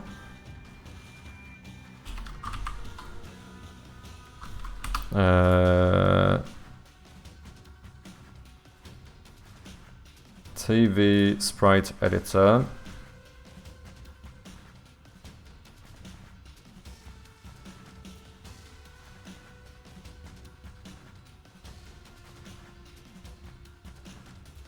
Oh, I actually don't want the entire thing here.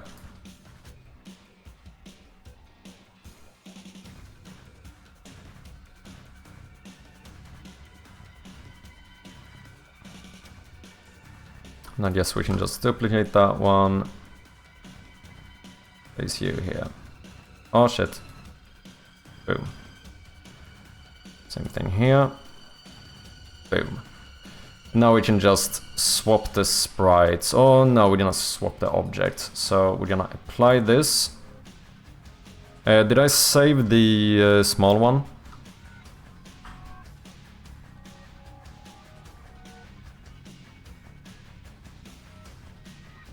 Okay, this is gonna be like an overlay. So I'm gonna grab this as well. Do I need to do that? Not really, but I'm gonna do it anyway. Boom.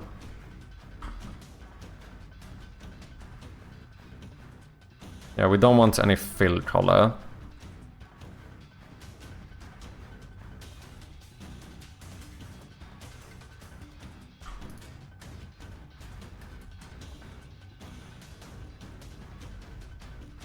I'm gonna save this.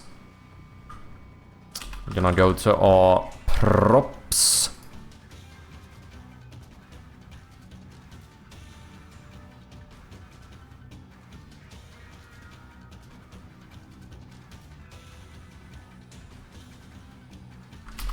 Props, TV, crash, sure. What the fuck? What do you think of my Christmas tree in my pumpkin? I was thinking about potentially adding this as a fun little thing, where just I think we can read the date set on a PC, right? So I was thinking about making it so that if you play the game like close to Christmas, then like somewhere in the house there's a Christmas tree. If you play it close to Halloween, we just spawn a little pumpkin somewhere outside. Just as a small little, almost like an Easter egg type thing. I think that could be kind of fun. Jergar, thank you very much for the follow. Welcome in, man.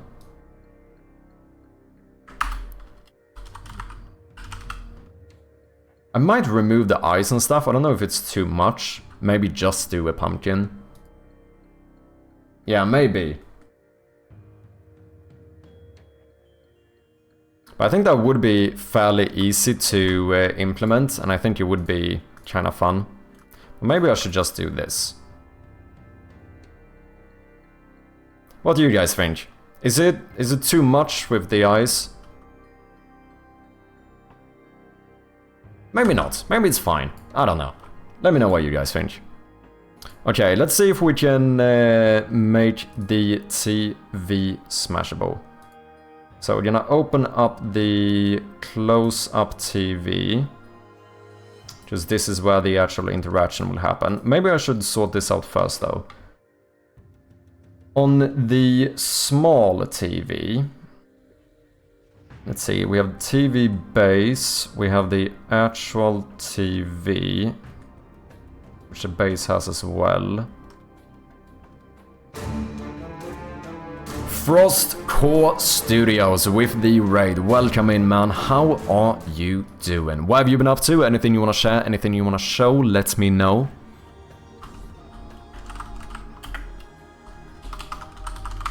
Big shout out to Frost Core Studios, yet another game developer on twitch.tv. Go and check him out if you haven't. Also working on a horror game. Hope you're doing well, man. For anyone coming in, if you don't know me, I go by Mad Sherpy, and we are currently working on a point-and-click horror game called Shroud of Gloom, which we very recently released the demo for, so in case you're curious, make sure to check out the demo. Okay, I'm just gonna add a image here. Boom. We are gonna make this one lit. We're gonna make this into the TV, the cracked TV. We are going to find the default color.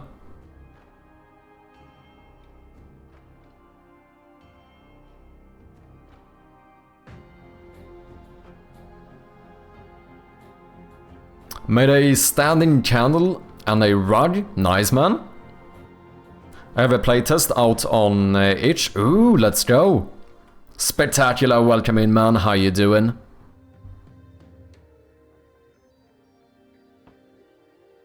CU is a dark medieval horror experience focused on exploration and puzzle solving.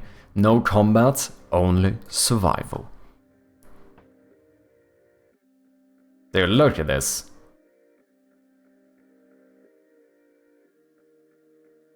Looks really nice, man.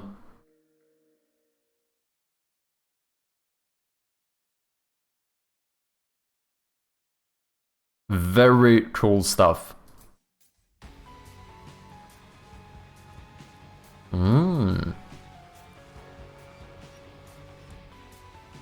Full version will be released on Steam 2026. Preview teaser, what is this? Let's check it out. Spectacular, did you hear our little discussion on Discord about beer? Got a little shout out to check beer there. 4 of it, now when you came in.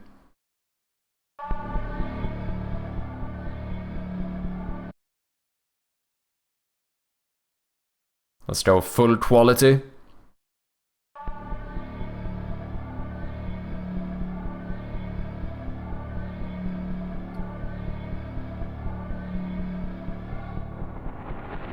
See you. Very, very creepy. This trailer was a bit rushed, to be honest. I know how it is. My announcement trailer ended up being kind of similar for the demo release. Ladies, gentlemen, go and check out the game. Support our fellow developers as always. Do I follow you? I don't. Let me follow you on Itch as well. Good shit, man.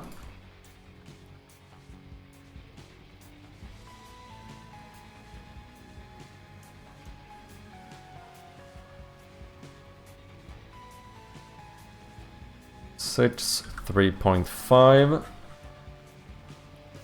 Yeah, I think that's fine. We're gonna call this one crack. Very important though, we need to make sure you don't have a raycast target. And let's also add the non-interactable. You can still click through this one. And we're gonna have you be disabled from the get-go.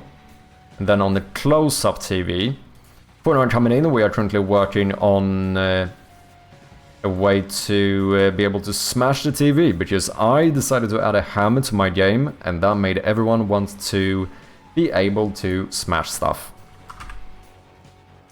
Strom_CL challenges the community to a marble race. Let's do it! Ladies and gentlemen, it's time. Let's get ready to rumble. Great time for me, I need a snack, no worries man, thank you very much for the raid. Including me, I tried to smash everything. Strom, as the challenger, do you have a preferred map? Let's lower the marble count a little bit. Let's do 5 marbles by default, and let's do 10 for subscribers. Let's roll the descent, let's do it. Ladies and gentlemen, type !join in the chat if you want some marbles. Still no randomizer? Yeah, I need to get on that. At some point, when I'm not as stressed out about Shroud of Gloom, I'm gonna try and improve this, polish it a little bit. As the new tradition is, let's also run a little prediction here. So you have 2 minutes to vote on whether or not you think that Strom, the challenger, will win. Go and gamble away all of your channel points. So far we have 600 points on Strom's side, 5,000 on the non-believer side. I think our record so far is like, what? I think we almost reached like 70,000 channel points bet on one of these races, which is pretty crazy.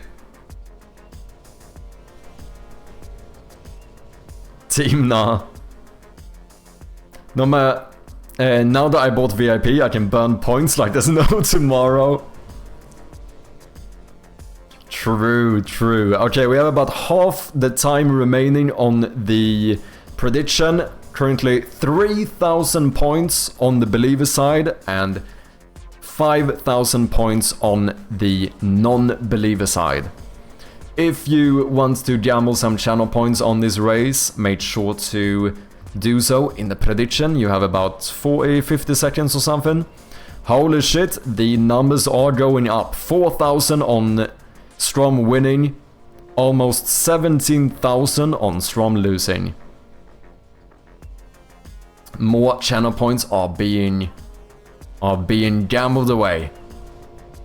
Now see, the winners will take it all. Unless every single marble would get disqualified, now the chance of that happening would be extremely low, almost to the point of impossible, I think, but I actually don't know how. I guess we would just have to rerun it in that case, but that should be impossible. We're gonna be fine. Obviously this is a very stable game I built, no issues whatsoever. How to enable VPN to actually take part in betting? I know the feeling, man. It is a little bit annoying. Same thing here. You can only bet 0 points in Sweden. Yeah, too bad betting channel points are working in Sweden. Yeah, it is a bit annoying. Okay, the votes are over, so if anyone else wants some marbles, make sure to type !join to enter the race. You have about 10 seconds to do so. That's lame, yeah. Weird gambling laws that end up being maybe a little bit too strict. Not that you can't gamble in Sweden, like, you know, if you're above 18, there's no issues gambling, but I don't really understand why, you know, fake internet points should be an issue here, but oh well. I guess the argument is that it should, like, incentivize real gambling. So far, we have Spectacular in the lead. And he is going to go... Oh no, it does get a little bit stopped there, whereas Crit skips the entire... Oh shit, no, look at that though. Spectacular taking back the lead for a second. However, we have now reached the Arkanoid section. As some of you know, this is basically starting point 2.0. Oh, David! A David marble got disqualified there. A lot of marbles are going to catch up here, but so far center seems to be the way to go. Who is going to get through first? We actually have a couple of Stroms going through here. First into the Plinko section. Doing pretty good so far. It could turn around quickly though, but you know, it's looking good. It's not impossible. Does get kicked out of the spinner though. Crit having a pretty good lead right now. It looks pretty much decided. Crit is indeed our winner. Spectacular second place. TechBox third. Strom the challenger in fourth place. David 5, Cantor 6, Spectacular 7, David 8, and a double Strom. You know what? Although we didn't win, definitely the one with the most marbles on the leaderboard. So, you know, not too shabby. Not too shabby. Okay, who's struggling the most? We have... another Crit still in the swoosher. Oh, we have Candles just coming in. I think those are the last marbles. Let's see who is the second winner, aka last place. Ooh, Candles taking a pretty good route there, but I'm not sure if he's gonna be able to catch up.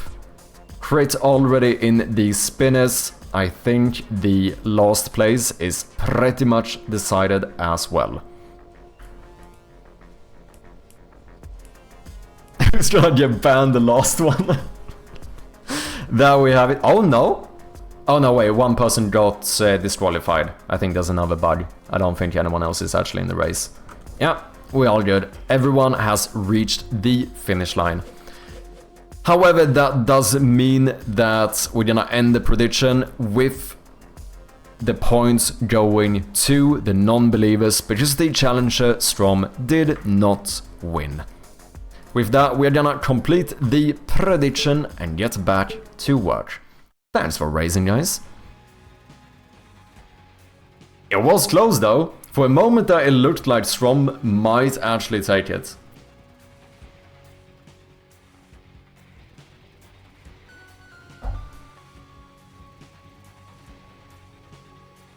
should have a bet option, everyone get disqualified, you know, like betting green on the roulette. That would be pretty fun. Yeah. You could have another one for the challenger having a marble end up in last place. That should be similar as well. Just another... Yeah, maybe we should introduce a few more options just for fun.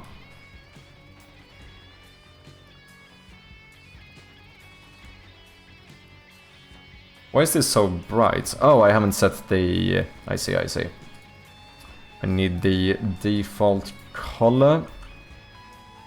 Then we're gonna place you right about here. That should be pixel perfect, indeed.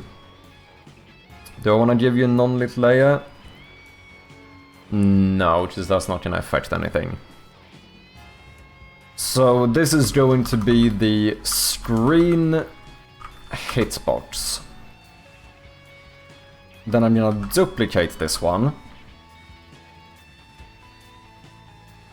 And this is going to be screen cracked.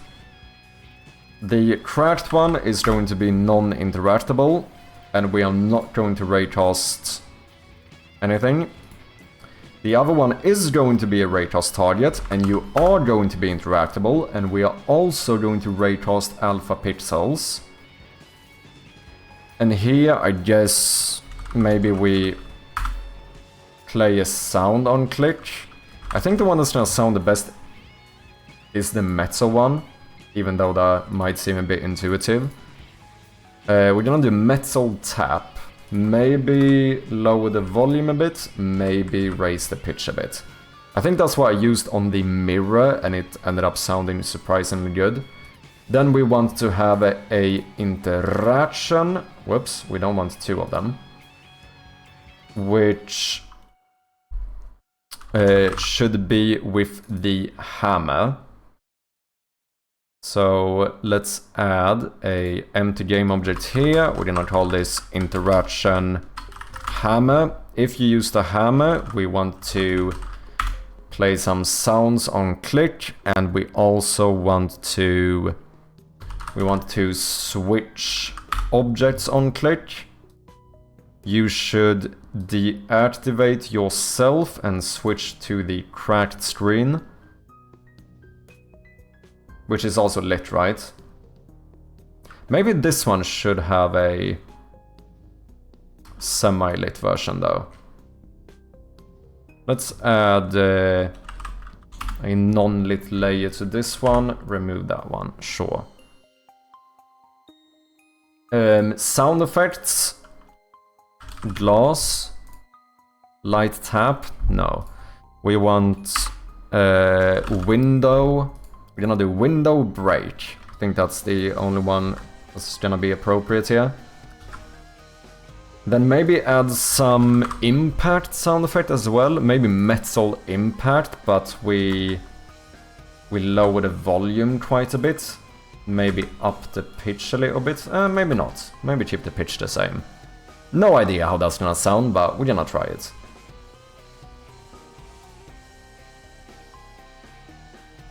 Okay, so screen hitbox, if you use the hammer, we're gonna do interaction hammer, we're not gonna remove the item.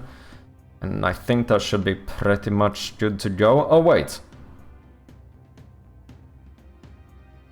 Switch objects on click. We also want to activate the cracked screen on the small TV. Because realism. Then here we are going to deactivate the cracked screen, keep the other one activated, deactivate this, make sure that the cracked screen here is disabled, it is indeed, and now, ladies and gentlemen, we're gonna see if we can break the TV. Oh shit, yeah, should we turn off the TV as well? I think we're gonna turn off the TV too.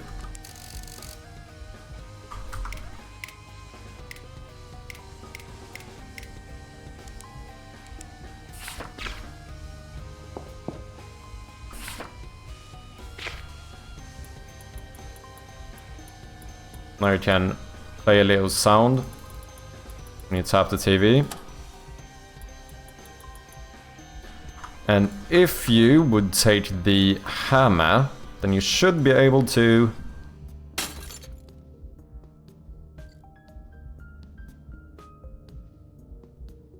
Yeah, maybe lower the sound a little bit. Crazy how far back some always end up, yeah.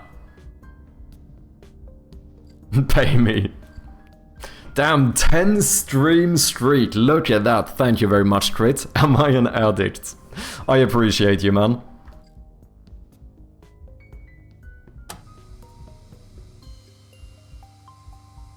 Not too shabby. Oh yeah, is the small one enabled now? It is.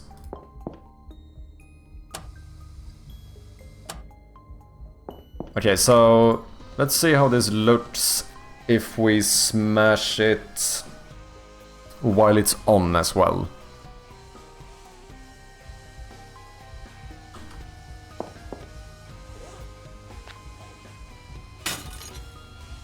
That's not too shabby. I think it would be fun to turn off the TV though. Let me see how I handle that. Button panel. Power button. What do you do? Ah shit, this doesn't play the sound effect. We toggle power. Maybe that's fine. I'm gonna try it. I'm going to copy this one. And then on the hammer interactions, paste component as new. Oh shit, no, wait. Toggle power. Oh, that's an issue. That means it will always toggle to the other state. So if the TV is off, it's going to turn on. That could work, but it could also be really odd.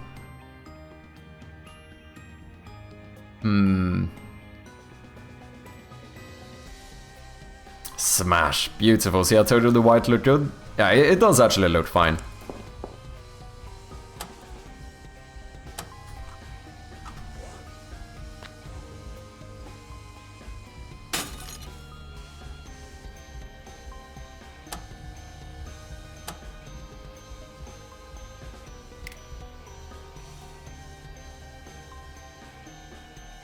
Sure.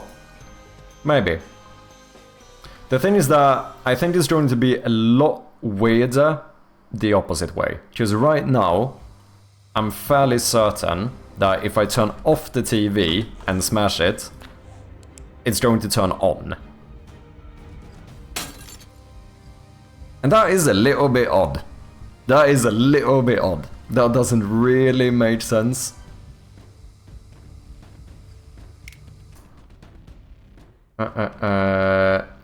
I think I might leave it for now. I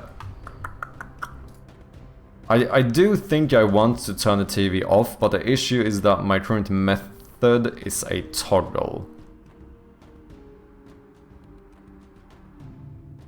You know, that is really easy to change.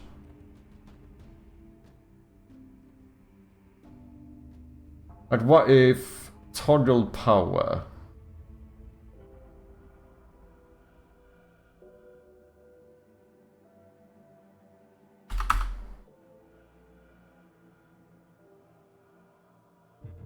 Like, I could just add another function, right? Like, what if we just do a public void toggle power off, specifically to turn it off, where we say if is turned on. If the TV is turned on, only then do we toggle power. Which means that if the TV is already off, this is not gonna do anything.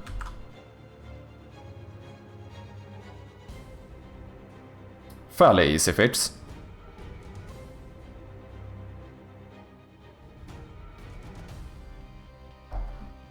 Null reference? Why? You are a null reference. Interaction hammer. Paste component as new. TV. We're gonna switch this to toggle power off. That was probably way less work than I thought it would be. I just can't be bothered refactoring the other one, because the code for the TV is a little bit messy. Because I also have a bunch of other code in there that's currently not in use. Like, all of these buttons actually work. Like, you can switch between TV, VCR, and you can like switch channels and stuff. But for the sake of simplicity, I decided to just remove that for the demo. So you can just turn it on and off. Add tools. Okay, so now if the TV is off and I smash it, we just break the monitor, whatever. However, if we have the TV on, then it should turn off. So boom, and then... yeah. Definitely gives a bit more impact. But then people still cannot be soft locked, they can still turn it on. It's not like you actually break the TV. I'm pretty happy with that.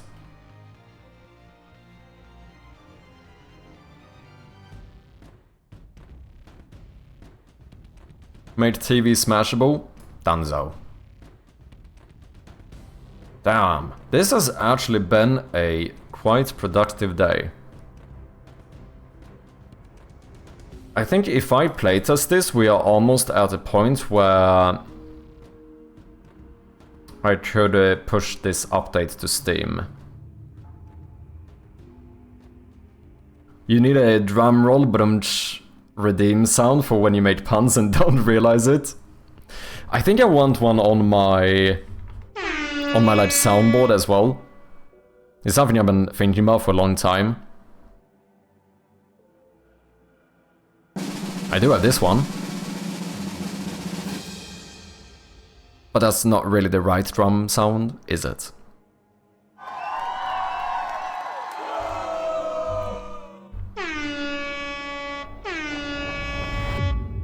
Nah, have some fun stuff.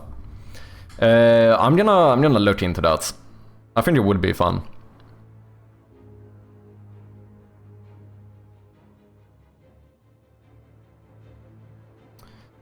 Basement, bum bum bum. Yeah, this is pretty important too.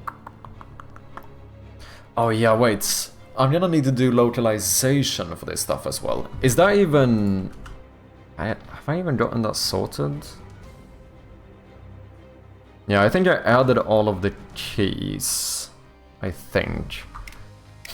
If I switch to like Chinese... notes.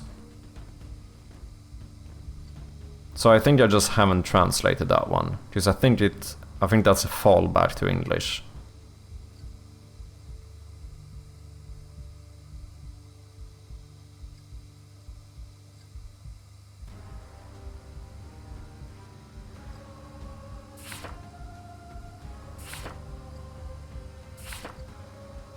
Oh yeah. Yeah, I need to localize this as well.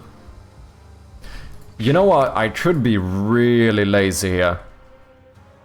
I have an idea for how I could be really lazy. And we like laziness, right? Laziness is fun. Let's minimize the workload. What if... let's say title.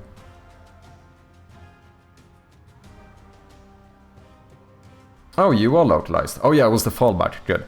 However, I need to localize this, right? Enter notes. But technically I don't if I go full laziness and just do this.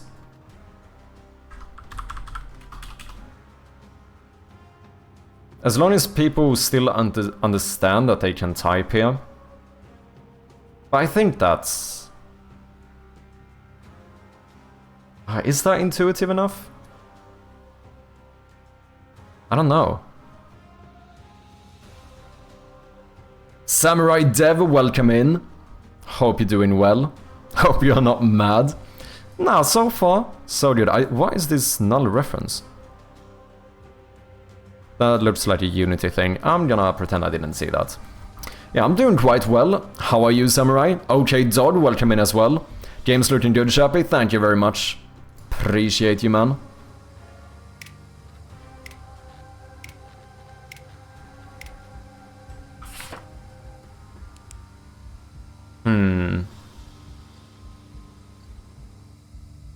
Is that intuitive enough? Oh. Well, that's interesting. Room not set. Yeah, this is where we're gonna need to playtest. Show room. Map images.count. Why would that not be set?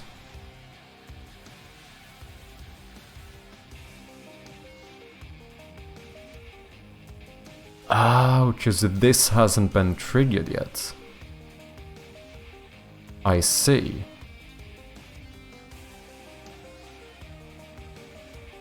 So we just manually do that when we call this one, if this hasn't been initialized yet. Oh wait, why wouldn't that be initialized?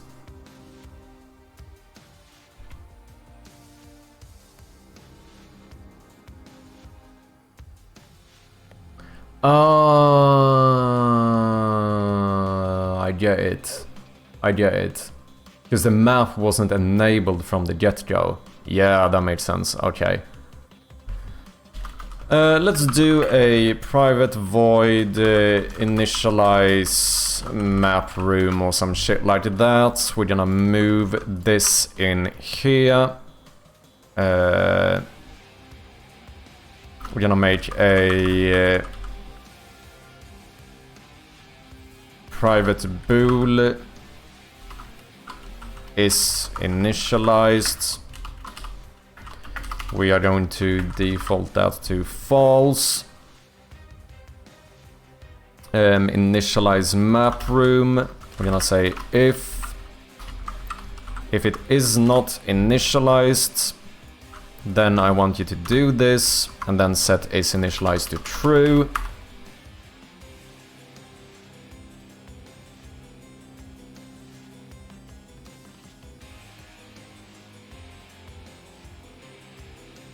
Sure. And then in await, if this can be triggered, we're gonna try and initialize it here.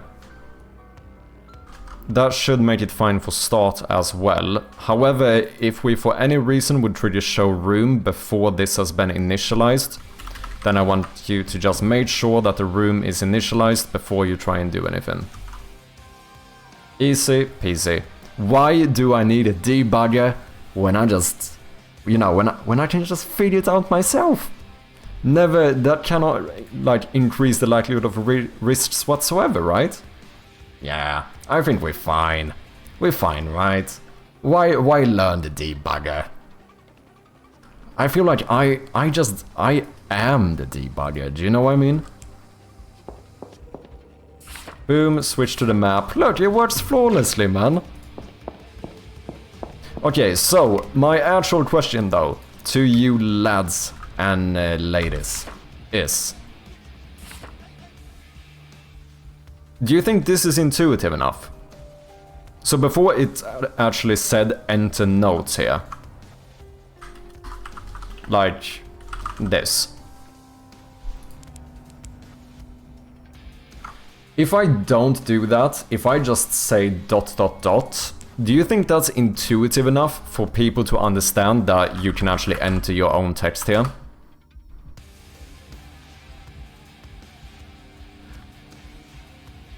Otherwise, I could write just note, since I would already have the localization key for that.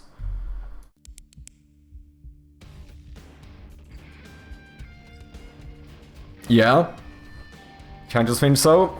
Frostcore, I don't know, okay.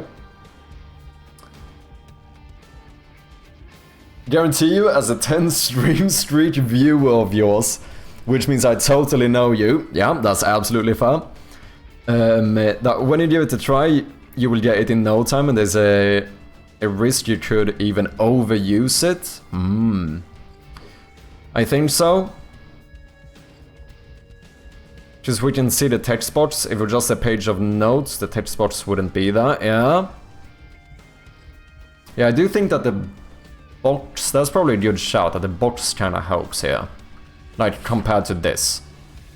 Like, this is uninteractable, right? Just there's nothing that seems like an input field. This kind of makes it seem more like an input field. I think that probably is a good shout. How do you bring it up?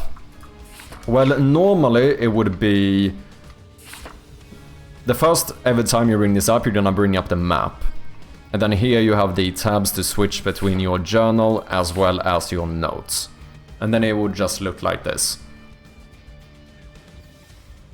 And then this is where you could go like... Oh, that one number I found before was 69420.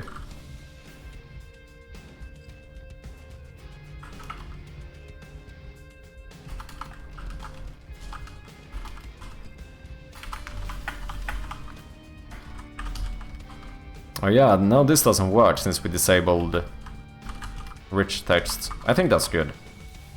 Oh, that one disappeared though. Oh yeah, it's just /b. That's interesting. So what they actually do... It doesn't work, but if I try to do something like this, it actually just removes it. That's interesting.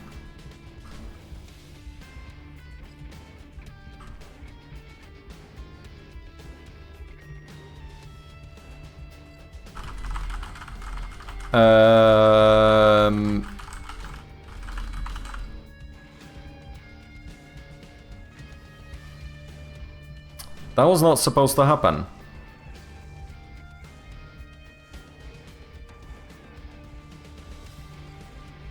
Interesting. I'm gonna be the first to say it. Unity input fields are a bit fucking weird. You know what? I think it's fair to say at this point that they behave a bit weirdly.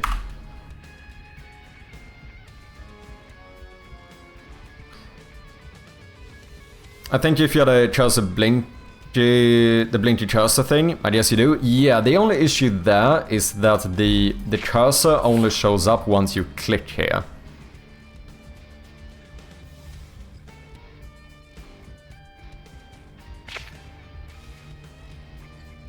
They are haunted, that's for sure, yeah.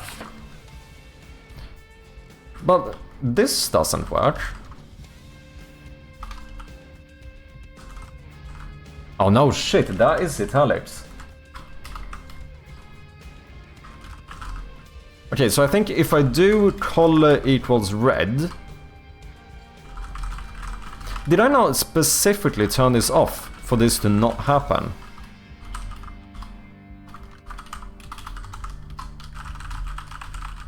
This is not supposed to work. Let's have a look. I'm so sure I turned it off.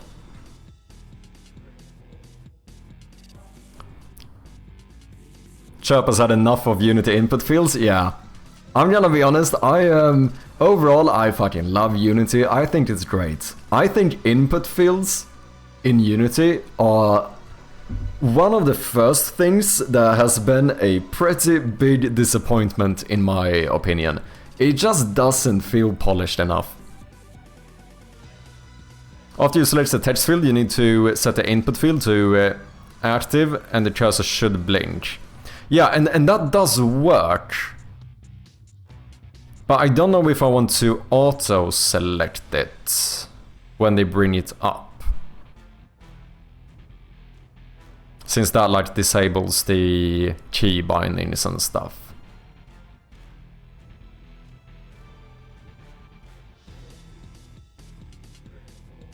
Input select makes it an active selection. Input field activate input field blinks the caret. Does that still select it? Because if we could only blink the caret, then it might actually work. Because I can't select it, because that will introduce other issues. I think the player has to manually select the input field. It's like in my game where the player changed password to admin equals true, yeah. Rich text is off. But is it not off here? Could that be an issue? Do I need to disable it here as well, maybe? But I feel like the input field should take care of that for me, shouldn't it? But at this point, I wouldn't be surprised if it didn't. Map still functional.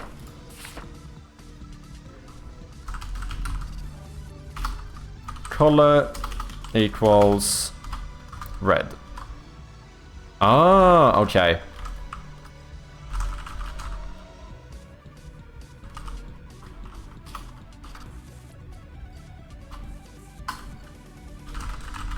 So I had to manually turn it off in the text component as well.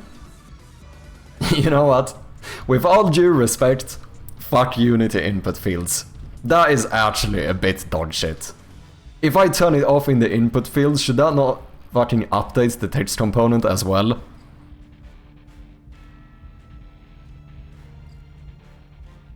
I told you that. No, but I did turn it off. I turned it off on the input field, which I felt like should be enough.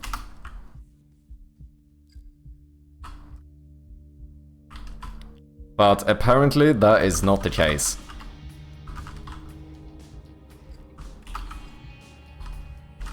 Yeah, this seems fine.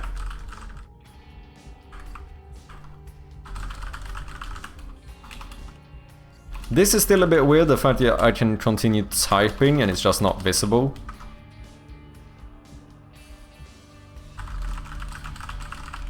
But I am still typing.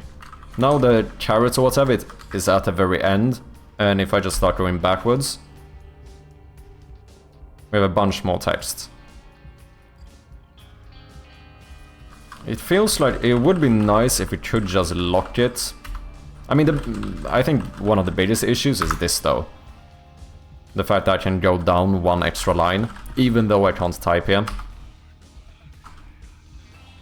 Almost to the point where maybe I should make this the last line, and this is where you can't type. But that's gonna feel like a bug. That's gonna feel more like a bug, I think, than this.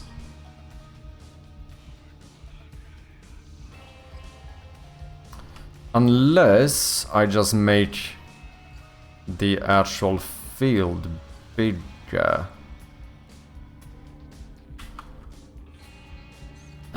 No, I hate both options.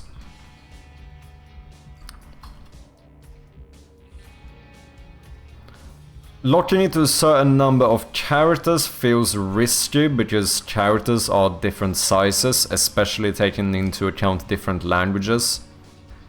Like Chinese characters are gonna be way larger, and at that point I think they would be able to type outside of the bounds.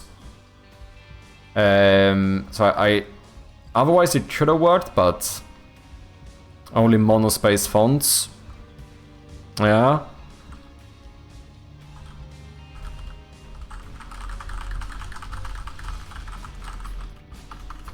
But the thing is that this is what I mean, like I just think that the input fields are fucking Yankee.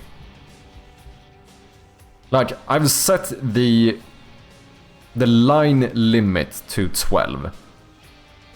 When you do that, like how do you expect that to work? Am I crazy to say that you would expect that if the line limit is set to 8 or to 12, then you should only be able to type 12 lines, right? Which is true. However, I can still go down to the 13th. I cannot type here, but I can go down to it. Which I find really odd. Like, if the line limit is set to 12, why... I get that you don't allow me to write anything here, but why allow me to even go down to the 13th line?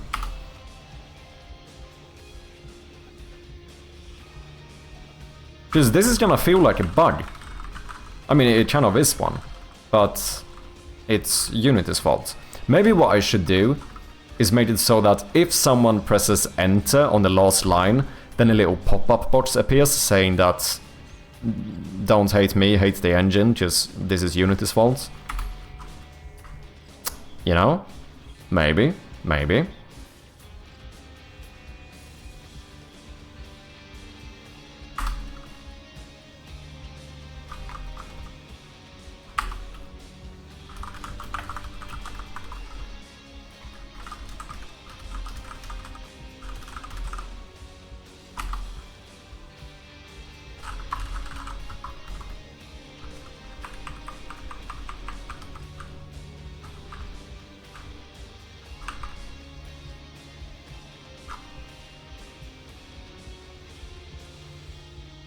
Like, why does this happen?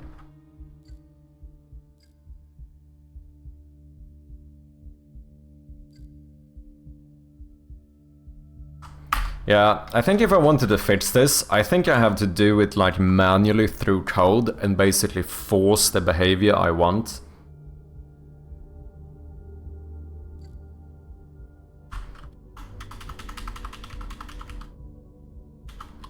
Basically make it so that I guess there might be some way of reading the number of lines, and if you're on the 12th one, we just, if the player presses enter, then we just return. Something like that.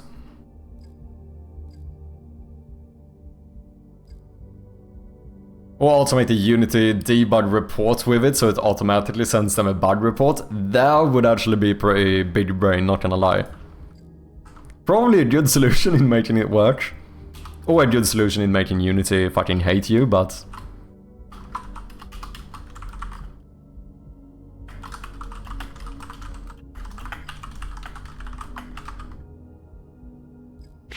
I mean, at least the general thing is working, I suppose.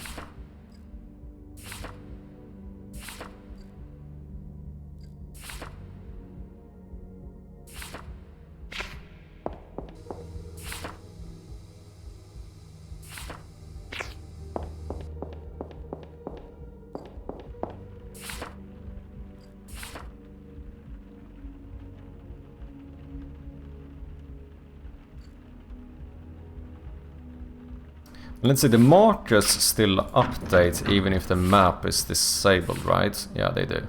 Good. Overall, I'm feeling quite good about this. Except for the Unity input field. Other than the Unity input field, I'm feeling quite good about this.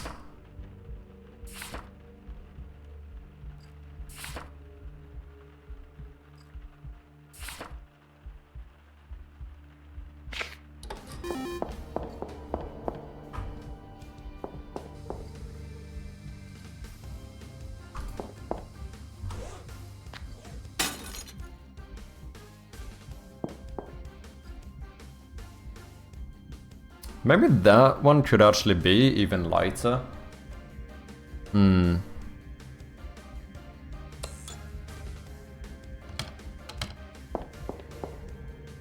Time for bed. Good luck with your notepad thing. Catch you next time. No worries, TechBots. Have a good night, man. And thank you very much for stopping by. It was great to have you, as always. Sorry, guys, we do have some ads coming up in a little bit. Appreciate your patience.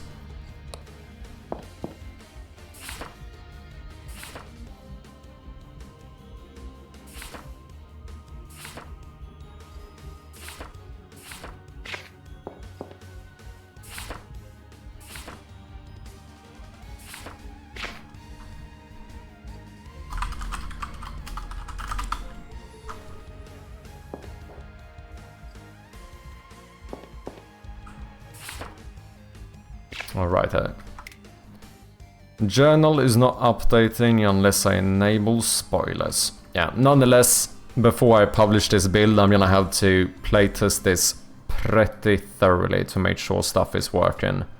Especially in terms of like the map and stuff, but it seems fine. I do still think I want the map to be the default one to open. Like the very first time you click on this, I think the map should be the one to open.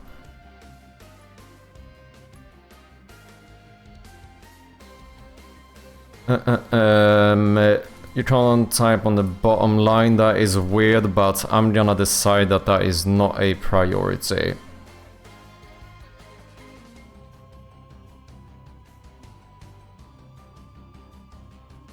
Yeah, you know what else I'm gonna do? When you solve the TV, that shouldn't update as solved until you solve the overarching puzzle. Arching? Arching? Arch. Overarching. Overarching? Overarching. Overarching? Overarching. Overarching. Arching. Okay. Anyway. That should be fairly simple too. No, it's actually here. Let me check. Interaction, yeah, update map marker on click. TV completed. I don't want to do that. I don't think that we should set the TV as completed until you solve the puzzle that's related to it. Holy ADHD.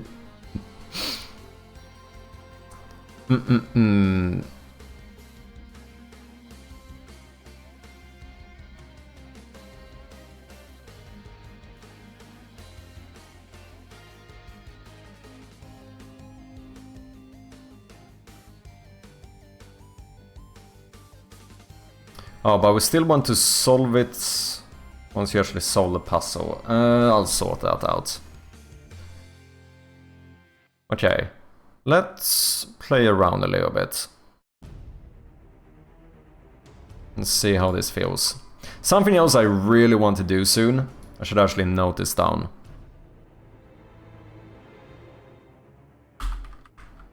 is to improve the intro art, the intro drive art. I think we definitely should do some improvements here. Maybe adding some more details on the trees and the roads, as well as maybe adding a couple more frames to make this a little bit smoother. So more frames, but then up the frame rate instead. You work in the gaming industry, or you're just doing games as a hobby?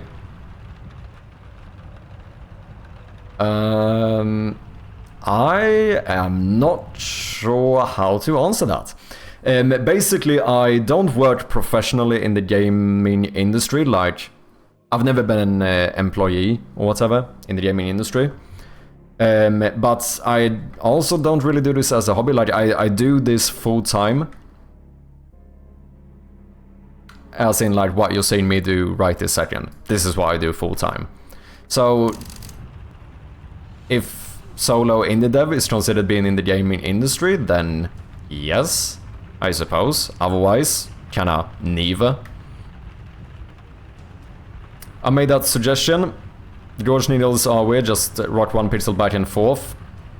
Yeah, the only issue with that stuff, I think I can do it here, because it's large enough. Because the issue is that it's gonna be moving quite a lot instead. Technically speaking, it's gonna jump up and down like 5 kilometers, which might be a little bit much. We'll see. I'm gonna test it. It's one of these issues with pixel art where moving just a few pixels can have a fairly big change, if you know what I mean. I guess what I could do also is to, instead of going up and down, like start straight and only go up and go back to it being diagonal, rather than go in both directions. That would minimize it a little bit too.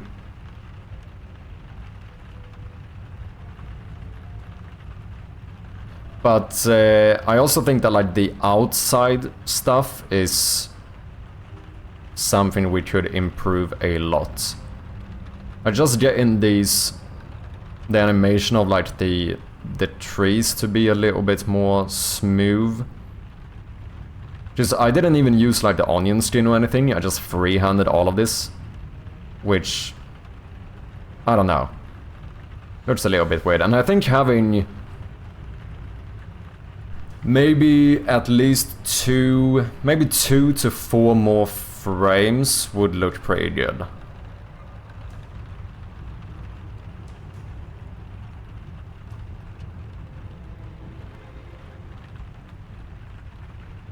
I think so.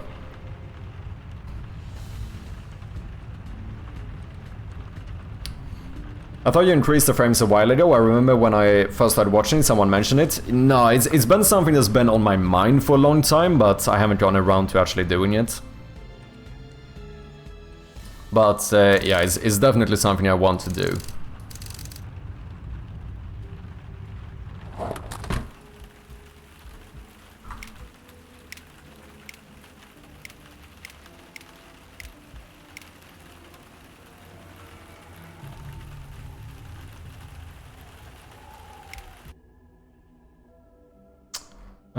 Let me just do one thing. Outside entrance, door main, closed door.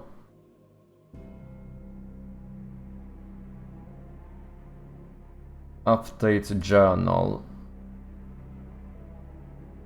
I mean, let's see, from the beginning you're gonna have the main objective, which is to like uncover what's happened here.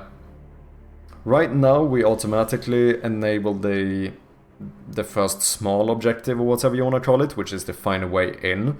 I could have that one enabled like after you click on the door. Only issue here is what happens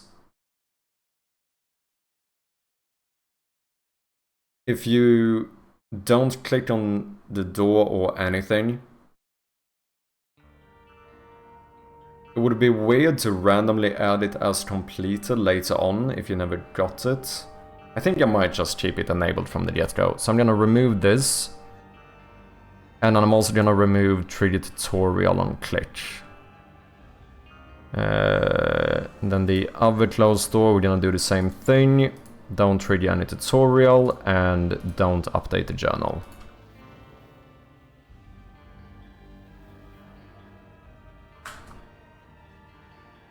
Fairly productive day, not gonna lie.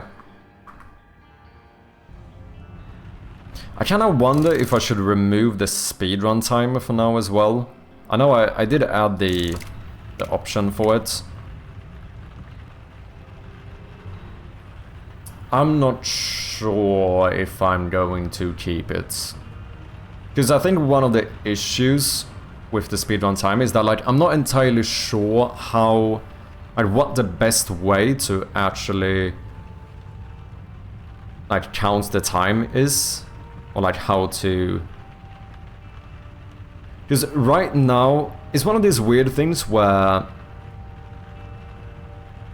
like obviously you don't get playtime while you are in the pause menu, but that could end up being a bit weird where, technically speaking, the best strategy is to like constantly pause the game to move the cursor to where you want to click and then unpause and click, because technically you can skip the time while it's paused, which feels a little bit weird. I don't know how other games do it. I mean, I know I've only speedrun a few games. I did some Dark Souls speedrunning. And in that game, there's no such thing because, well, the game doesn't actually pause when you pause. You would have to like actually quit out, which they do, to be fair, but... Not that I think this is gonna be the most like speedrunnable game anyway, but... Yeah, we'll see.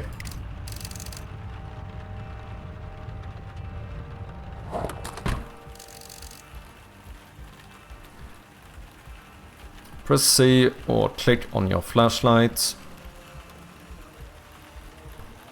to turn it on and off.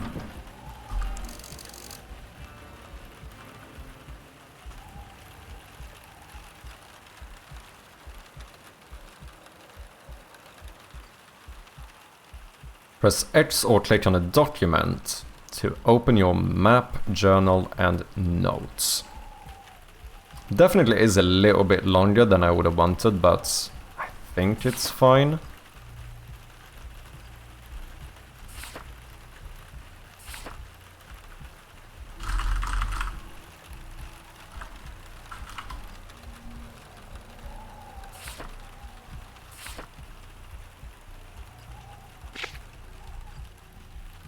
Now I cannot open my inventory because we don't have it yet.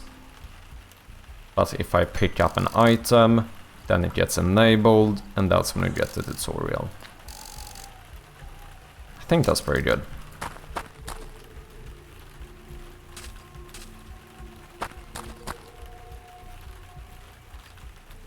Well, if you're intending to speedrun, you know, pausing will not pause your speedrun. That doesn't make sense. Well, the thing is that it's kind of different in different games, right? Like, some games... I think that's what you would have to do. I think for a game like this, I think speedrunning would have to be real time. But real time is also a bit iffy because...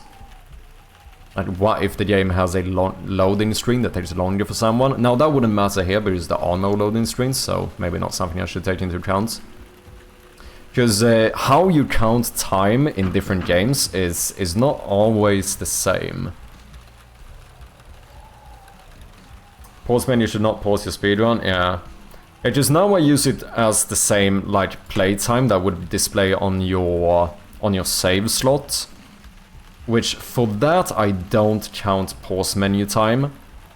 But I think for a speedrun, to actually make the game fun to speedrun, I kinda think you would have to... I think you would have to go for real time instead. Because it's not fun if the speedrun is literally this.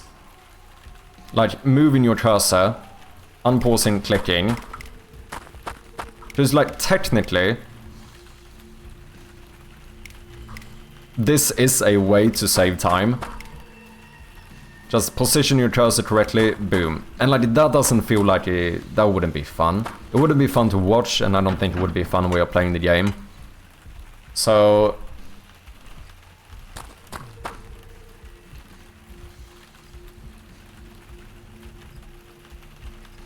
yeah. I think if we would do... if people want to speedrun the game, I think it's gonna make the most sense to actually do it in real time instead. What about Mario speedruns? I don't know how those work. The main question, I suppose, is whether there's a benefit to pausing or not.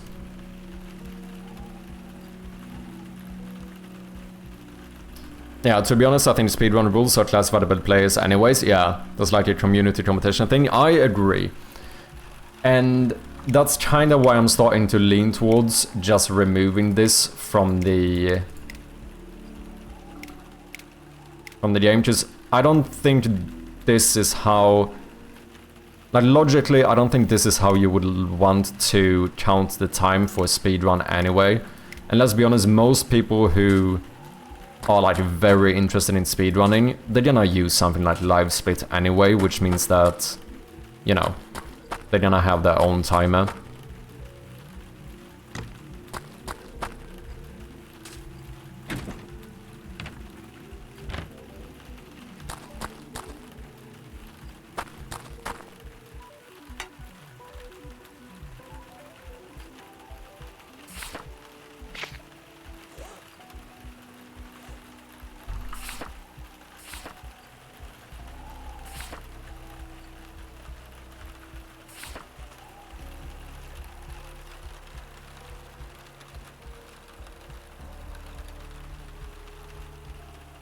I also made the map a little bit smaller. I had a lot of, like, space that wasn't really necessary. It's still a little bit bigger than the other documents, but I think it's fine. But before it would go, like, all the way out here, but all of this would still be empty.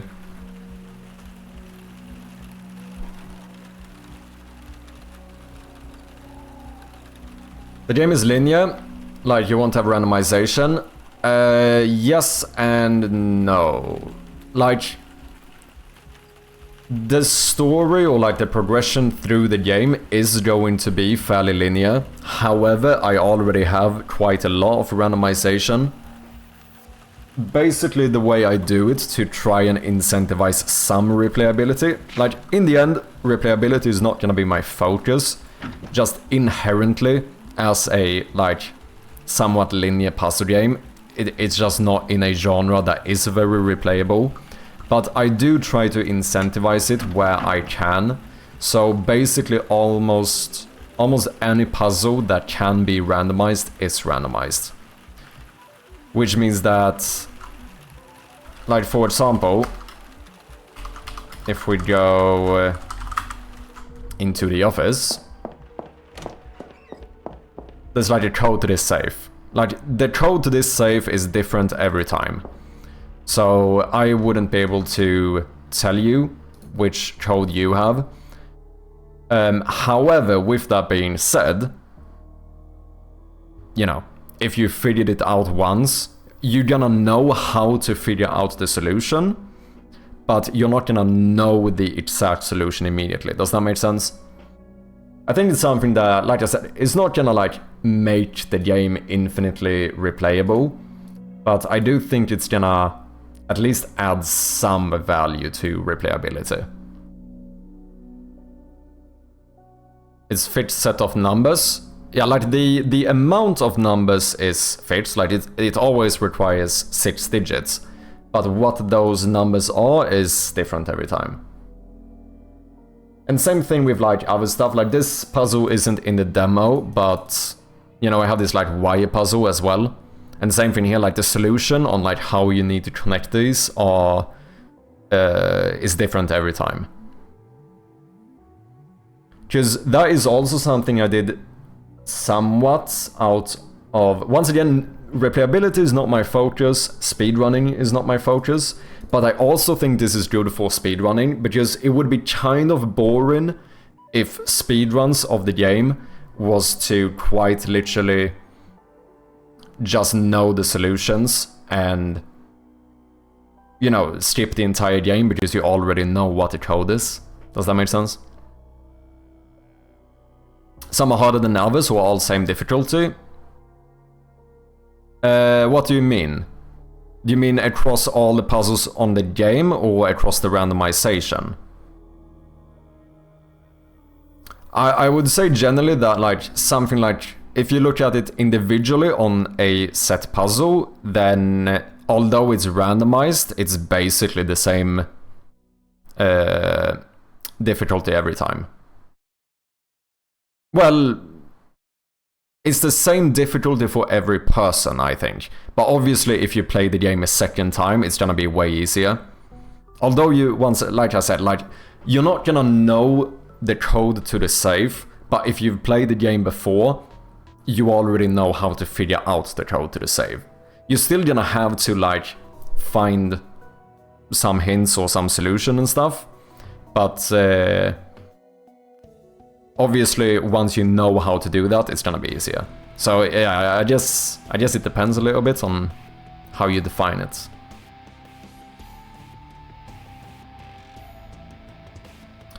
This can result in crash outs if you have harder than others and then you're about to make some record and get a hard one. Yeah, but that, I would say that that is not really the case. Like the method to solve them is always the same. So I wouldn't say that the randomization I have really changes the difficulty in any way. And at the same time, I don't know if that would be an actual problem, because lots of games have randomized stuff. Like, if you look at any speedrun, there's always a little bit of RNG. You know, like how if you take Dark Souls, for example, how a boss behaves is not always going to be the same, right? You could argue that, like, you know, the AI is a bit randomized. The boss that you go to is not gonna do the same attack first every single time. Which means that even in a game like that, you already have some RNG, so I don't know if it would be like a deal breaker, but yeah, basically as the game is right now, there's not really, with the randomization, there's not really any change in difficulty, I would say. And if there would be, it would be incredibly minimal. Like, you could argue that depending on the code you get, the numbers you have to press might be a little bit closer on the numpad, but now we're talking about saving like 0.002 seconds or something. Yeah, some Mario speedruns, they practice to be pixel perfect. Yeah, there's a lot of those. And like frame perfect stuff where you have to do it on like the exact frame to get it to work. Speedrunning is fun though. I've tried a little bit of speedrunning. I find it quite fun, and I think it's quite fun to watch as well.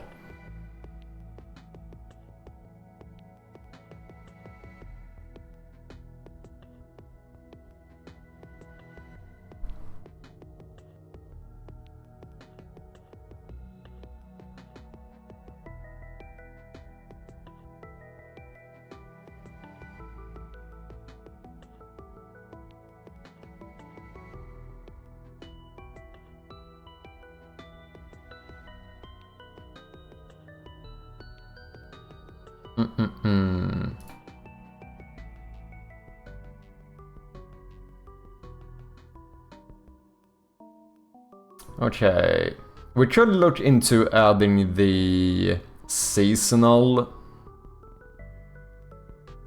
decorations.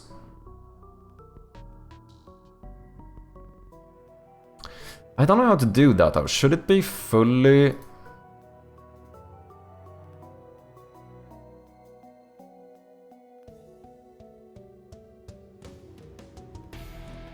Because I don't know if I want these to be interactable. I might just do it as a literal decoration. But I don't know if I can put all of these at the same place. I mean, I guess I could if they're outside. So maybe. I was thinking about potentially having the Christmas tree end up in like the TV room or something. But I guess it could be on the outside as well. Because it feels a little bit weird putting a pumpkin on the inside. So maybe I should just have one object somewhere that will switch depending on season. Just for fun.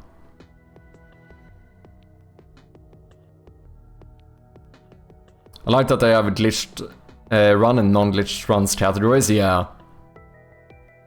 Like a glitchless, stuff like that. I don't know, a fair amount of people don't like glitches in speedruns, but I think both are kind of fun. Like, I watch basically almost any type of Dark Souls speedrun, I think. I watched like 100% runs, I watched glitchless runs. I don't know, I just think speedrunning is quite entertaining. What other seasonal objects might you have? I guess for Easter you might have like a literal Easter egg.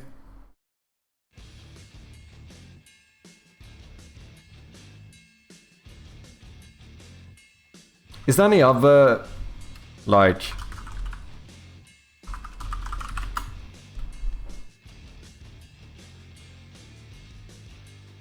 Any other season we should have an object for?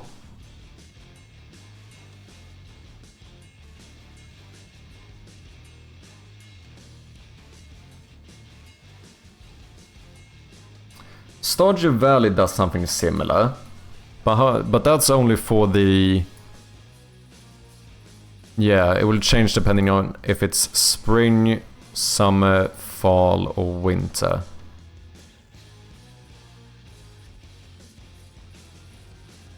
Oh, that could be kinda interesting. I could technically make it so that the leaf piles become snow piles during the winter. This is so fucking scope creep, man. This is outrageous.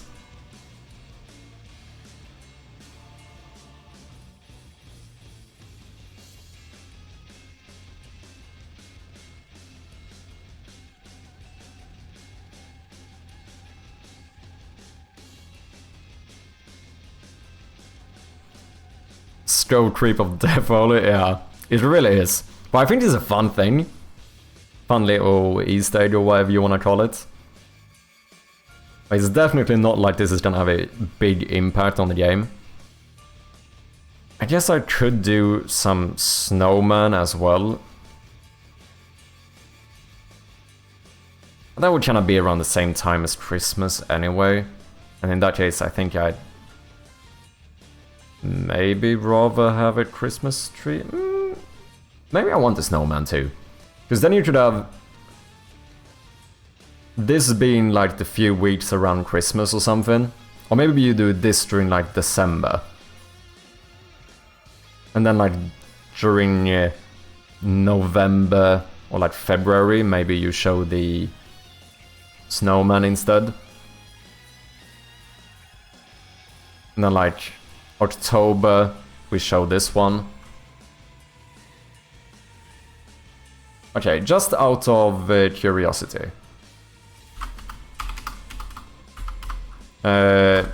Seasonal objects. What could you have?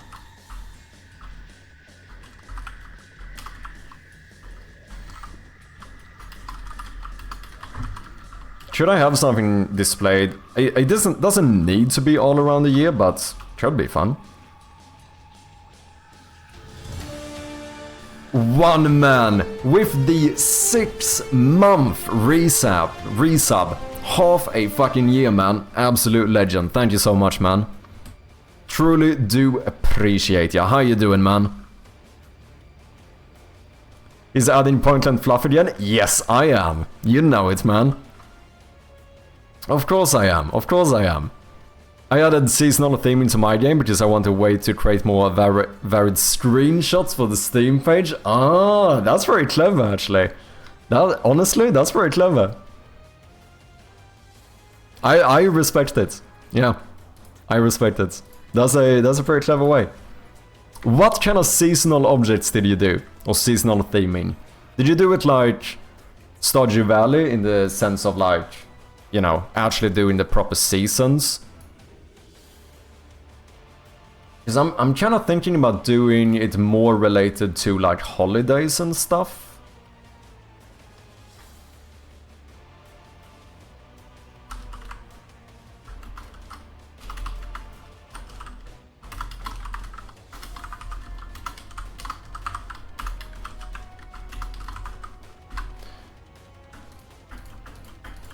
Let's see. So, I mean, December is when I think we should have a Christmas tree. And obviously during October we would have the pumpkin. If we wanted to try and fill this up, I think you could do like a snowman during like November, January or something. And then Easter, when is Easter? That's like April or some shit, isn't it? Yeah. So maybe during April you put a literal Easter egg. Maybe.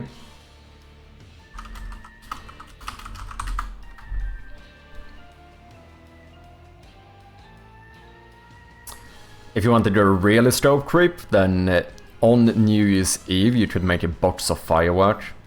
I'm not gonna do that, but you could have.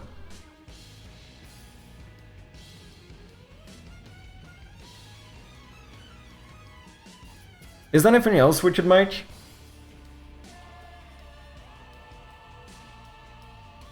I was thinking FNAF would make more sense if you had a candle and you would only get killed if there's no light. But you have to save your candle by only lighting it when someone's there.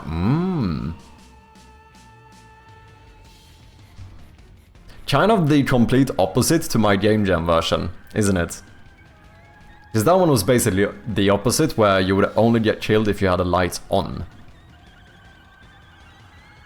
Rather than having doors that need power to stay shut, yeah. Birthday cake for the game's release day? That's kinda fun idea as well. That one would have to be indoors though, we can't have a cake on the outside.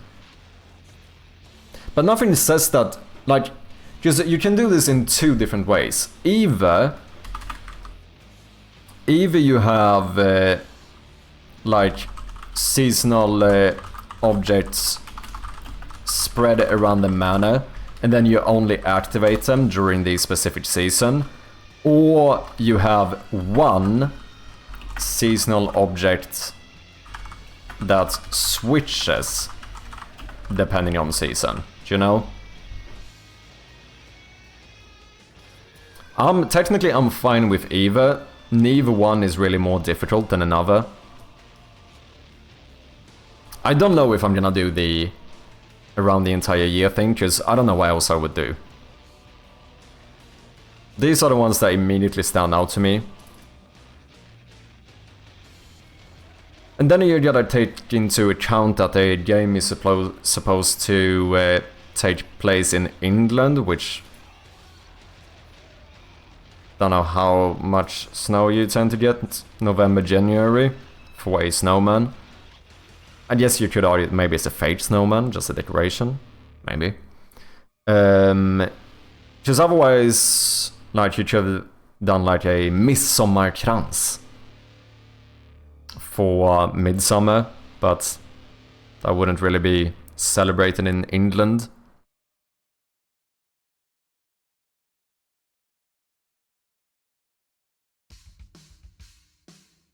The main background for me is outside, so I did more flowers in spring, bright colors in summer, more browns and oranges for autumn, with Halloween pumpkins in October. Nice. Winter snow everywhere, and there will be snowmen. I have a month or two to get around to that. Yeah, okay, so it sounds more similar to like the like Stardew Valley system, where basically the theme of the entire game kind of switches with the seasons. I guess with a special one for October. But is this... Wait. Is this seasons for... like real-time seasons, or for like the in-game clock? I suppose that's two ways of doing it as well. If it's England and bonfire nights, we used to get quite a bit of snow, but not so much these days. Yeah, I mean, kind of same here, to be honest. We definitely getting less snow. Yeah, I don't know. I might just call it at pumpkin and Christmas tree for now. To be fair though, this is the kind of stuff that would be really easy to add more of in the future if we wanted to. Not that like a...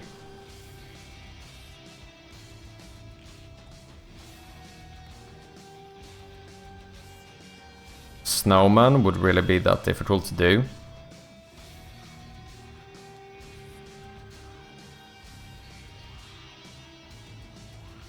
I mean, if we wanted to make it, it is kinda easy, eh?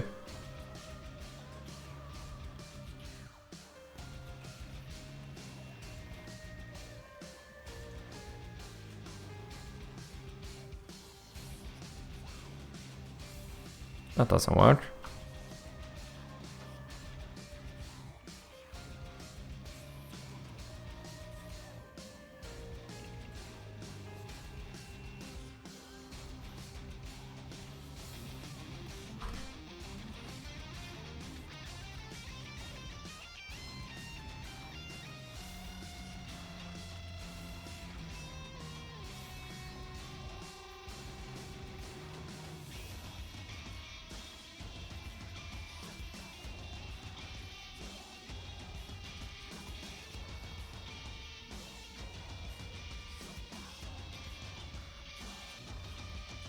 I'm not sure about this. I'm just doing it for fun.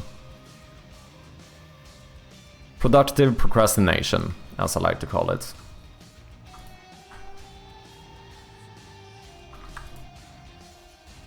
Little bit weird having a snowman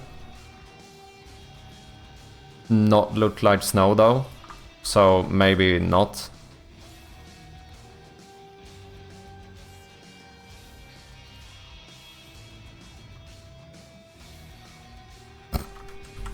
Yeah, I don't know about this.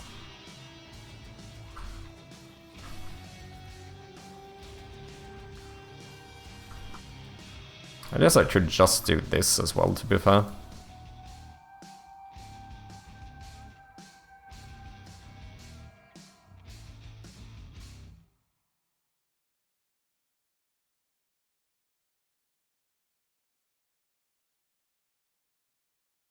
Nah, I don't think I'm doing a snowman.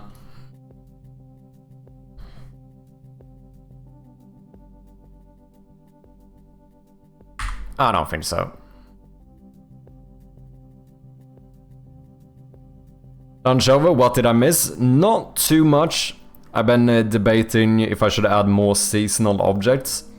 I think it would be fairly easy to get this to work. Let's try it.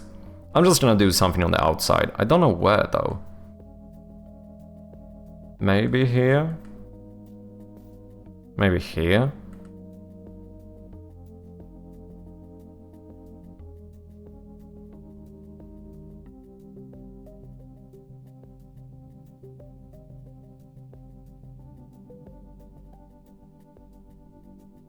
There's already kind of a lot of stuff going on in a lot of these. I guess I could put it here if I move that one. But I need to remember that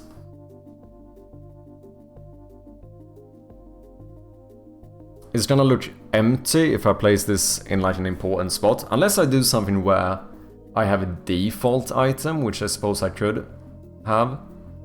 Like maybe we just do one of the large leaf piles. Switch depending on the season. Like this one could turn into a pumpkin or into a Christmas tree.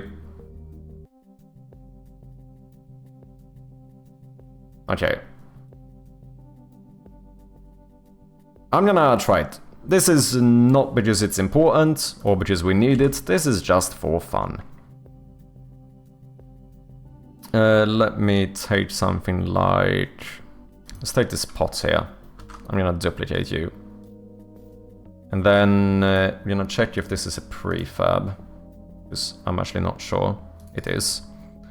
So we are gonna unpack that one. We're gonna call this seasonal decoration. You know what? I'm gonna remove the image from here as well as that one. Now we just have a empty object here. I'm gonna make you 100 by 100, just for the sake of it. And then we're gonna give you child objects, which are going to be lit. This is gonna be, for example, our new lovely little Christmas tree.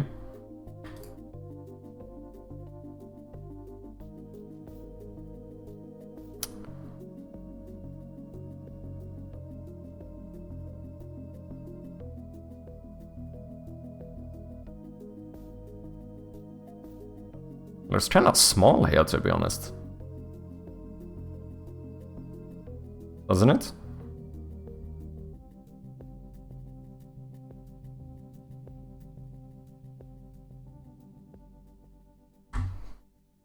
Oh shit, I shouldn't move the child objects.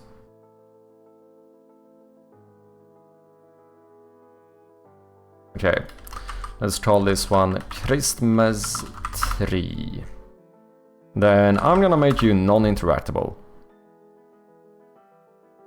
I'm gonna duplicate this one. I'm gonna switch this into a pumpkin. And I guess what matters most is that these need to be pixel perfect. And they should align on the bottom, I think.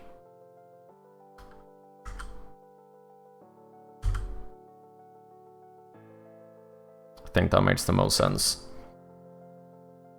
We're gonna rename this one into pumpkin. And then we would have a script called maybe seasonal decoration.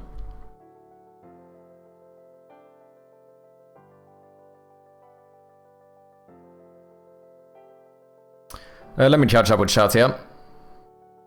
I think you still want the game to be normal the majority of the year. I think so too.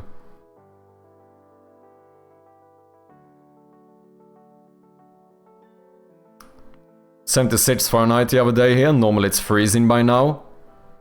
Why is 76 Fahrenheit in sensible temperatures? Oh, that's kind of funny. I do it based off the current month of the user's PC. Ah, okay. Cool, man. Kinda ignore the Southern Hemisphere at the moment. Yeah, that's a good point. I mean, I guess in my game, I can always just argue that this is set in England, which means that it's gonna follow England's seasons. But yeah, that's, I suppose, something to take into account as well. Oh, plus there's a theme drop-down if you really love winter. Oh, so you could manually change it. 24 degrees, yeah, that's nice.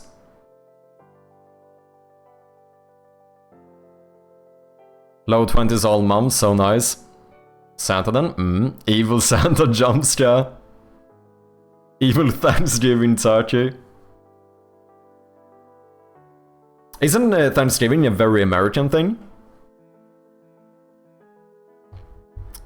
When I put the tree inside the pot, you know what? You know what? I should actually make the pot the default item.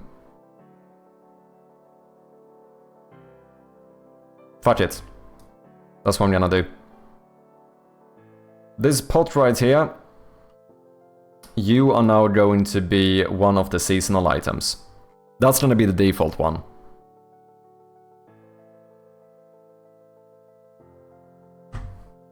So let's align these. Double check that this is pixel perfect. It looks to be the case. We're gonna grab the pot and we're gonna throw you in here as well.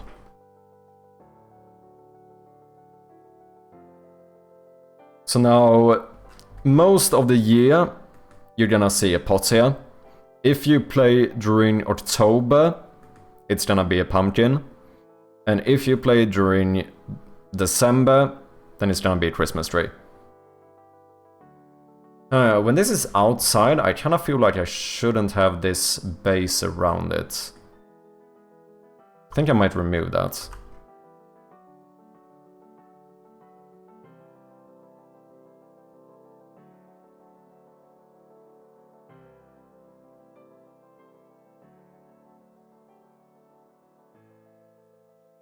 I think that looks better.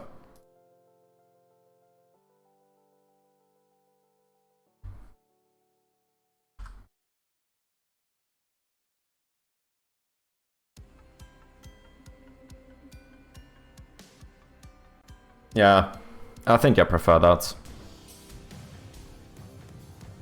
Maybe I should just make that base a little bit bigger. Like, maybe we move this section up a little bit.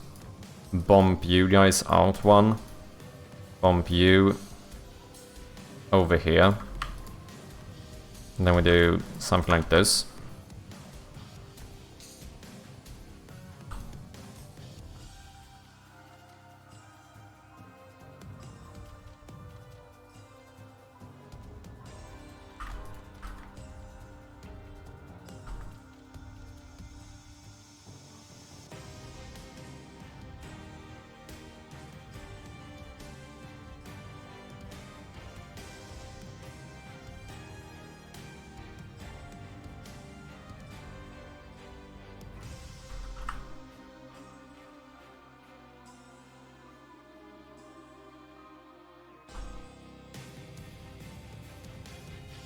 Yeah, I think I prefer that.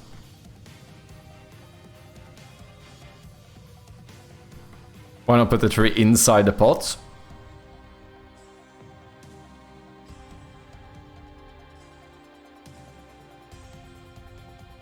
Oh, to be fair, you kinda could, to be honest. It would work.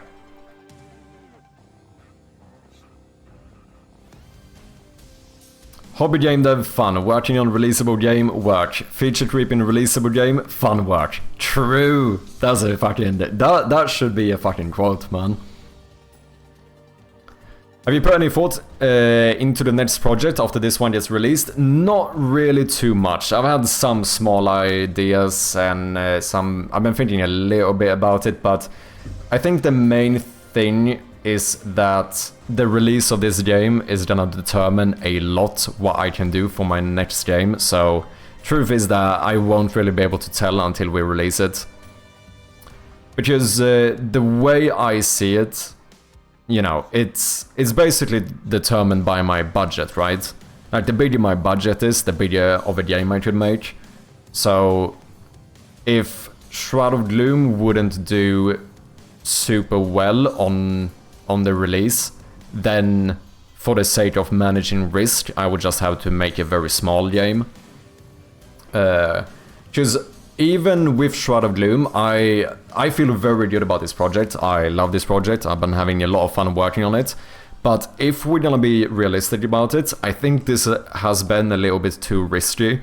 Like, for someone like me doing this full time with almost no income, I should probably have tried to make like more games and make them smaller and just hope that some of them do well enough. Like, basically not putting all my eggs into the same basket, right? So I think if the game wouldn't do that well, I would probably make an even smaller game for my next one. If Shroud of Gloom would do decently, like if I would break even on this game, then I would be more inclined to making a game, maybe with similar scope, potentially even bigger. But yeah, I think one of the main reasons why I don't put that much thought into it is because it kind of does depend on how well this game does.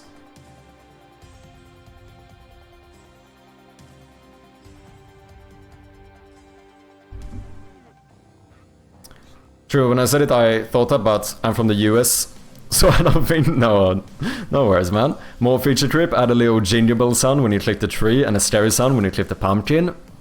Damn, today is a long stream. Not that shabby, not that shabby. 5-6 hours, we get into 6 hours here, that's not too bad. I still, like, every now and again do the accidental 12-hour stream, so I think we're chilling. They have been a little bit shorter recently, though. Dark Video, the original, welcome in, man. Hello, I am wishlist number 601 if your YouTube video is not too out of date. I think with the release of the demo, it is somewhat out of date. I think you might be the 1000 and something wishlist. But nonetheless, thank you very much for wishlisting the game, man. Does mean a lot to me. We are currently sitting, in case you're curious, at 1047 wishlists. Not too shabby. You just summarized my fear of being a game developer. Yeah, it's pros and cons, right? Like, in the end, I get to do something that I truly enjoy and love on a daily basis. But is there some, you know, other types of stress around it? Of course, like, I don't really have a stable income. Like, I'm burning through my savings. And that is definitely something to keep in mind. I did recently release a video on YouTube talking about my first year as a full-time game developer and content creator. So if anyone wants to, you know, hear more about it, more in depth, you can check that one out. It is currently out on my main channel, 1 year as a full-time indie game developer and content creator.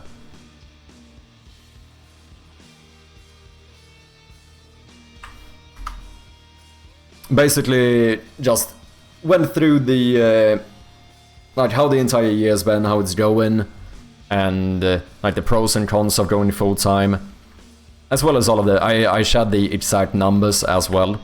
So for anyone who's curious, I can proudly say that I am currently sitting at somewhere around like minus $15,000 or something, which, you know, is a little bit stressful, but, you know, in the end, it's enjoyment, right? Like, it's something.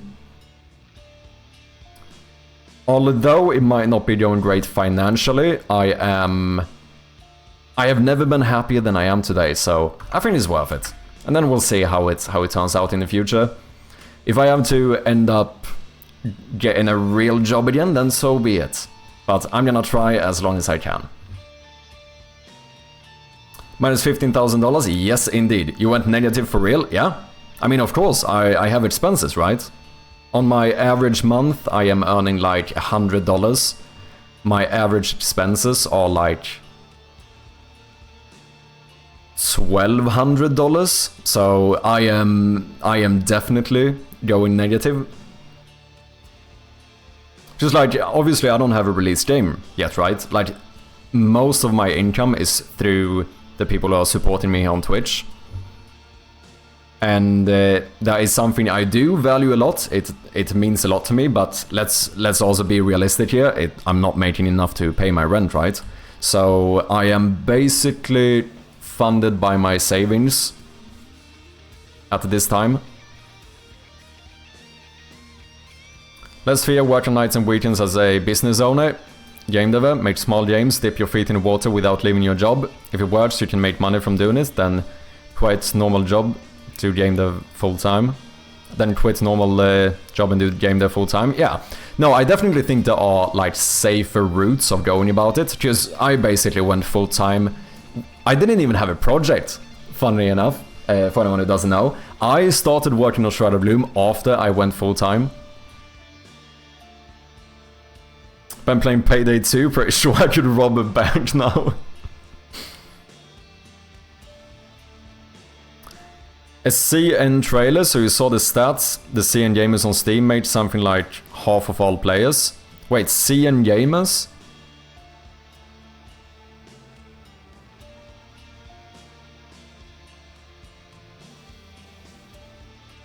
But that's not that bad though, right? I mean, you're working on it for some time already. Yeah, no, it's been like a full year. So like, I want to be very clear, in the grand scheme of things, I am... like, my expenses are fairly low, right? Like, if I had more expenses and stuff in my life, it could have looked a lot worse. Like, in general, I think I have fairly low expenses. But also, you know, savings are not infinite, right? I would say that one of the... that's probably one of the things that kind of stress you out the most. The fact that looking... you know, just like looking at your savings accounts and, you know, thinking, okay, so this is how much longer I can last before I am financially fucked. That is definitely something that puts a bit of stress on me, I think, but overall, you know, we'll see. As I said in the video as well, I think one of the main things is the fact that I am willing to lose money on this because, you know, I'm doing something for myself, right? Like, whether I make it or not, I truly don't think I'm gonna look back on this journey and be like, damn, I really regret doing that, right? So, you know, if I don't make it, it is what it is.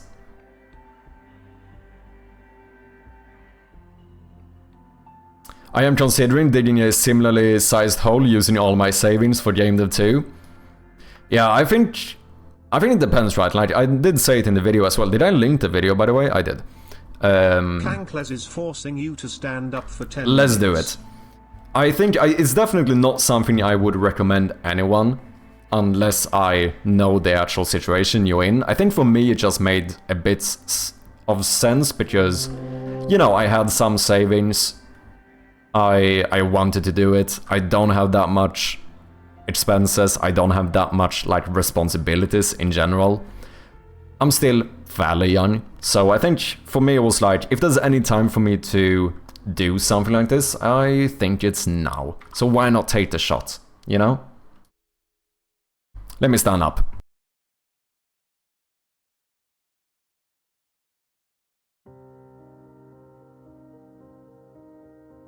Cheers.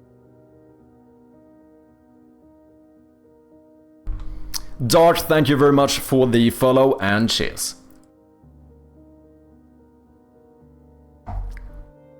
One of these days I gotta make that jump too.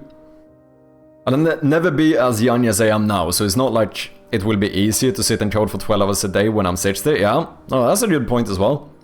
Good on you for doing it, cheers man. Have you ever worked for a games company? No. I have no professional experience with, like, anything IT related or games related whatsoever. Damn, you still online? I am indeed. Crazy. I quit, now what game shall I make? Yeah. No, I decided to quit my job and then I... basically, almost immediately, I decided to join my first ever game jam. And that's where, you know, Shroud of Gloom was born. Oh, for China, yeah. How did you go about translating it to Chinese? Don't say you've been learning Chinese on the side. I have not. Chinese is basically the one language where I ended up hiring someone to localize the game for me. Most of my localizations are community localizations, but Chinese I actually hired the guy to do it for me. God kväll, what is up Bjarne? Welcome in man, how you doing?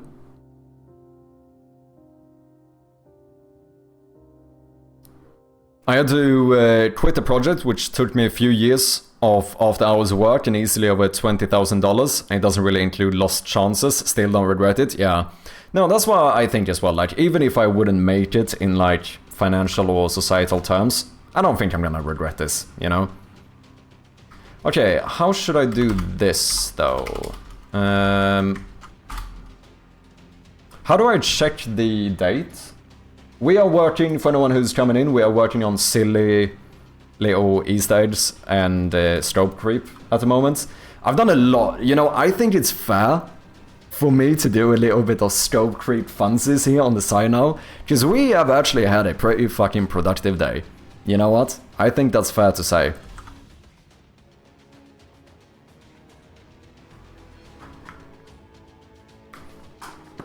I wish it was easier to work what you like. I have different problems. Market is full of senior roles and I'm not a senior. Yeah. Daytime.now, perfect. I'm close to 39 and starting my journey right now. Lost my job because the employer went bankrupt and I got a few months until I find something new. So I got all day to try and learn as much as possible. So maybe in a year or two I can release something proper. Nice, man. I wish you nothing but the best of luck. You're doing good, Bjarne, nice to hear. How's it going? So far so good. Made quite a lot of changes recently to the game. Demo is still doing quite well. Sitting at 65 reviews, 100% positive. Not too shabby. But I did decide to scrap the entire battery system, which was a bit of a big change. I also decided to go full scope creep and... Well, partly the first thing I decided to do was to move the journal so that the journal is now part of your map and documents. And we also added a little notepad, so if you need to, you can actually take notes inside of the game. And so far, I think this is actually working pretty well. I'm quite happy with it. I think it makes more sense as well. Because now it's basically like this button or this key binding contains all of your personal documents. Which means that the map, or sorry, the inventory will contain all of the items you find in the house. Because it felt a little bit weird before where basically you would have your journal in your inventory next to journals that you picked up in the house. Do you know what I mean? I'm gonna snooze this ad. So it feels like it's a more logical separation. Like this is the external stuff you find around you. And these are like your personal notes and stuff.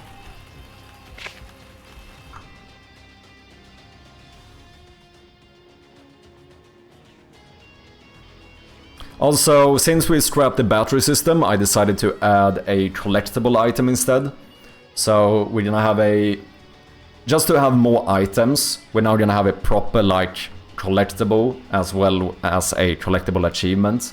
Which I think I'm gonna do even for the demo. So finding all of the collectibles in the demo will give you the achievements.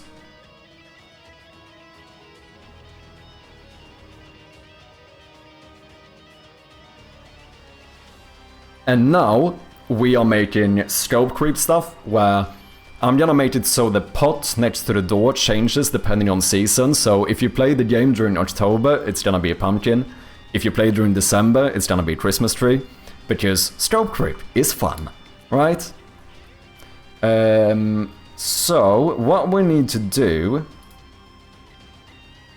is, what did you say, datetime.now? I guess we can do this, let's do this in a wait.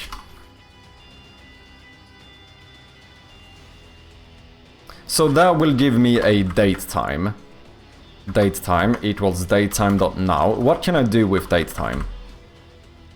I can add hours, minutes, years, day. Okay, so that should mean I have a month.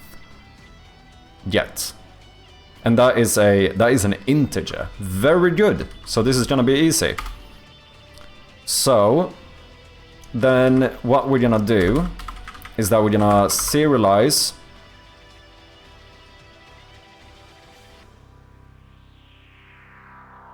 maybe an array of game objects.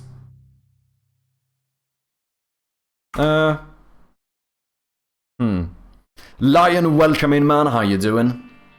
Since you weren't related to it or anything in tech, how did you start learning Unity?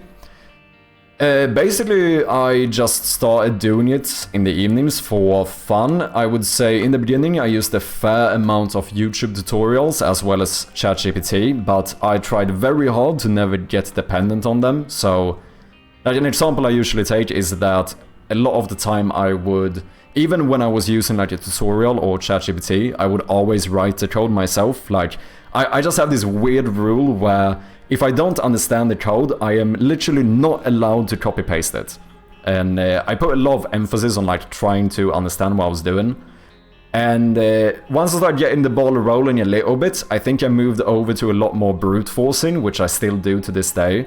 Like even here, you know, rather than looking up how to find a month here, I just try and brute force it, like what can I do with this? And then I see, oh, there's a variable called day, so there's probably one called month. Okay, how do I use this? Well, it says that month is an integer, so I'm gonna assume 1 is January and 12 is December, maybe. Maybe I should debug log this actually to be sure.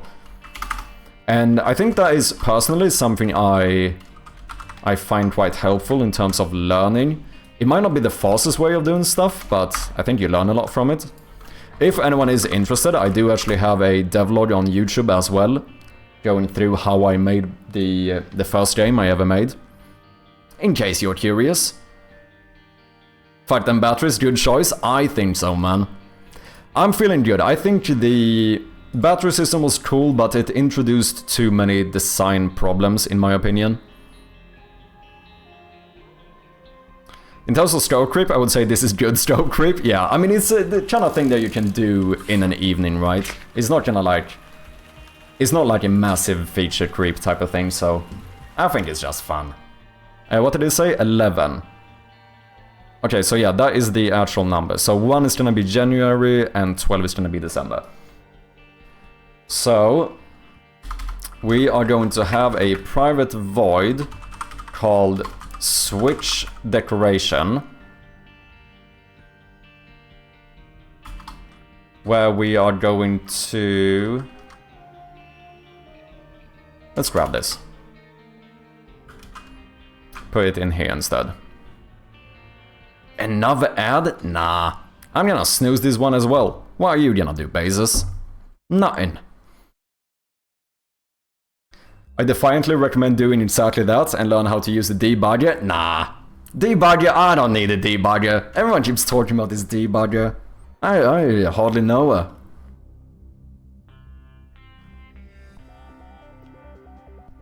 Debugger is great once the game gets huge. Debug.log is the go-to for most, quick and easy. Yeah. Debug.log is fine, right? Because I assume you mean something different when you say debug.log. Or debugger, right?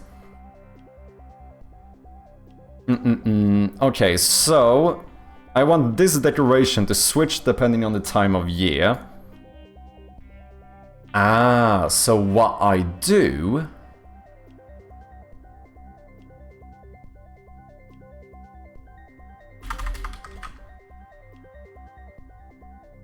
I could go crazy and just do... like a game object for each month. And then check if it's null, then we have a fallback. So we would have to assign like a default decoration.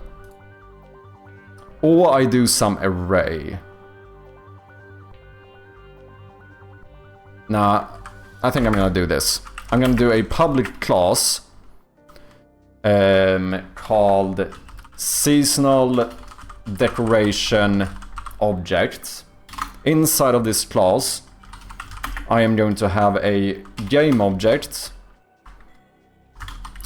called game object. I am going to have a integer for the month, and that's it. And then I am going to serialize an array of seasonal decoration objects called seasonal objects.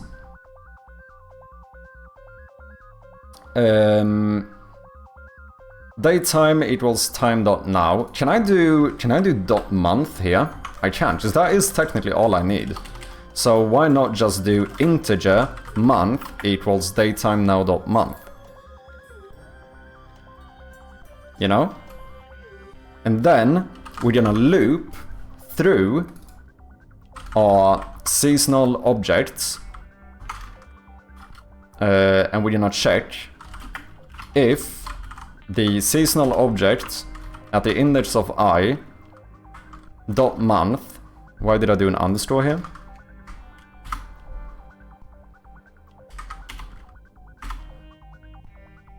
Is that gonna be an issue?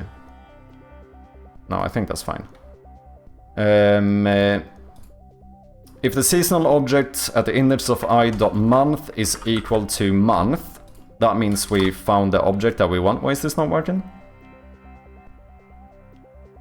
Int to bool. Oh, sorry. If we find it, then we also want to break the loop. I wonder...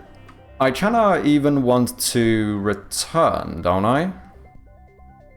No. No.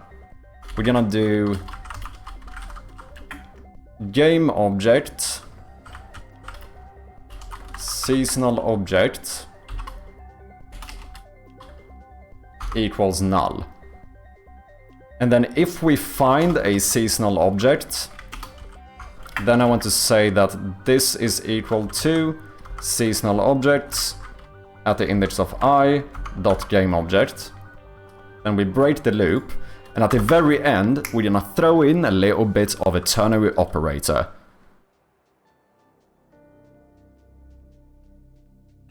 No, that makes no sense. Yeah. No. What? What do I wanna do? I'm gonna sit down. That's what I'm gonna do.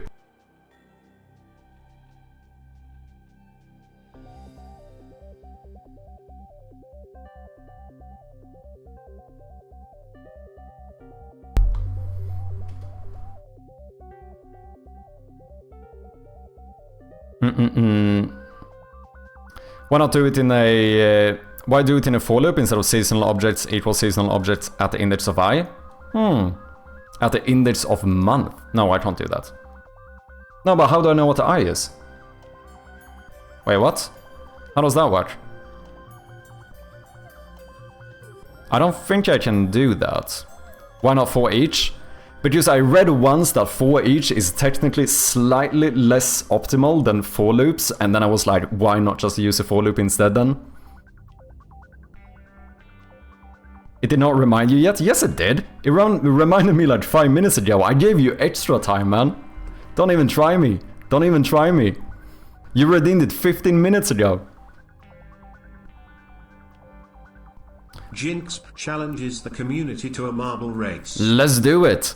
Let's do it after the ads are over. Seasonal objects month would work if I defined all of them, but I'm not gonna have objects for each month, and I don't wanna have a bunch of null ones.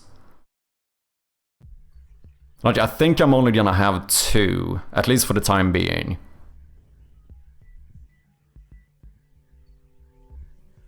Let me catch up with chat here, I missed some stuff.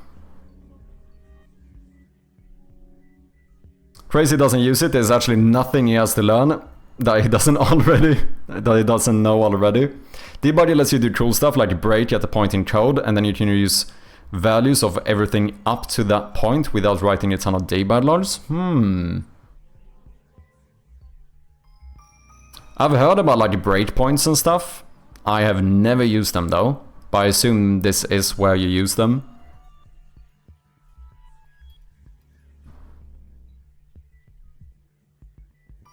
You learn a lot about both your code style and programming. Just attach this debugger.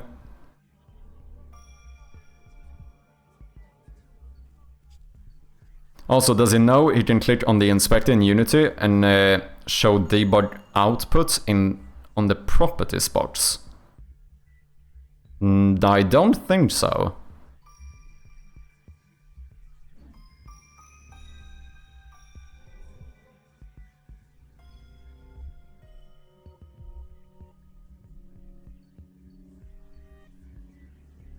No, it didn't.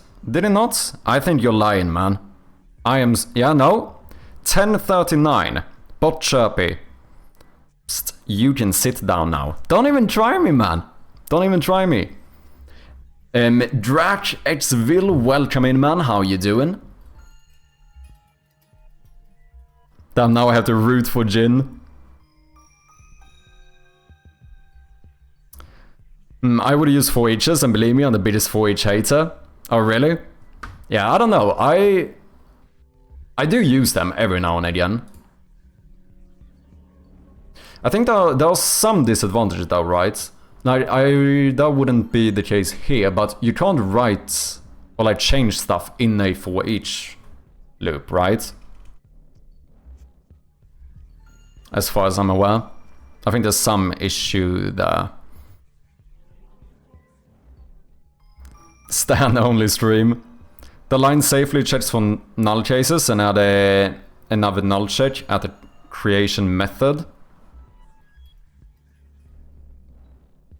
Yeah, it's still the fact that I'm gonna need to set it up so that the index is correct with the month, and it feels odd. I don't know if I like doing that, having an array with 10 null items. Do you know what I mean? It would make the code very clean, but it would feel very weird in the inspector having an array with 12 nulls. Ads should be over. Welcome back, people. You're doing good, Drac? Nice to hear. I'm doing quite good as well. Had a quite productive day, so now we're doing some small scope creep here where I'm trying to add a seasonal object that will change depending on what month you play the game. Just for fun. Little Easter egg, I suppose. Okay, ladies and gentlemen, it is time for a marble race. Jin, as the Redeemer, do you have a preferred map?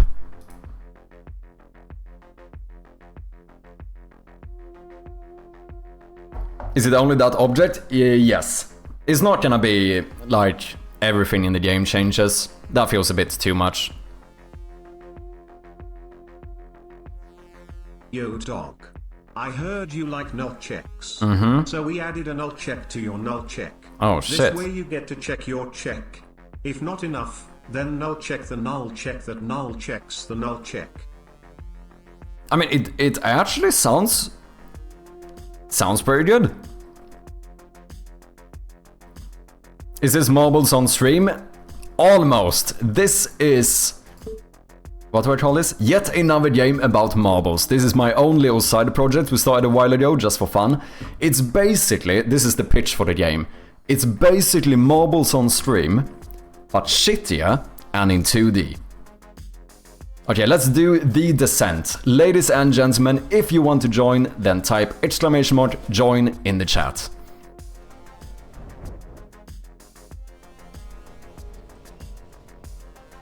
All of the marbles coming in here.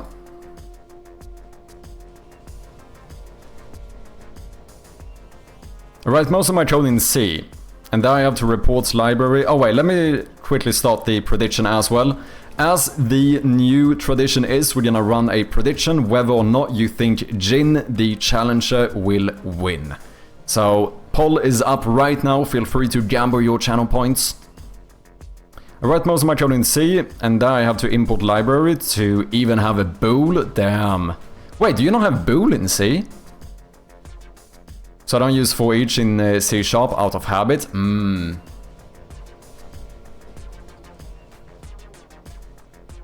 Rigged indeed, I almost won last time, then Sharpie paused my marble. That is not true.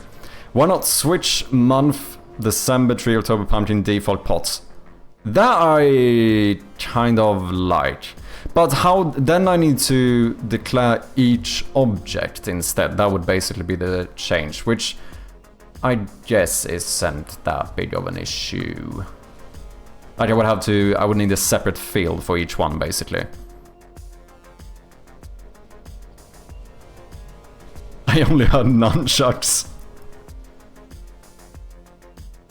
But that could work.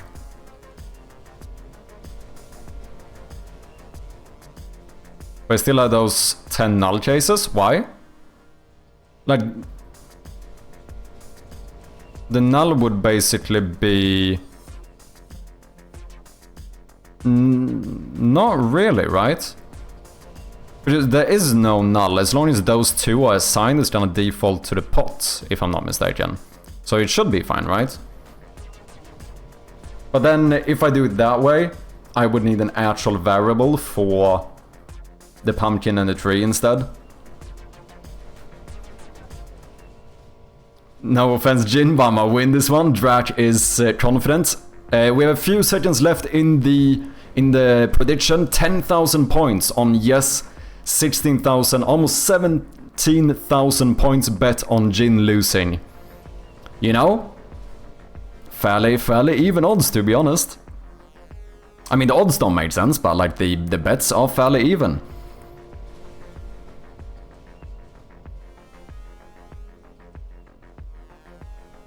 Unless it's in a main game loop, 4 versus 4 each is not really a big deal. We're talking milliseconds differences. That is true. I think my mindset has been a little bit about like, why not?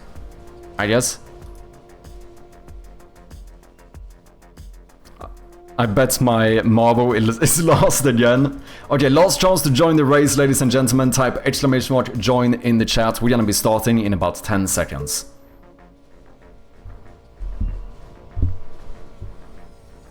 Here we go. Are you ready to see whether or not Jin the Challenger wins? Going into the first Plinko section, it's fairly even. Jin, not doing too shabby. Can goes first into the spinners. We have yet another Candles, but Liony snipes through, currently in second place. Let's see how they fare in the gate here. Few marbles going down. No one's did the flipper skip. Okay, Teabag, first one through. We also have Riven Main, second place. Lion is here, Strom. We do have 2 Jins though, but we still have the Arcanoid section. For the people who doesn't know, this is basically starting point 2.0. So quite a lot of marbles are going to catch up here. First through, we have Strom going into the swooshes. Does get stopped there for a second, but you know, so far doing good. Pretty good route there. Ooh, Jin actually were in second place for a moment. Actually doing pretty good. You know what? It's not too shabby. It's not impossible. It is almost impossible. Now this is the last section. It is almost impossible. It looks like we're gonna have C-Stron in the lead. We have Strom in second place. Drac third. Crit 4, Teabag 5, Strom 6. Jin the Challenger in 7th place. Candles 8, Crit 9, and Riven Main in 10. Let's see who the second winner is, aka the last place. Damn, we have someone still stuck in the flipper. Who is it? It is Crit. We have a Crit marble still stuck in the flipper. Another C-Stron just falling through the empty Arcanoid section. Does get a bit bounced by the swooshes though. Oh no! Crit is still not out of the flipper. The other marbles are all at the final obstacle, and no! Crit just got bounced back into the gate as well, but oh, that was close to doing the flipper skip, but No. He is struggling a lot here in the flipper. This might be a new world record, to be honest. It is very possible that this could be a new world record. In slowest descent time so far. Oh, that should do it. Oh no, it does get bounced back. Oh, it does manage to get through. I imagine all the other ones are in the goal. They are indeed. I'm staying there. Falling through the empty Arcanoid section into the swooshes. Yeah, does struggle a little bit there as well. Ooh, pretty good route through the Plinko section though. Maybe not. You know what? That's kind of fine. You know what? At least he did not get disqualified. To be fair, Crit was also, he did have another marble in 4th place, so overall, pretty good. And with that, ladies and gentlemen, every marble is in the goal. However, that means that Jin, the challenger, did not win the race, so the points will be divided between the non-believers. With that, we're gonna end the prediction and get back to work. GG. I won the last one too? Damn, look at this guy. You should be the next challenger, Crit. 3rd time lucky. Longest flipper ever? I actually think so.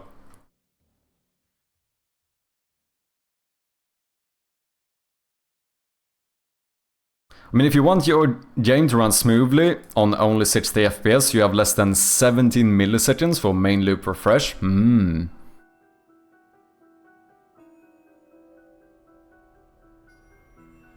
Welcome back, Frostcore, how you doing? Wait, what the fuck? How much did you bet? A total of 76,000 channel points? Holy shit.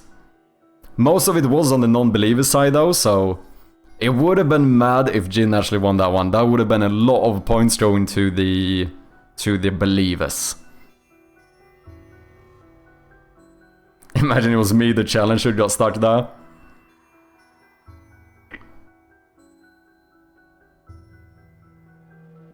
Okay, so how do I want to do this? There's definitely a few ways of doing it. I don't think it matters. I think this is one of those, like, optional optimizations. Nothing we do here. I could probably write this in the slowest way possible and it will still be fine. But how do I want to do it? I don't want an array with a bunch of null objects. I could serialize each thing, as in actually doing, like, you know, game object Christmas tree. That does make this class itself a bit less reusable. Now that's kind of the thing I like about doing it this way. This seems the most flexible in, like, the amount of seasonal objects you have, still having the code work.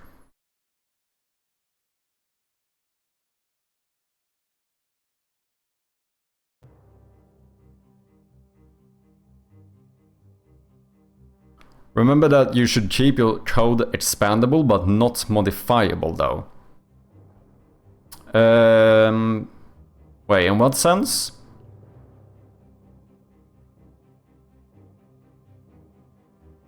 I don't want to be that guy, but I will be the one. Do you really want to do it this way? I don't know, is there another way that is equally flexible in the actual code? There's something, I do like the flexibility.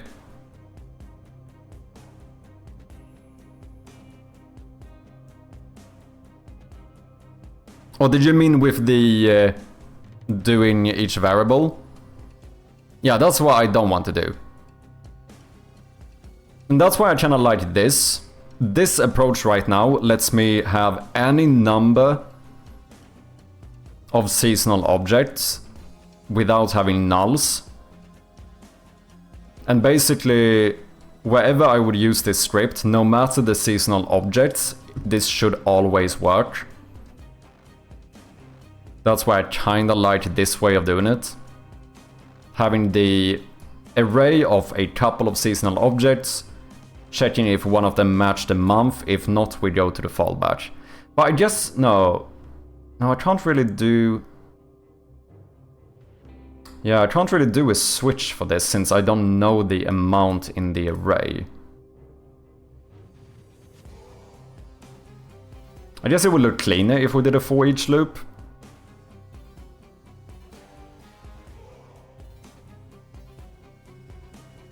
That might be the one thing you could say. Oh wait, I don't need to say this null, I can just set this to the default decoration. Because then if we don't find one, we're not gonna overwrite it. And then at the very end... Oh, you know what? Another reason why it might be good to loop through them. Because then this is a good place where I can deactivate them. Well, they're gonna be deactivated from the start anyway. I think the easiest way to do this is that all of them are deactivated. And then we only enable the one that we want. So at the very end, we just say set active true. But what if someone plays the game continuously through October to December? Don't we want to update that real time? No, I am very much joking here.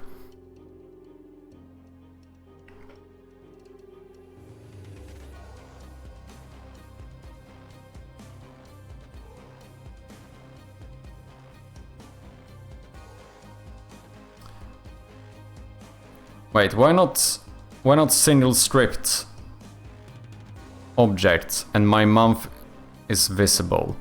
Then only show if date month equals my month, single line of code.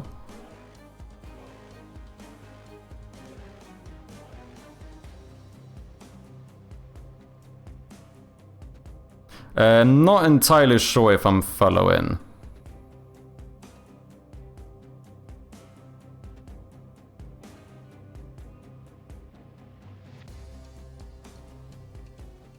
So you want to add a new month, you're gonna... Oh yeah, that's if I do the hour way. But that's not what I'm doing right now. Right now, this would work for any number of seasonal objects, any month, whatever. Basically, I would never have to change this, which I think is nice.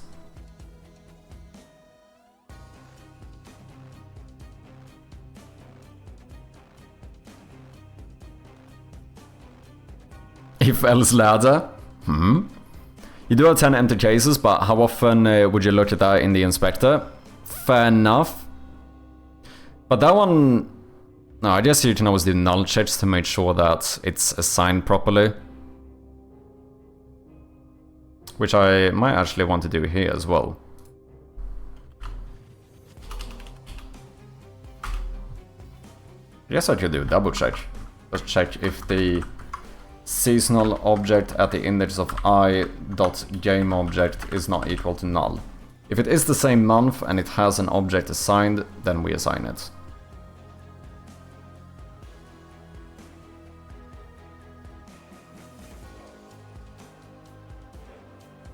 I would have made some static class function, whatever, which has an enum with types of holidays. And you should provide a static function which returns you this enum value, which is, for example, no holiday, Christmas, Easter. Then you would be able to call this getter from different objects, which can be holiday adjustable. Yeah, add a timer every month, check month and update. F? Is the stream down? It looks good on my end. 1 in chat if you can hear me. Everything looks fine here.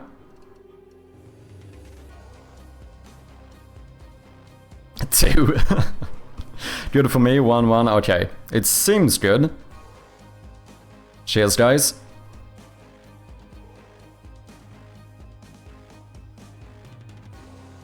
One of your YouTube videos at 130,000 views, titled Language Enthusiast goes on a meadow. How the mighty have fallen, ouch. Okay, Stream seems good. I'm gonna try this. I feel like this is fine. Then in a wait, we're just gonna switch decoration. I guess I'm gonna... You know what? I'm gonna have the default one be enabled. So if we find one, then we want to make sure that the default one is disabled.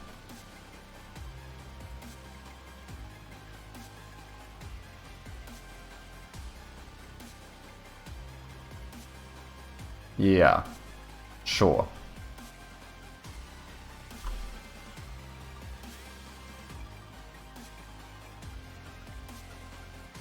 Let's have a look. Well, I need a way to test this though. I can just switch the month to see that it works. Easy peasy. Hillfoot Games with the raid. Welcome in, man. How are you doing? What have you been up to? Anything you want to share? Anything you want to show? Let me know. As always. Tom Millman, good to see you, man. Pons, welcome back. How you doing? For anyone coming in, if you don't know me, I go by Madshop and I'm working on this point-and-click horror game. Been doing some... I'm mad focused, man. Been doing some changes with the UI today. You know what, Pons? You know what, Pons? You focus. I also have some errors, apparently. That's fine, don't worry about that. I decided to put the journal and notes. I did my own notepad as well. Put all of this on the same like key binding and UI, which I think turned out pretty good. But yeah, basically I'm working on this point-and-click horror game called Shroud of Gloom. Just recently released the demo, so make sure to check that out if you're interested. Bert, thank you very much for the follow. Here's a trailer for you guys.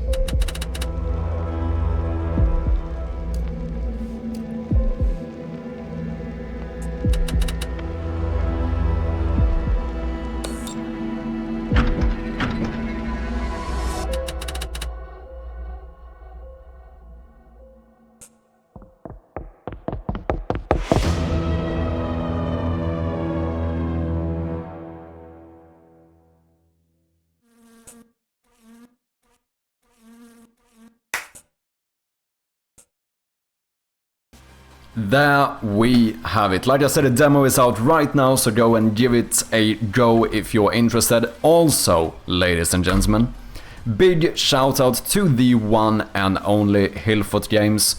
If you've been living under a rock and you don't know this guy, then definitely go and check him out. Yet another game developer on Twitch.tv, currently working on his game Long Gone, which is... You know what, I'm gonna say it, probably one of the most wishlisted games on all of Steam. This guy is fucking killing it. The game looks sick, so go and check it out, make sure to wishlist it.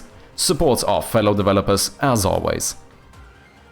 Almost 4 AM, so I'm head to bed, got college at 10, all the best. No worries, Drac, thank you very much for dropping by. Appreciate you hanging out. Hillfoot raiding and running, I'm hungry, I'll catch up with you soon, dude. No worries, man, go and get yourself some food. And thank you very much for the raid again. Solid demo, cheers, Pons. Yeah, so right now we are doing a bit of scope creep here. Just a tiny bit though. I decided to add a seasonal object to my game. So this object is basically going to change depending on which month you play the game. You know, kind of some objects do in Stardew Valley, if you've played that game. So by default, it's just going to be an empty pot, but if you play during October, we're going to have a pumpkin. If you play during December, we're going to have a Christmas tree. Why not? Why not have a little bit of fun, eh? I did mess something up here, though. Did I forget to serialize this? Oh, righty. I need to make this system.serializable. That's why. Okay. Nice, cheers. That's nice. How are you going to determine the date? Uses local date? Exactly. So I'm gonna check what the month is set to on that PC, and if it's set to one of the months that I have a seasonal decoration for, then we're gonna switch the object to that one. And we're gonna see whether it works or not. So, should I move over here so you can see what I'm doing for a second? The default object, default decoration is going to be the pot. We're gonna add 2 seasonal objects. One is going to be the Christmas tree, month is going to be 12. One is going to be the pumpkin, and month is going to be 10. So now, if we start the game, we should still see the pot here. Hello? Thank you, Unity. We do indeed. Why do I have a null ref? That looks like a Unity issue, so I'm gonna pretend that I didn't see it. Let's disable those for now. Okay, we do indeed have the pot there. Now, what happens if I say that the pumpkin's month is 11? That should switch the pot and instead show me the pumpkin.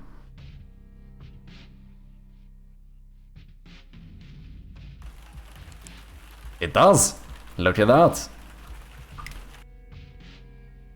And then switch you back to 10. We're gonna say that the Christmas tree is for month 11. And that should give us a Christmas tree. I don't know if I'm gonna do any other ones. We could do a literal Easter egg for Easter, potentially. That would be like the other one I could think of. That's not too shabby, eh? Gonna change my local time to December, so it's always Christmas time. Nonetheless, though, the game does take place in the UK, so you know what? It is always gonna be raining outside. No matter the holiday, no matter the time of year, it's always gonna be raining. Because I want realism in my game.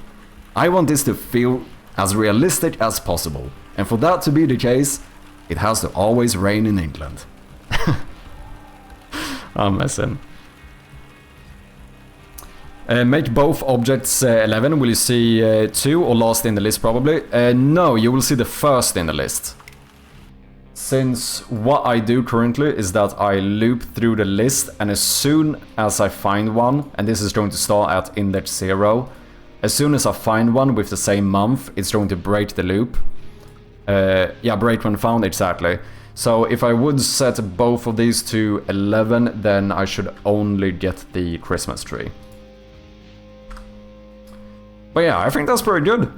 It was fairly simple to implement, but fun little scope creep. I don't know if I should have something more in this pot though. Does it look a little bit too empty, maybe? Where is my pot? No, that's a trash can. Where's my pot? There we go. I'm gonna move you down to the other seasonal items. Let's make our own little... down here, this is gonna be my seasonal objects. Sure thing. So this is going to be the default. I feel like maybe it is a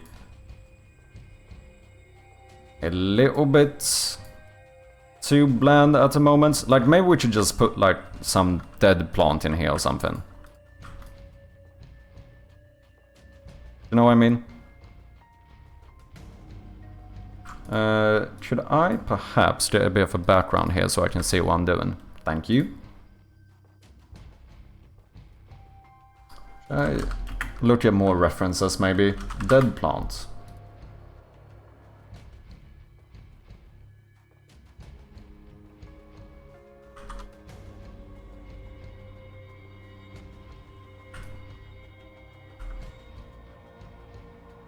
Let me make a new layer.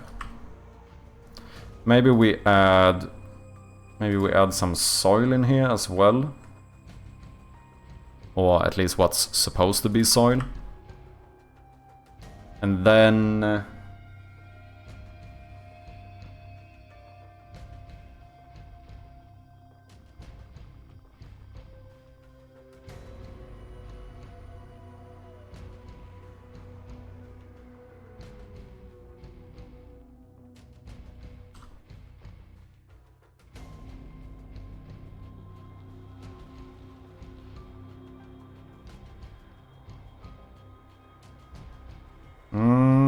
As soon as it starts going up too high,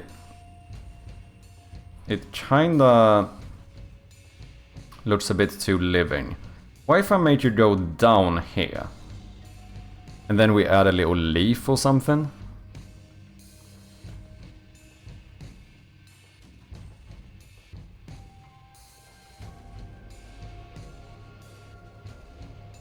I don't know how well this reads.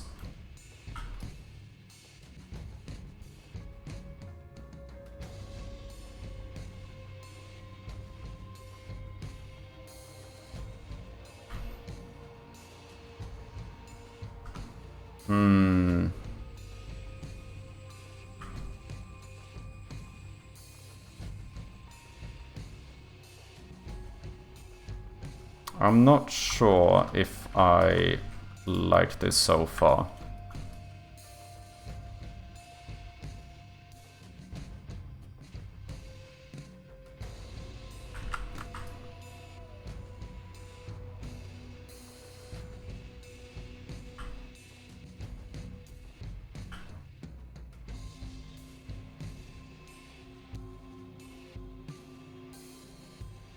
Any thoughts?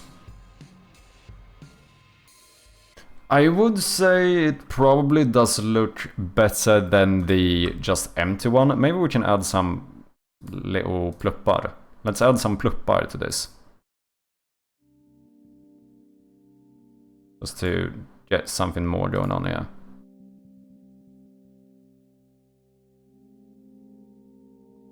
Maybe a little plup here as well.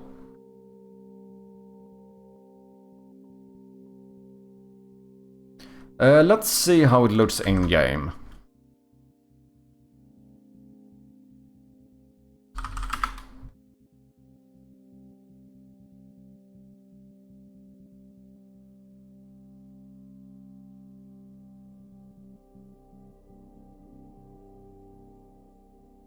Oh shit.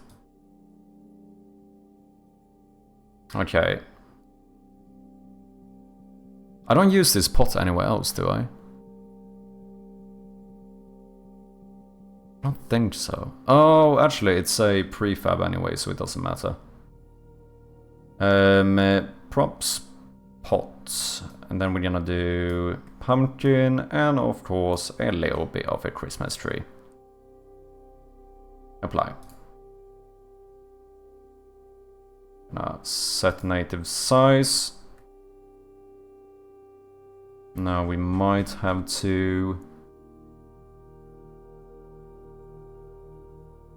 move you up 1 pixel.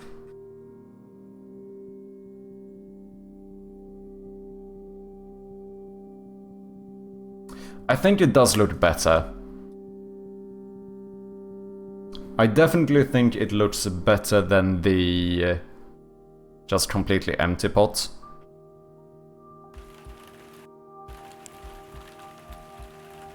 Yeah, I think so.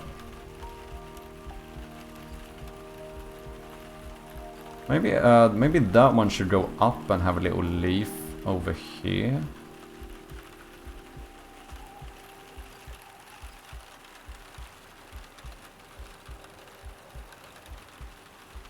It might look better to actually move you down a pixel again though.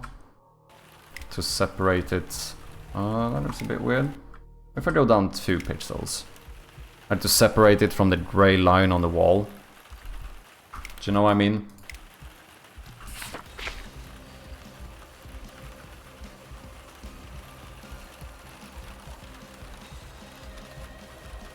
I guess potentially I could move you up even more as well. Not really.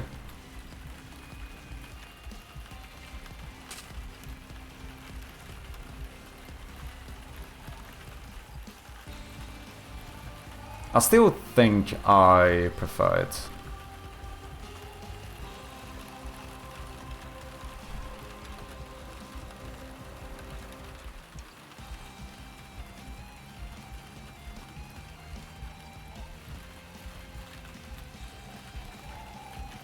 I think so. Okay, while we are scope creeping, is there any other seasonal item I would like to add? Seasonal objects? The other ones that like make a lot of sense, I think, would be potentially a literal Easter egg.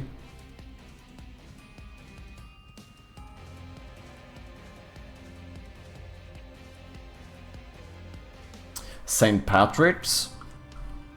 Yeah.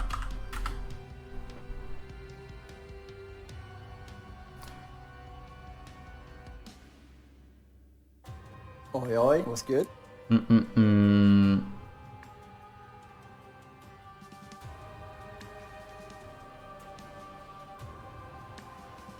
I guess we could switch the plant into like a clover.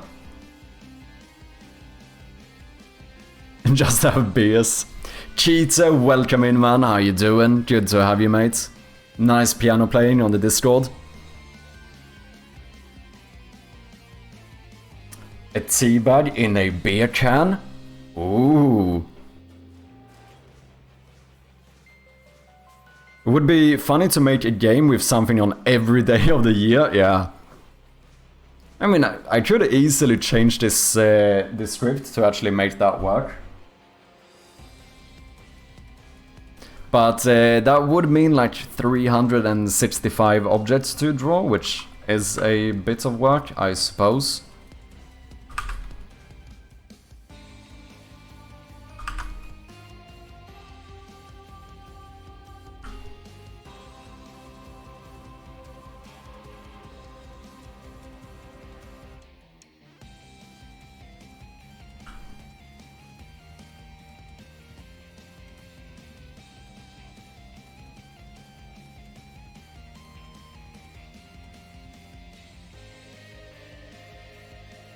Should be a...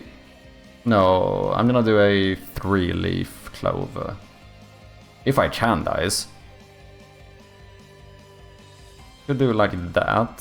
So they would basically start here.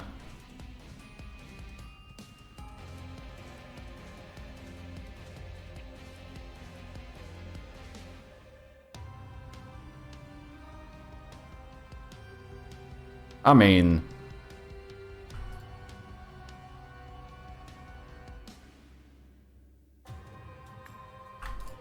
Kinda works, doesn't it?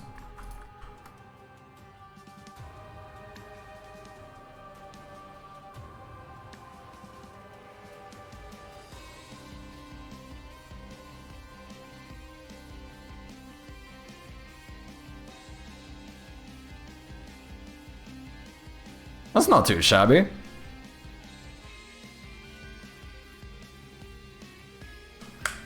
Chirpy back with longer streams. I feared I would miss the stream today. Nah, it's fine. Miss Chirpy is actually back in England.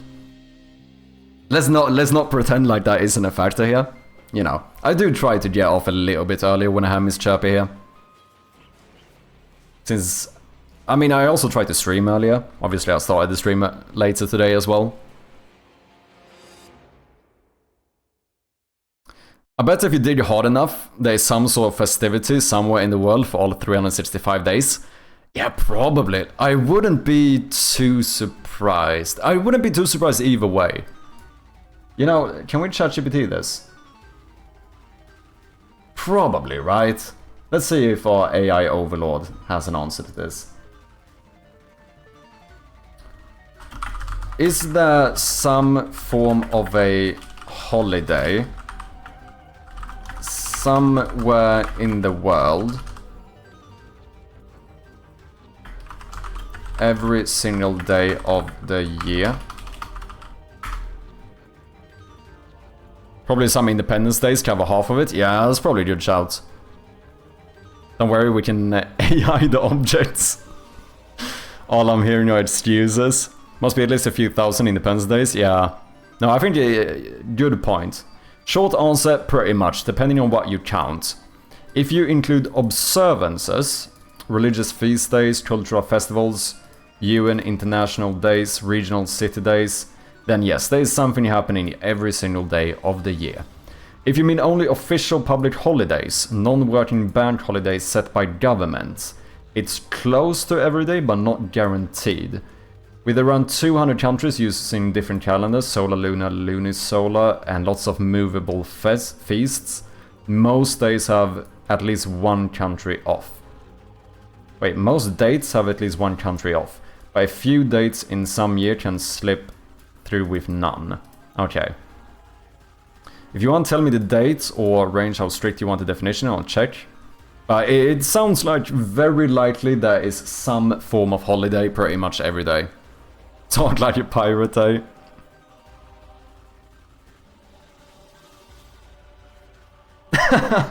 Oh shit, all thanks to Britain. You know what, that's a good one. That's a good one, Tom.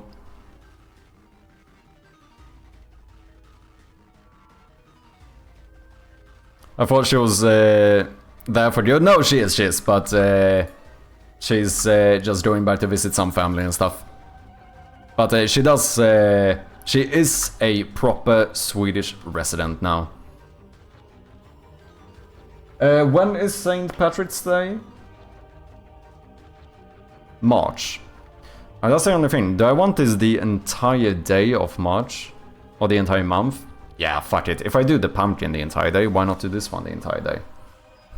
Now, I could have done an Easter egg for April, but I'm not sure.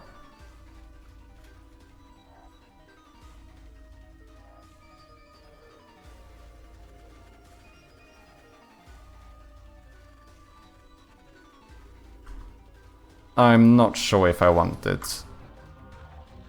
I mean, I was gonna say that I feel like an Easter egg might stand out quite a lot, but hey, if I have a fucking Christmas tree, I'm probably fine.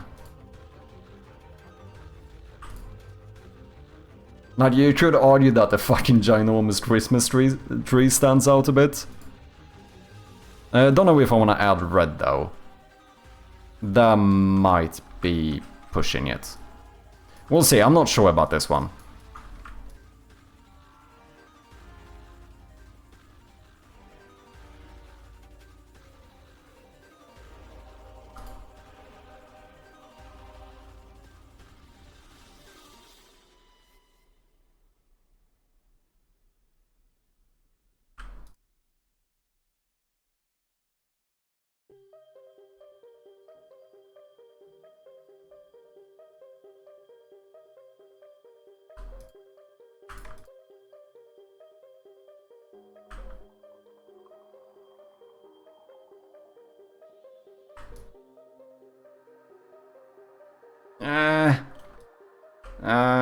I don't know about that. How the fuck does it Easter egg look? Maybe if I do... Well, that's kind of difficult. Like, what if I do something like this? Of course it's gonna be uneven.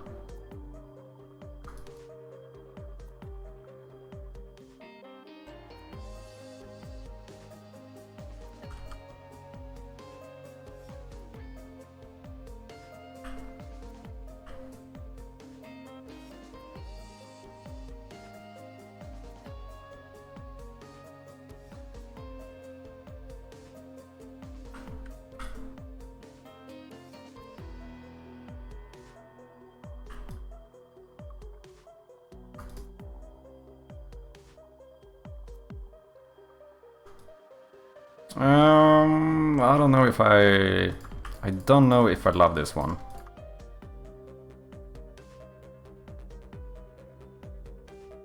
I don't feel like it reads well enough.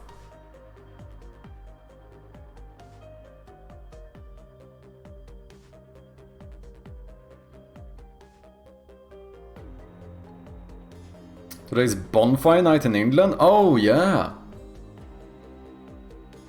I'm not gonna animate a bonfire.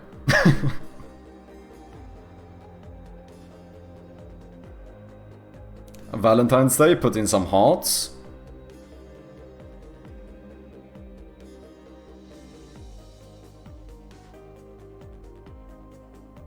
I guess I could make it so that some might only appear on specific... Oh, Oh, you know what we could do? I could set a range for each object. Rather than just entering a month, I could set a range of date times. Like from this day until this day, basically.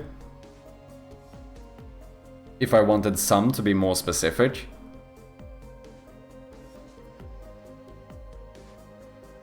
There's more of an ostrich egg. If you are going to draw an Easter egg, let's use the one color we have in this game. Should we?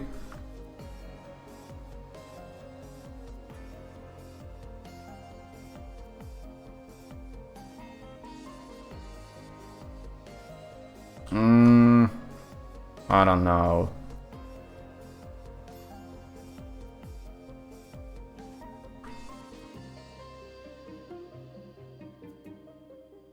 I mean, I do use red on the Christmas tree, to be fair.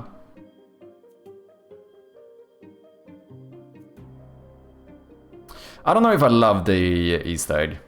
I don't know.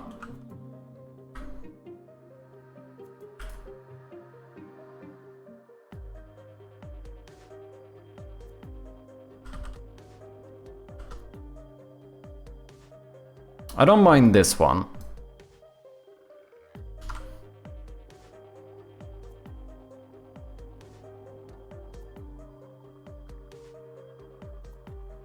Beating hearts. Put your logo on the edge. If I could do it with 4 pixels, I would. Look at the scope of this feature, get NVIDIA media. True. That is very true.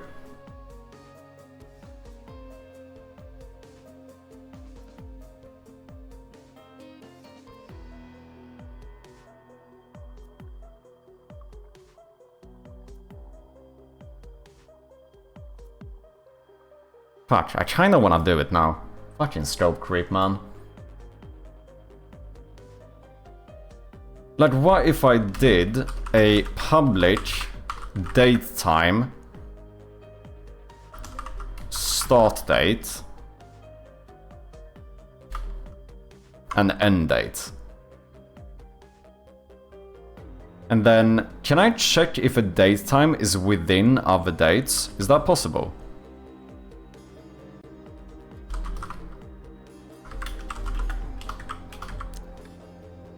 Add dates. Compare to. What does that do? Tell me if it's the same. Give me the difference. I don't know. Is daylight saving time? Dude, you could go so scope creep with this, man. Is there an easy way to check? I guess I could check if each variable, as in day, month, year... Oh, I don't need a year. Can I do... Wait. Oh, date time serializable?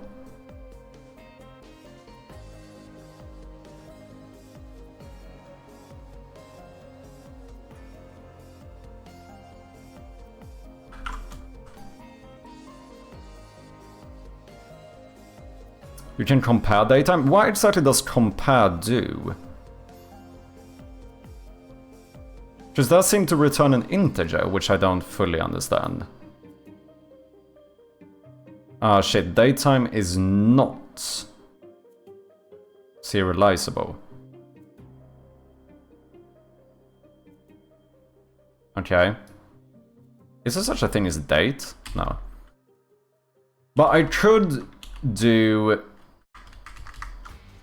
I could just do it like int start day,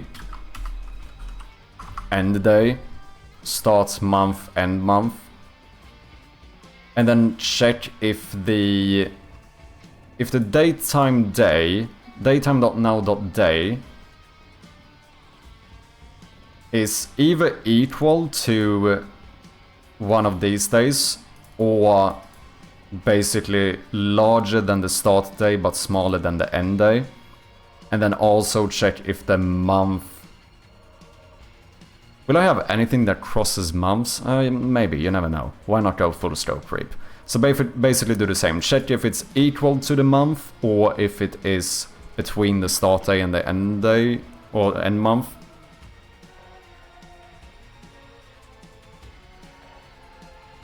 You can compare date time, like today is less than tomorrow. Okay, interesting. But then the issue still is that they are not serializable. What if could I do a public date time, start date, and set this equal to a... Do I have to do new date time? And pause in... what do I pause in here? Long ticks, date time, what the fuck? Okay, I don't know if that's possible. Basically, if I could convert this to a date time.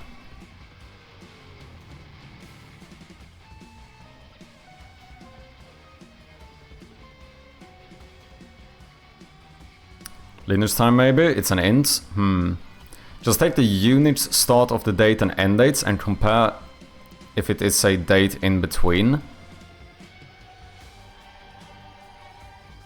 Also, welcome in, Kira. Nice to have ya. Each datetime is just a unit's time, long number behind the scenes. Okay, interesting. Interesting.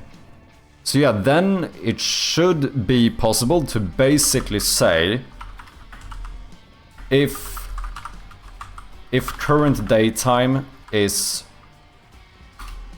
greater than start datetime and, you know, if current datetime is less than end datetime. I could basically just say that.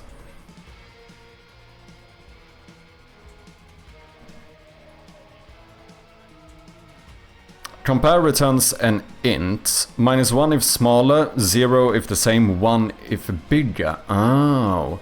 The logic depends on the implementation of the object. Why do you need to be serializable? Because it would be nice in my array of seasonal objects if I could just like select a date time here. You could do that, but remember that datetime has a year as well. But then what I could do is assign this stuff, like the start day, end day, start month, end month. And then I could convert that, right, I think, maybe, into a date time, but assign the current year.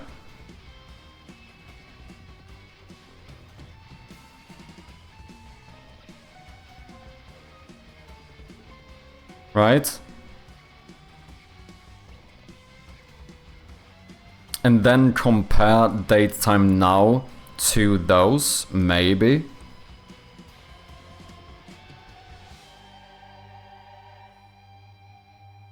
I could also go a little bit crazy if I wanted to look a bit neater.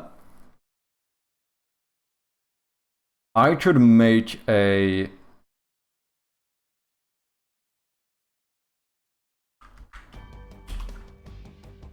I could make a public class for like a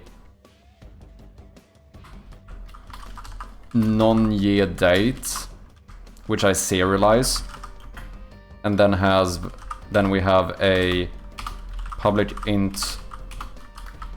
I don't know why I'm doing this. For day and month. And then here I could just have a public non-year date. Start date. And the public non-year date end date. I should do something like that as well. That might look cleaner in the inspector. Not that it matters. This is full on scope creep. I want to be very clear. Nothing we're doing right now matters. I am just scope creeping away for very unnecessary things that are not gonna make or break the game. But it's fun! And you know, sometimes that's what matters. Tomster, welcome in. Thank you for the follow.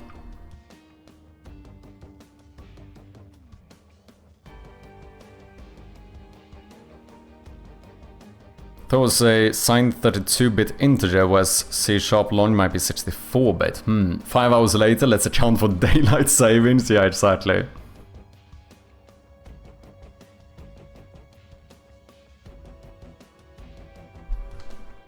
How you doing, Tomster? Hope you're having a good day, man.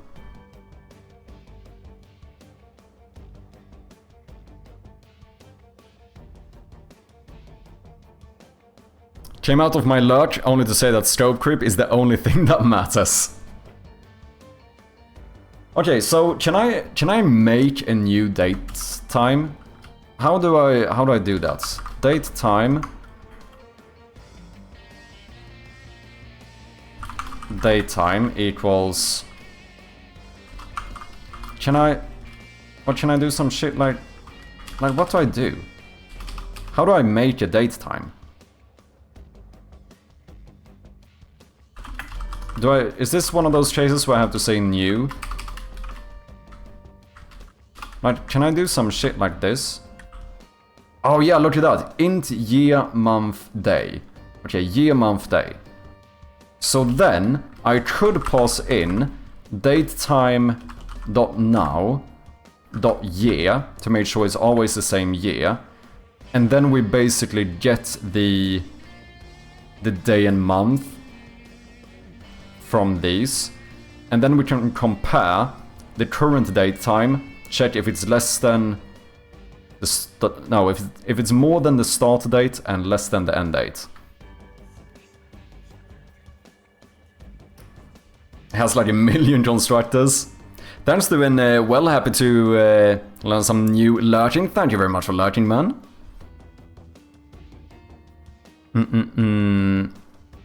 You could just convert to month and date and then do a check range. Like if current is greater than or equal to start and current is less than or equal to end. Yeah.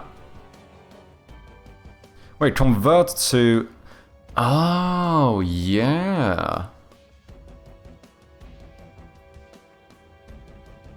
Yeah, I see what you mean.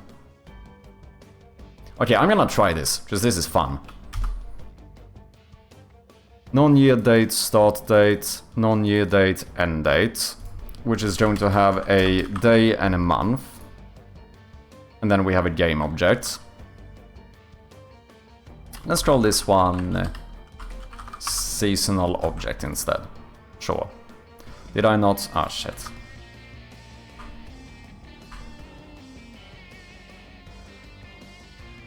Okay, so now we're gonna need to change the logic a little bit here. I need a way to... I am going to make a function called getDateTime, where we can pass in a non-year date.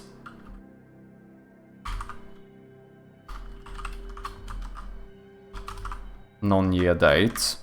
And this is going to return a date time. So guys, we do have some ads coming up.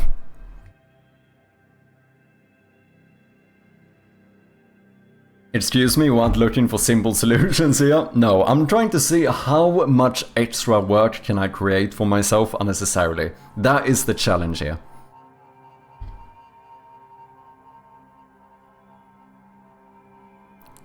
My heart is bleeding a little.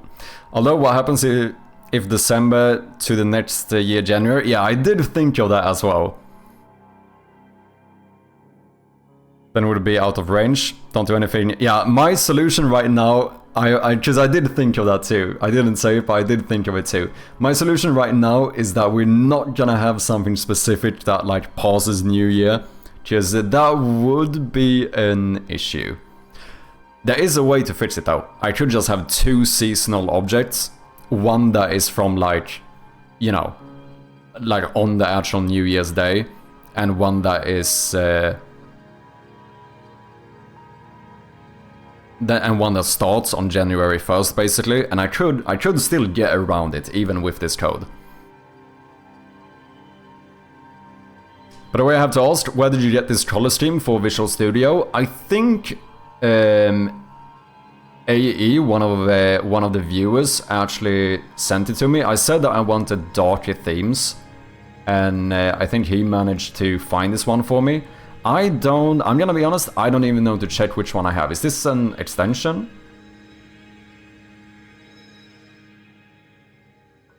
I'm gonna be honest, I barely know. It was quite a while ago. Where do I change this?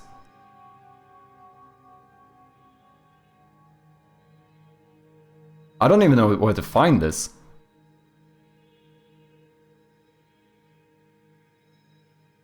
But yeah, I did try a few once, but I just wanted to try something that was a little bit darker. I like dark mode. And the normal one is like dark-ish, you know? I do know that this one has some weird coloring when it comes to, you know, the different type of variables and whatnot. But I'm gonna be honest, I don't even remember how it usually is. Okay, so if we pass in a non-year date, how do we return that? Well, this is where we're gonna say that date time equals new date time. And then we're gonna pass in datetime.now.year. And then we want day and month, so, or month and day rather. So we're gonna take non-year date.month, and we're gonna take non-year date.day. Right? That looks good. And then we are going to return date time. So now we have a function to turn one of these non-year dates into an actual date time. So... oh my god, why am I doing this? Now we're gonna change this into current date.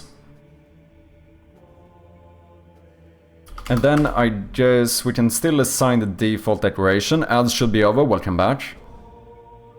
This one is a little matrix-ish.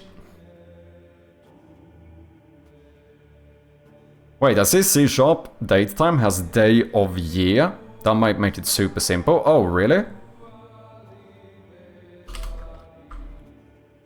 So wait, that would be like .now day of year.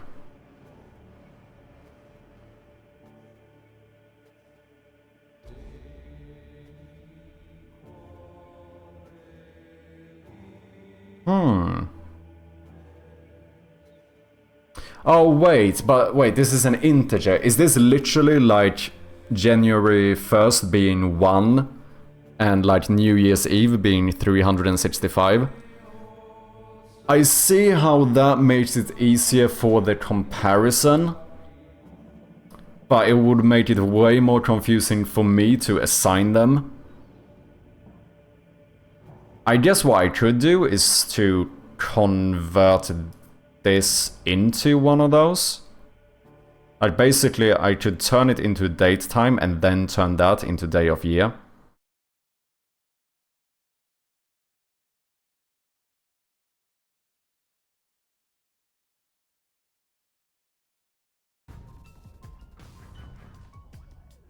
Because I wouldn't want to assign like from day 178 to 186. Because that puts a lot more like manual calculation for me basically. But if I already can compare date time, then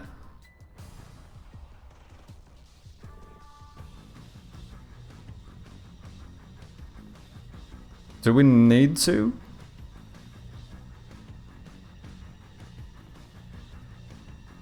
Can Unity show date in editor? No, it doesn't seem like it. I did want to just serialize a date time here, but it doesn't seem serializable.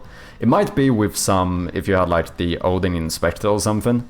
Okay, I'm gonna try this. Because I think, let me see how, do I have a bunch of errors now? Yeah, of course I do. Can we fix that? Easy peasy. All we're gonna do is comment this out for now. And that should fix the errors, right? I wanna see how it looks in the inspector. Because I think this is gonna be fairly simple, maybe.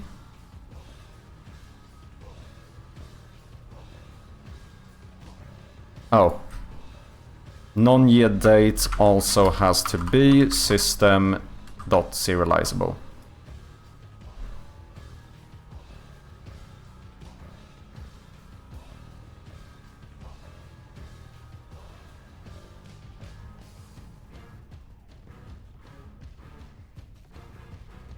Start day, day month. End date, day month. That looks kinda good, doesn't it? If I wanted to go crazy to make it look nicer, I could even make this a vector2 int to get it on the same line. But it would be a little bit confusing with like x being day and y being month.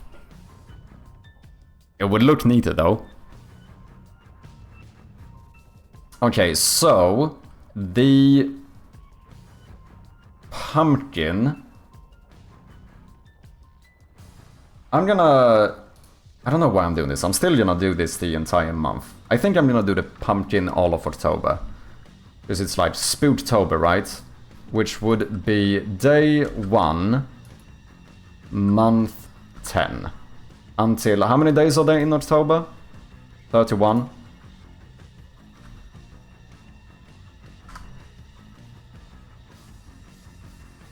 So that will be all of October. And I think I'm gonna do the same here, where the Christmas tree is going to be the 1st of December until the 31st of December. Which makes this highly ironic, because this entire system I just made, I don't even need for these, which is kind of fun. But nonetheless. Okay, let's get this back and see what can we do here. We loop through them.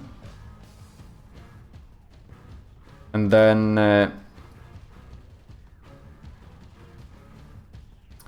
now I suppose we want to check if the seasonal objects... No.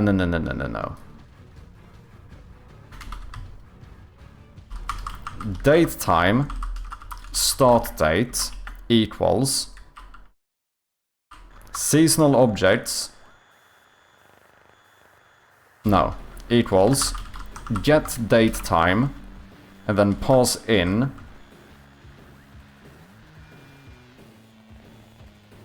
seasonal objects at the index of I dot start date.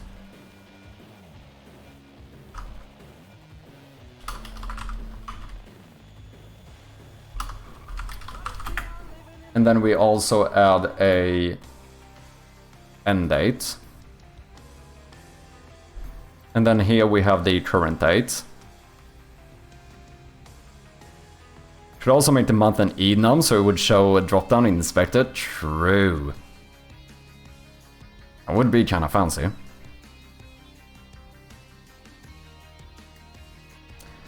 Gotta account for February 29th. That one is easy. We just never use February 29th, right? I do suppose that daytime might even have it checked for like is leap year. Is it something like that? Can you check if it's a leap year? You can check if it's daylight saving time, but not if it's a leap year.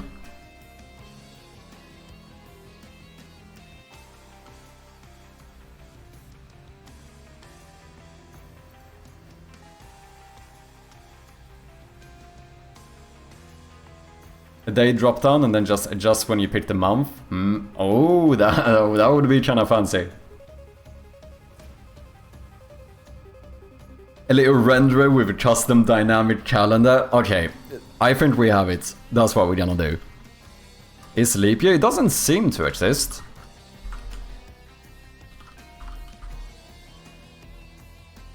Which I find kinda odd.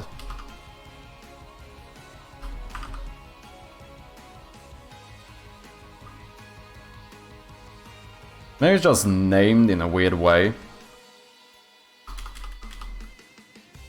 It really feels like there should be one.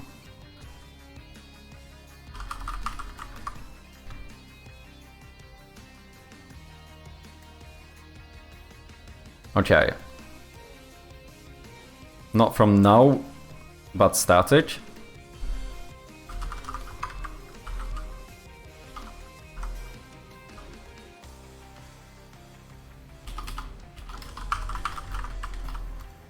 Oh, it's a function. Ah, okay, okay. Okay, it's a function where you pass in a date time to check if it is the leap year. Okay. That makes sense. So you can't check it on the actual variable. It's basically like the same concept as string is null or empty and pass in the string, right? Okay, I do need to get out of here soon. Let's see if I can just get this to work. Seasonal objects at the index of I. That is too annoying.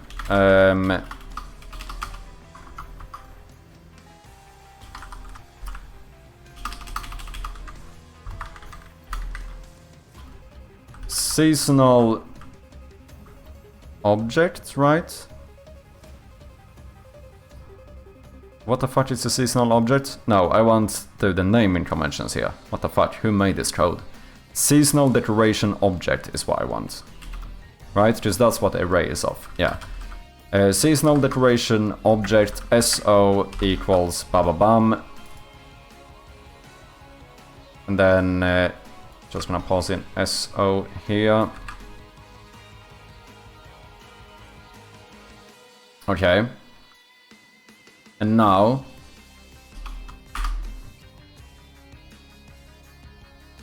wait, I don't even need to do this technically here, because I don't need to access, nah, fuck it. Okay, if current date is larger than the start date, no. Oh, wait. Larger or equal to the start date. I can't do or. But I also can't do and. Because that doesn't account for it being the same. Because if I did current date is less than or equal to end date.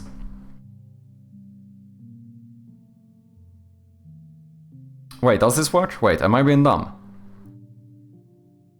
I thought it was some edge case where this wouldn't work, but I might just be dumb. No, it should be fine. Just if the current date is equal to start date, then this will be true, and it will also be less than the end date. If it's equal to the end date, it should always be greater than the start date. And if it's equal to both, then it's... No, this should be fine. There shouldn't be no edge case where this shouldn't work. Unless you pass over New Year. But... Or if you do it on last day of February during a leap year. But we don't care about those. Yeah, it should be fine. I don't know why I was thinking. For some reason I started thinking of some edge case here, but there shouldn't be none. This should always work. If it's right in the middle... It should work. Yeah, no, it should be fine. Okay.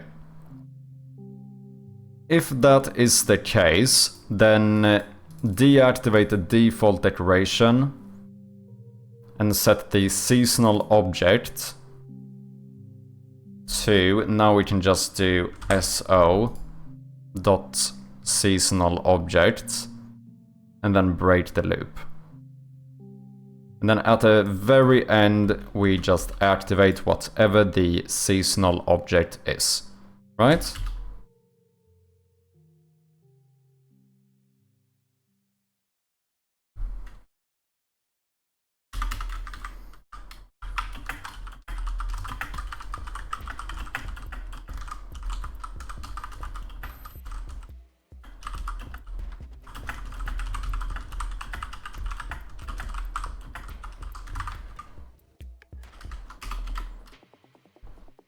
Okay, perfect.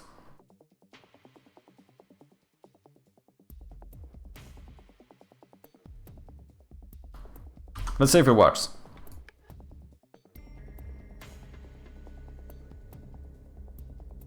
How's the game going? I mean, in general, it's going good. I don't know what the fuck I've been doing for the past hour. I'm trying to implement a seasonal object that's going to change depending on the time of year. I don't know why. It's not gonna have any like big impact on the game, but I thought it was kind of fun. So yeah, we're doing a bit of scope creep here, basically.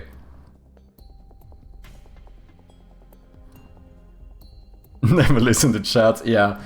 I have made this entire script to fucking, you know, calculate days into date times and compare it and enable different objects depending on the time of year. I don't know what the fuck happened, man. I actually don't know. We did this in 10 bells. People hated it. We removed it. Interesting. Why did they hate it?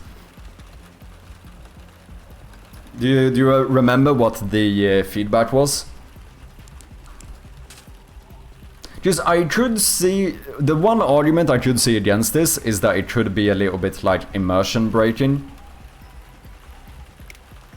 Which I think could potentially be fair. Okay, so now if I would make the Christmas tree be enabled from the 1st of November instead. Let's see if that works.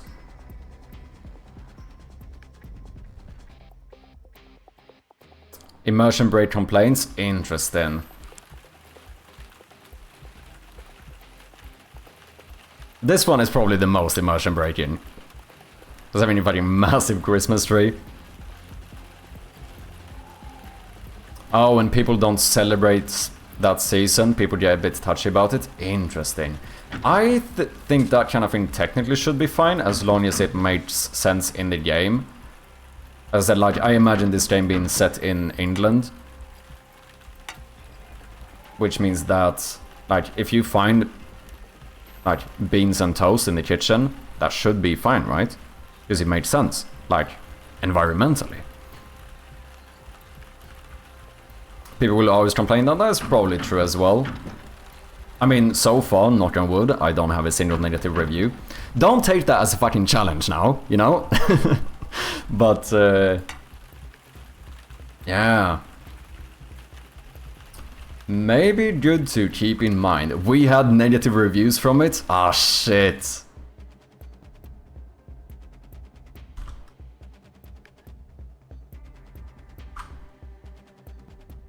Okay, let's make the pumpkin work until the end of November.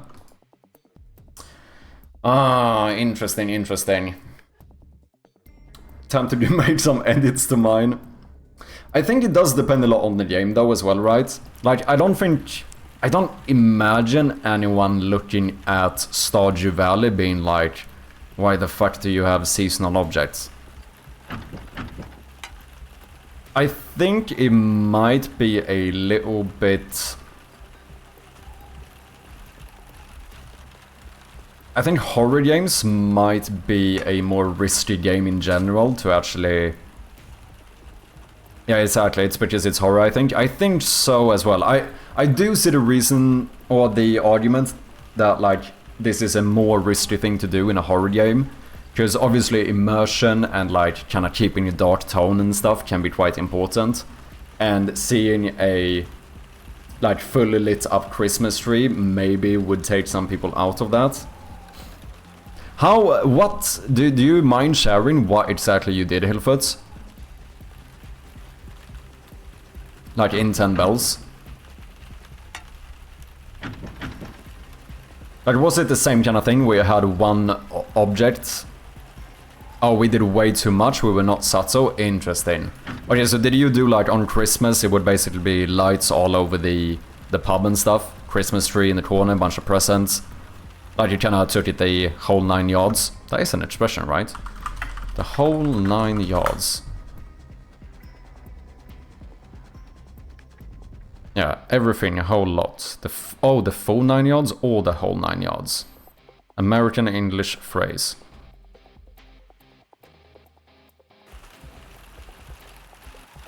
Arthur was wearing a Christmas hat and everything? Damn, okay. I wonder if this might be fine then, because what I basically plan on doing now, this is the very first scene you get in the game, to be fair, but I'm basically thinking of having just one object here that will change sometimes during, depending on the time of the year.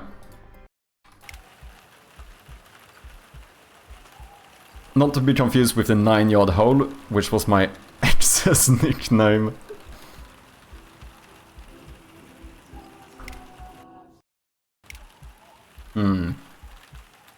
What do you guys think? Is it fine having one seasonal object? Probably. I think you could argue that the pumpkin kinda fits the horror theme as well.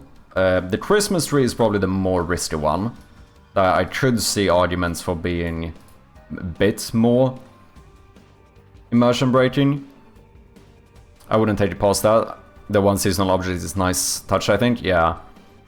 I think you should be fine. I think I'm gonna skip the Easter egg though. I don't know, I don't know how much I actually like it. You know, maybe for that one I don't do the entire month, I just do the literal days of Easter. Yeah. Then we have St. Patrick's Day. This is the default one, just a dead plant. I am potentially open to other ideas though, if anyone has another. How many did you do in 10 Bells? Like, what holidays did you do out of curiosity? Make it creepy, break down the tree or something like that to keep the theme as an abandoned house maybe? That is a kind of good shout.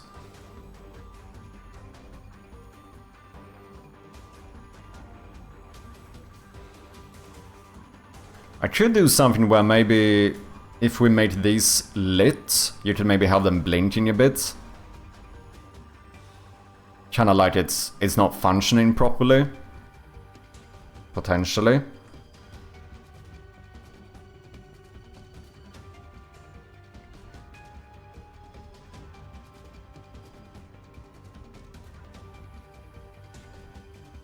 Christmas and Halloween as tests? Okay.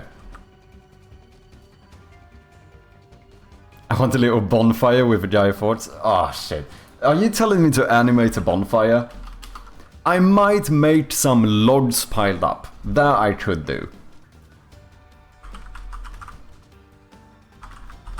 I'm not animating your fucking fire. Fuck you, Hillfoot. I'm not doing that. Let's see how far this creep goes.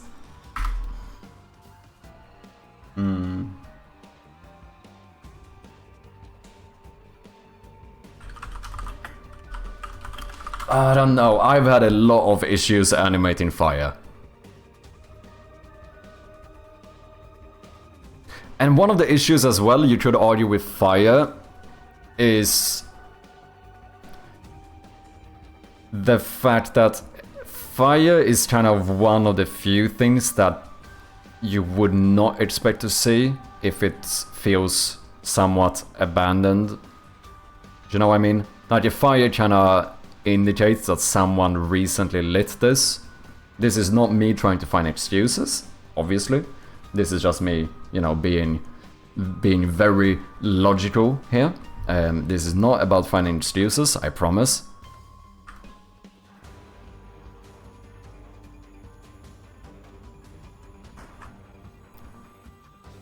Some other holidays, I wouldn't mind adding more as long as nothing feels too immersion breaking, makes sense to be on the outside.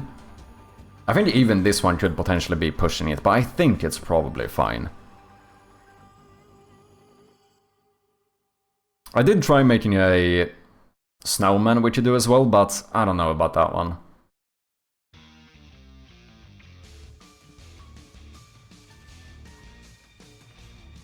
Should I make this interactable?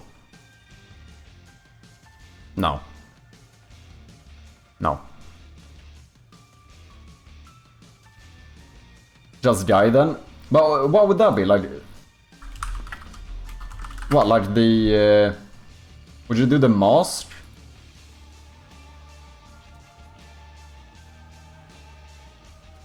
Is that what you mean? Sounds like what someone with excuses would say. Like pancake day or pet your neighbor's dog even though they're trying to go inside, which is the politest thing out in a cold day. Those might be trickier. When is bonfire is like now, isn't it? The bonfire... What you call it? Burn shit down day? Bonfire...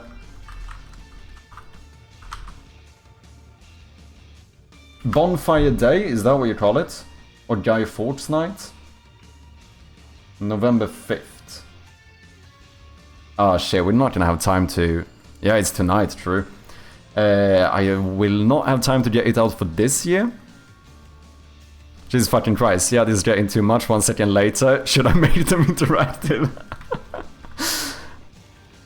I'm trying to remember. The 5th of November, true. Okay, let me see if maybe I could make some little bonfire thing. Why? This is so fucking scope creep. Didn't I say like a while ago that I need to get out of here? I'm fairly certain I did. That looks a bit weird.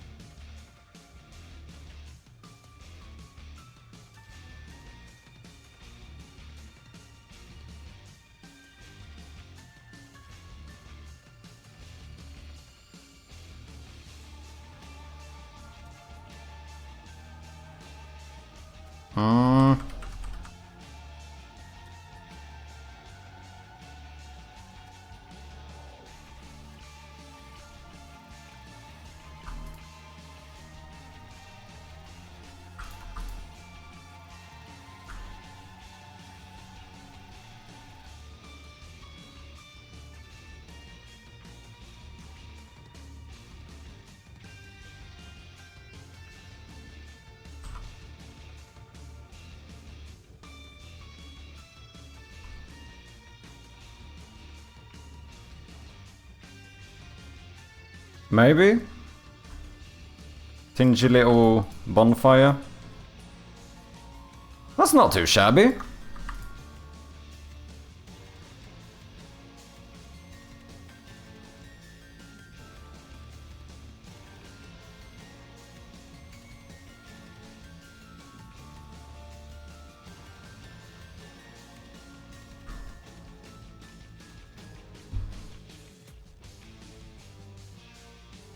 I was saying click them and how they made sounds. I respect the 0% reference font. That's actually not bad. I think it looks kind of decent. I think it reads well as well. Now animate it and make it interactable. I think this might have to stay uninteractable. Maybe. I'm not saying no. I'm just saying probably not. I am definitely saying not today. Watch as Hillfoot goes to Steam to change his review to a -1. Should maybe do some perspective stuff here. Like make those a little bit darker. Maybe add like a bit of shadow here. Does that look weird? Maybe.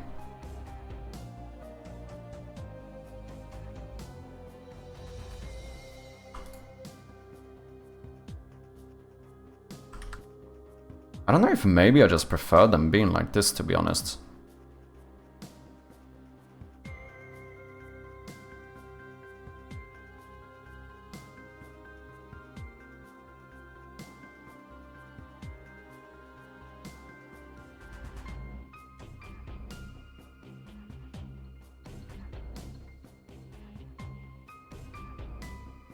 Maybe just a little something.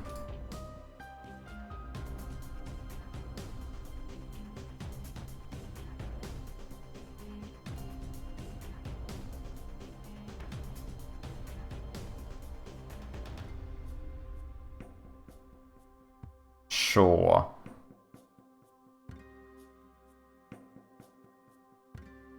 We considered adding another color for the fire only.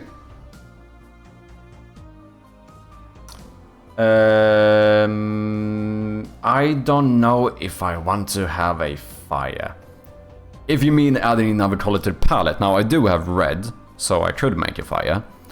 But well, I'm definitely not adding another color to the palette. My palette is very fixed. It's one of the things that I am incredibly stubborn on. I have some of those like design ideas that I very much stick to, which is not adding more colors to the palette, never using colors as fill colors, like everything is outlines only. You know, I have a few of those things. No pixels, no rotated pixels. In general, just a little bit of, what you call it, pixel purism or whatever you want to call it.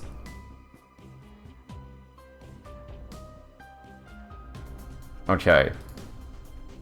Let me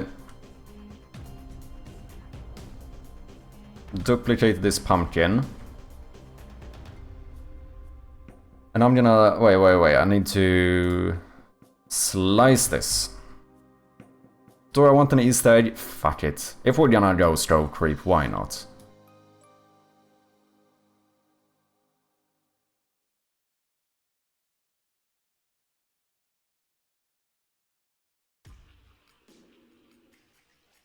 Props, Easter egg, props, I don't fucking know, clover, maybe?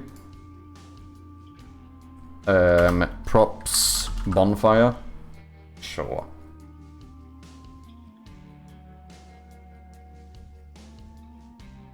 One out of 10, lazy dev didn't want to animate anything. I mean, the worst thing is that it's kinda true. How many animations do I... like, proper animations, especially if we don't count programmatic ones, because I have a fair amount of, like, programmatic animations, but that's like, you know, just moving an object or something. But if we call... if we mean actual, like, pixel art, multi-frame animations, there's, like, 6 in the entirety of the game. Like, the TV, you could argue, is an animation, although it's just, like, rendered noise or whatever. No, because I do have the startup and stuff as well. That's like a full-on animation. The swing, if you push the swing, that one is animated. But like, we are almost reaching the end already, fucking hell. I do not animate a lot. But I think that is one of them things where, you know, I'm playing to my strengths, right? Like, I don't think animation is like my strong suit. So, it's one of those things I just don't do a lot of, because I know that... I mean, you could argue that I'd probably get better if I did more animations, of course. Like, it would be good practice. But yeah, I don't know. What happened here? Something...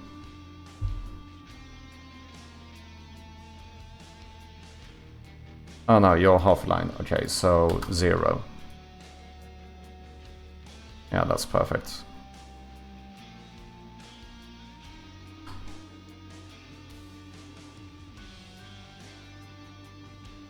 The default pot is interactable, right? It isn't.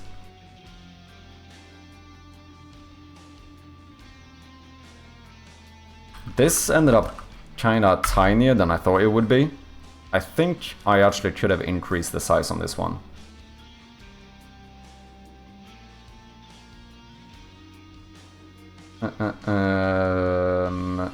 Okay. On fire. What else did we add? Clover, St. Patrick's Day.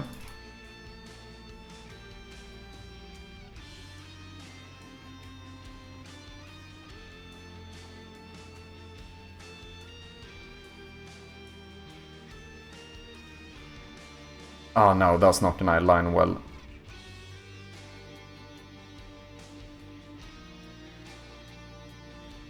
I think I'm gonna bring this one down.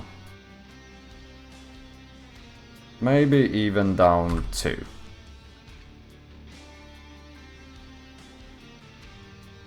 Sure. And then this one.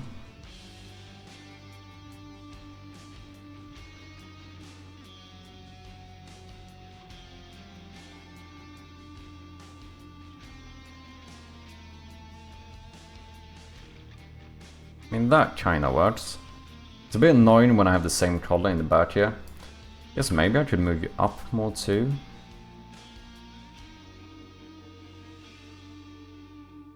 Yeah, maybe. That's probably fine. Clover. What else did we add? Easter egg.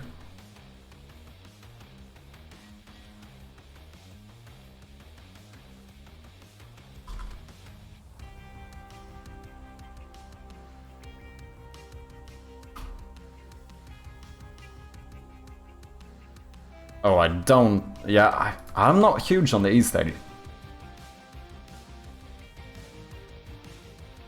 Maybe if I moved you closer. Maybe. I'm definitely not huge on it. Meta adding an actual Easter egg? Yeah. The Easter egg is now an actual Easter egg. I think with this one, I'm only doing the actual Easter days. Like, I'm not gonna do the entire month, because I don't love this one, for whatever reason. While the game was fun, I suggested that the dev add in a clickable fire and damage meter so you can get burnt, and the dev told me to quit bitching and join the game. 1 star. I feel like all I do is freaking animate, yeah. Literally animating right now. But I also think that I imagine that animation is one of your, you know, more honed skills as well. Whereas I feel like, I don't know, I just struggle a lot with animation. Like, I definitely have to simplify stuff. Like, one of the few animations that I'm actually somewhat proud of, which isn't even that good, I want to be very clear. Now, it is a little bit work in progress and stuff as well, but oh well, oh well. Let me see, can I find it somewhere? Where did I put this? Is it in my game dev folder, maybe?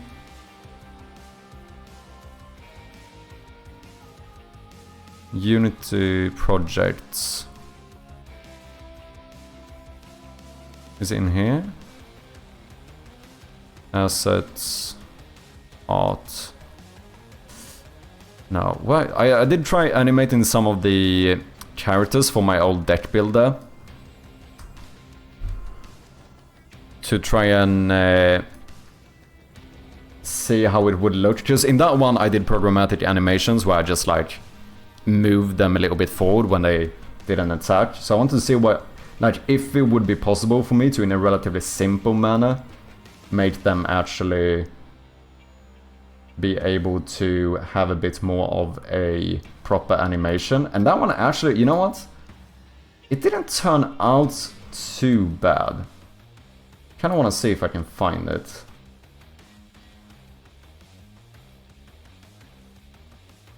Where would I have put this?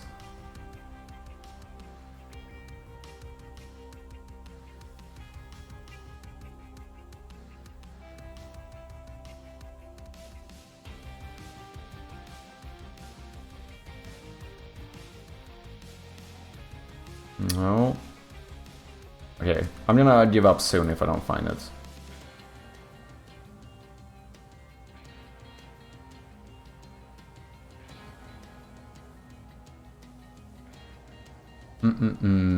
Hollow on a deck builder.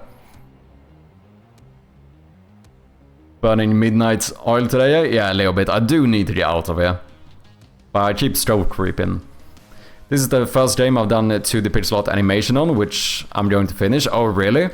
But it's not the first game you have done to the pixel art animations for, right? Creeping into the night, exactly. Kind of feel like I'm just pushing pixels around until it looks alright, mostly relying on my eye/taste. Takes me about 2 hours to animate 4 frames of animation for a zombie. Yeah. That is a fair bit of work, man. Noob. Pixel art does not seem like an easy thing to do in today's game industry. It looks cool if done right. Maybe I should try pixel art for an old game I never finished. Could give me a push to get it done. I think pixel art is often seen as like an easier art form or medium to start in. I don't know if I would particularly agree. Now, of course, you could argue that I'm biased, which I might be. But I think it's like with most things, there's just a lot of pros and cons. Like, I think sometimes to get like decent-ish pixel art, I think is very approachable for new people. Because it has a lot of constraints, and I think that can be good. However, when it comes to like scaling and animations and that type of stuff, then I feel like pixel art is one of the more difficult ones to be in. Because scaling is just confusing and something you need to constantly keep in mind. And for like any animations, you're basically required to hand draw each frame of the sprite and stuff, which is a lot of work. Whereas, like, if you did a 2D game with, like, a cartoonish art style or some low-poly stuff, whatever it might be, then you could just, like, rig the character. And I think for animations, I would assume that animating something that's rigged is more approachable than hand-drawing, like, pixel art animations. Pixel art is easy, pixel art animation is one of the hardest. Yeah, I think that's fair to say. I think just doing like a decent pixel art sprite itself is fairly approachable. I think it's the animation that definitely takes it to a new level. New game devs should make games in low poly 3D without textures, by far the easiest. Yeah, I do suppose, maybe, I don't know if you would agree. I also have no experience, so I'm talking out my arse here, but vector art seems like it has some pretty good advantages too for like 2D stuff. Like, especially in terms of like scaling is pretty much just good with vector art. And I feel like that could be a bit more approachable than like a conventional medium, potentially. I don't know though, I haven't tried vector art, so I'm not entirely sure.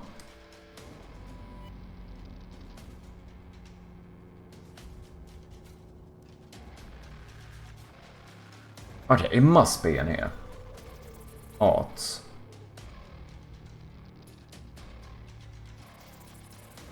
Prefabs? No. Art. Backgrounds. Cards, no. Icon, runestone, sprites. Okay. Allies. No animation. Wait a second. These are the old ones.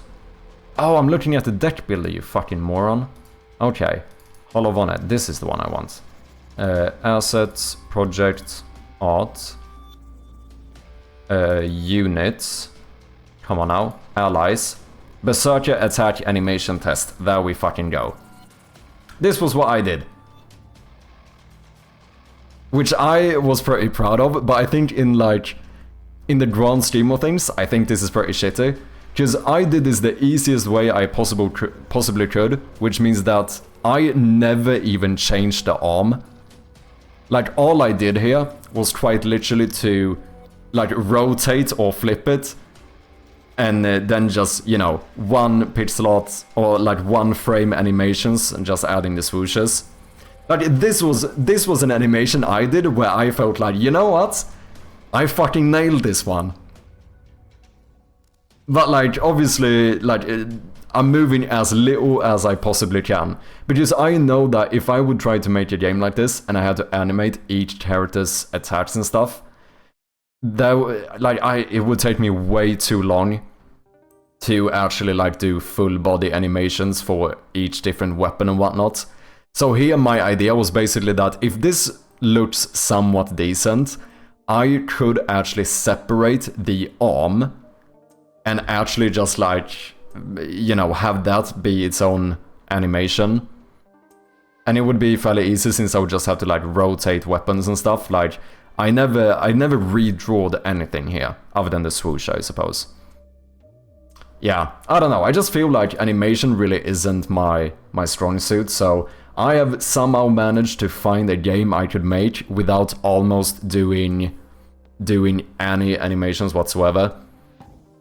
Like when you open a door in this game, it's one frame, right? It just switches to another object. But then I feel like the good thing is that the human brain is pretty good at filling in the blanks, you know? Easter egg, clover, bonfire. I think that's all of them. So I think for this game it actually turned out pretty good. I don't know, I wouldn't... I don't know if I would dare going into a project similar to like Long Gone or something that is like very reliant on a lot of animations. The smear frames are solid, feels like the dude is made out of wood, yeah. No, and I think that is fair to say. But is that like, I probably could, right? Like if I got to spend enough time on this one, I probably could make something better where, you know, he actually felt like he, you know, moved the entire body a little bit. I just think that it would take me way too long. Like for a basically 2-frame animation, I still think that would take me like an entire day. But obviously that would be practice and I would get better at it. I think that is fair to say, you know?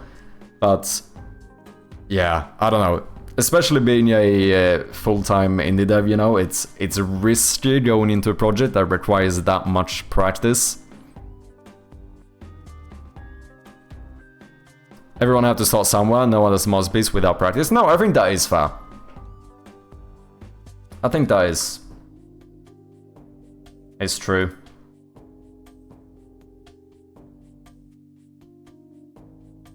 What did I add? 3 more?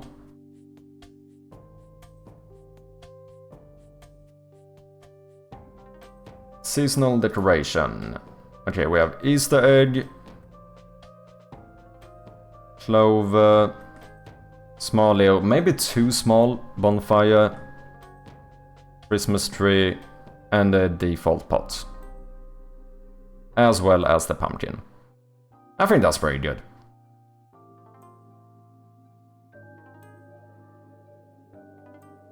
Bonfire, clover, Easter egg.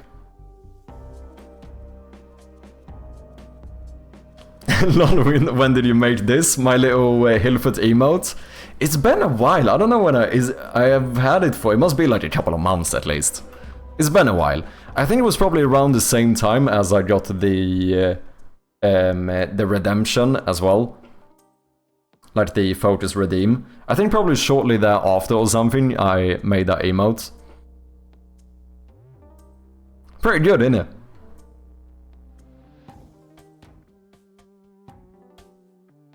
Okay, so should the bonfire only be on the actual day? Hey Chirpy, focus. I'm mad focused. We'll see. You know what I need to focus on? I need to focus on getting the fuck out of here. Because, ladies and gentlemen, it's getting a bit late. But please stick around and let's see if we can find someone to throw a little raid at. Who should we go to today? GG's. Me too, I need to get to work. Yeah, I need to fucking eat. It's getting a little bit late to be eating here.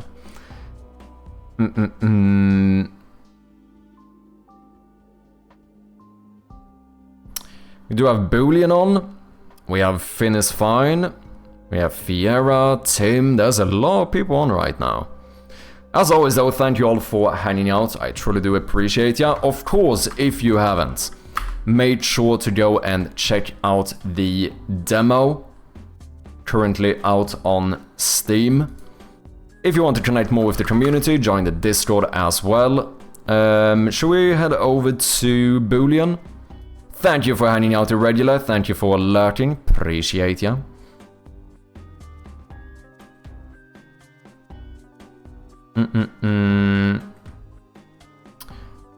Or maybe we should go to... We do have JD Does Dev and Gamian. Both were recently kind enough to play the demo on their stream. Also, let me check. Is anyone streaming Shadow of Gloom, the demo? No. Maybe we should go to one of them. I have no way of deciding which. JD is starting soon. Gamian basically just started too. I'm gonna flip a coin. That's what we're gonna do. If it is Tails, then we go to JD. That is Tails. Ladies and gentlemen, we're gonna head on over to JD Does Dev, yet another game developer on Twitch. So join the raid, throw that chirpy raid in the chat. And I will see you guys next time, which will be on Friday. So until then, have a great one. As always, appreciate you guys hanging out. Thank you to all the new followers. If you haven't clicked that little follow button. Hilford, thank you for the massive raid coming in. We also had Frostclaw with the raid, as well as Jotson. Moonis as well. Also, Saxidak with the subscription. Arthur Shoots with the sub. One Man with the resub. Truly do appreciate all of ya. So... thank you very much for hanging out, and I'll see you on Friday. Cheers.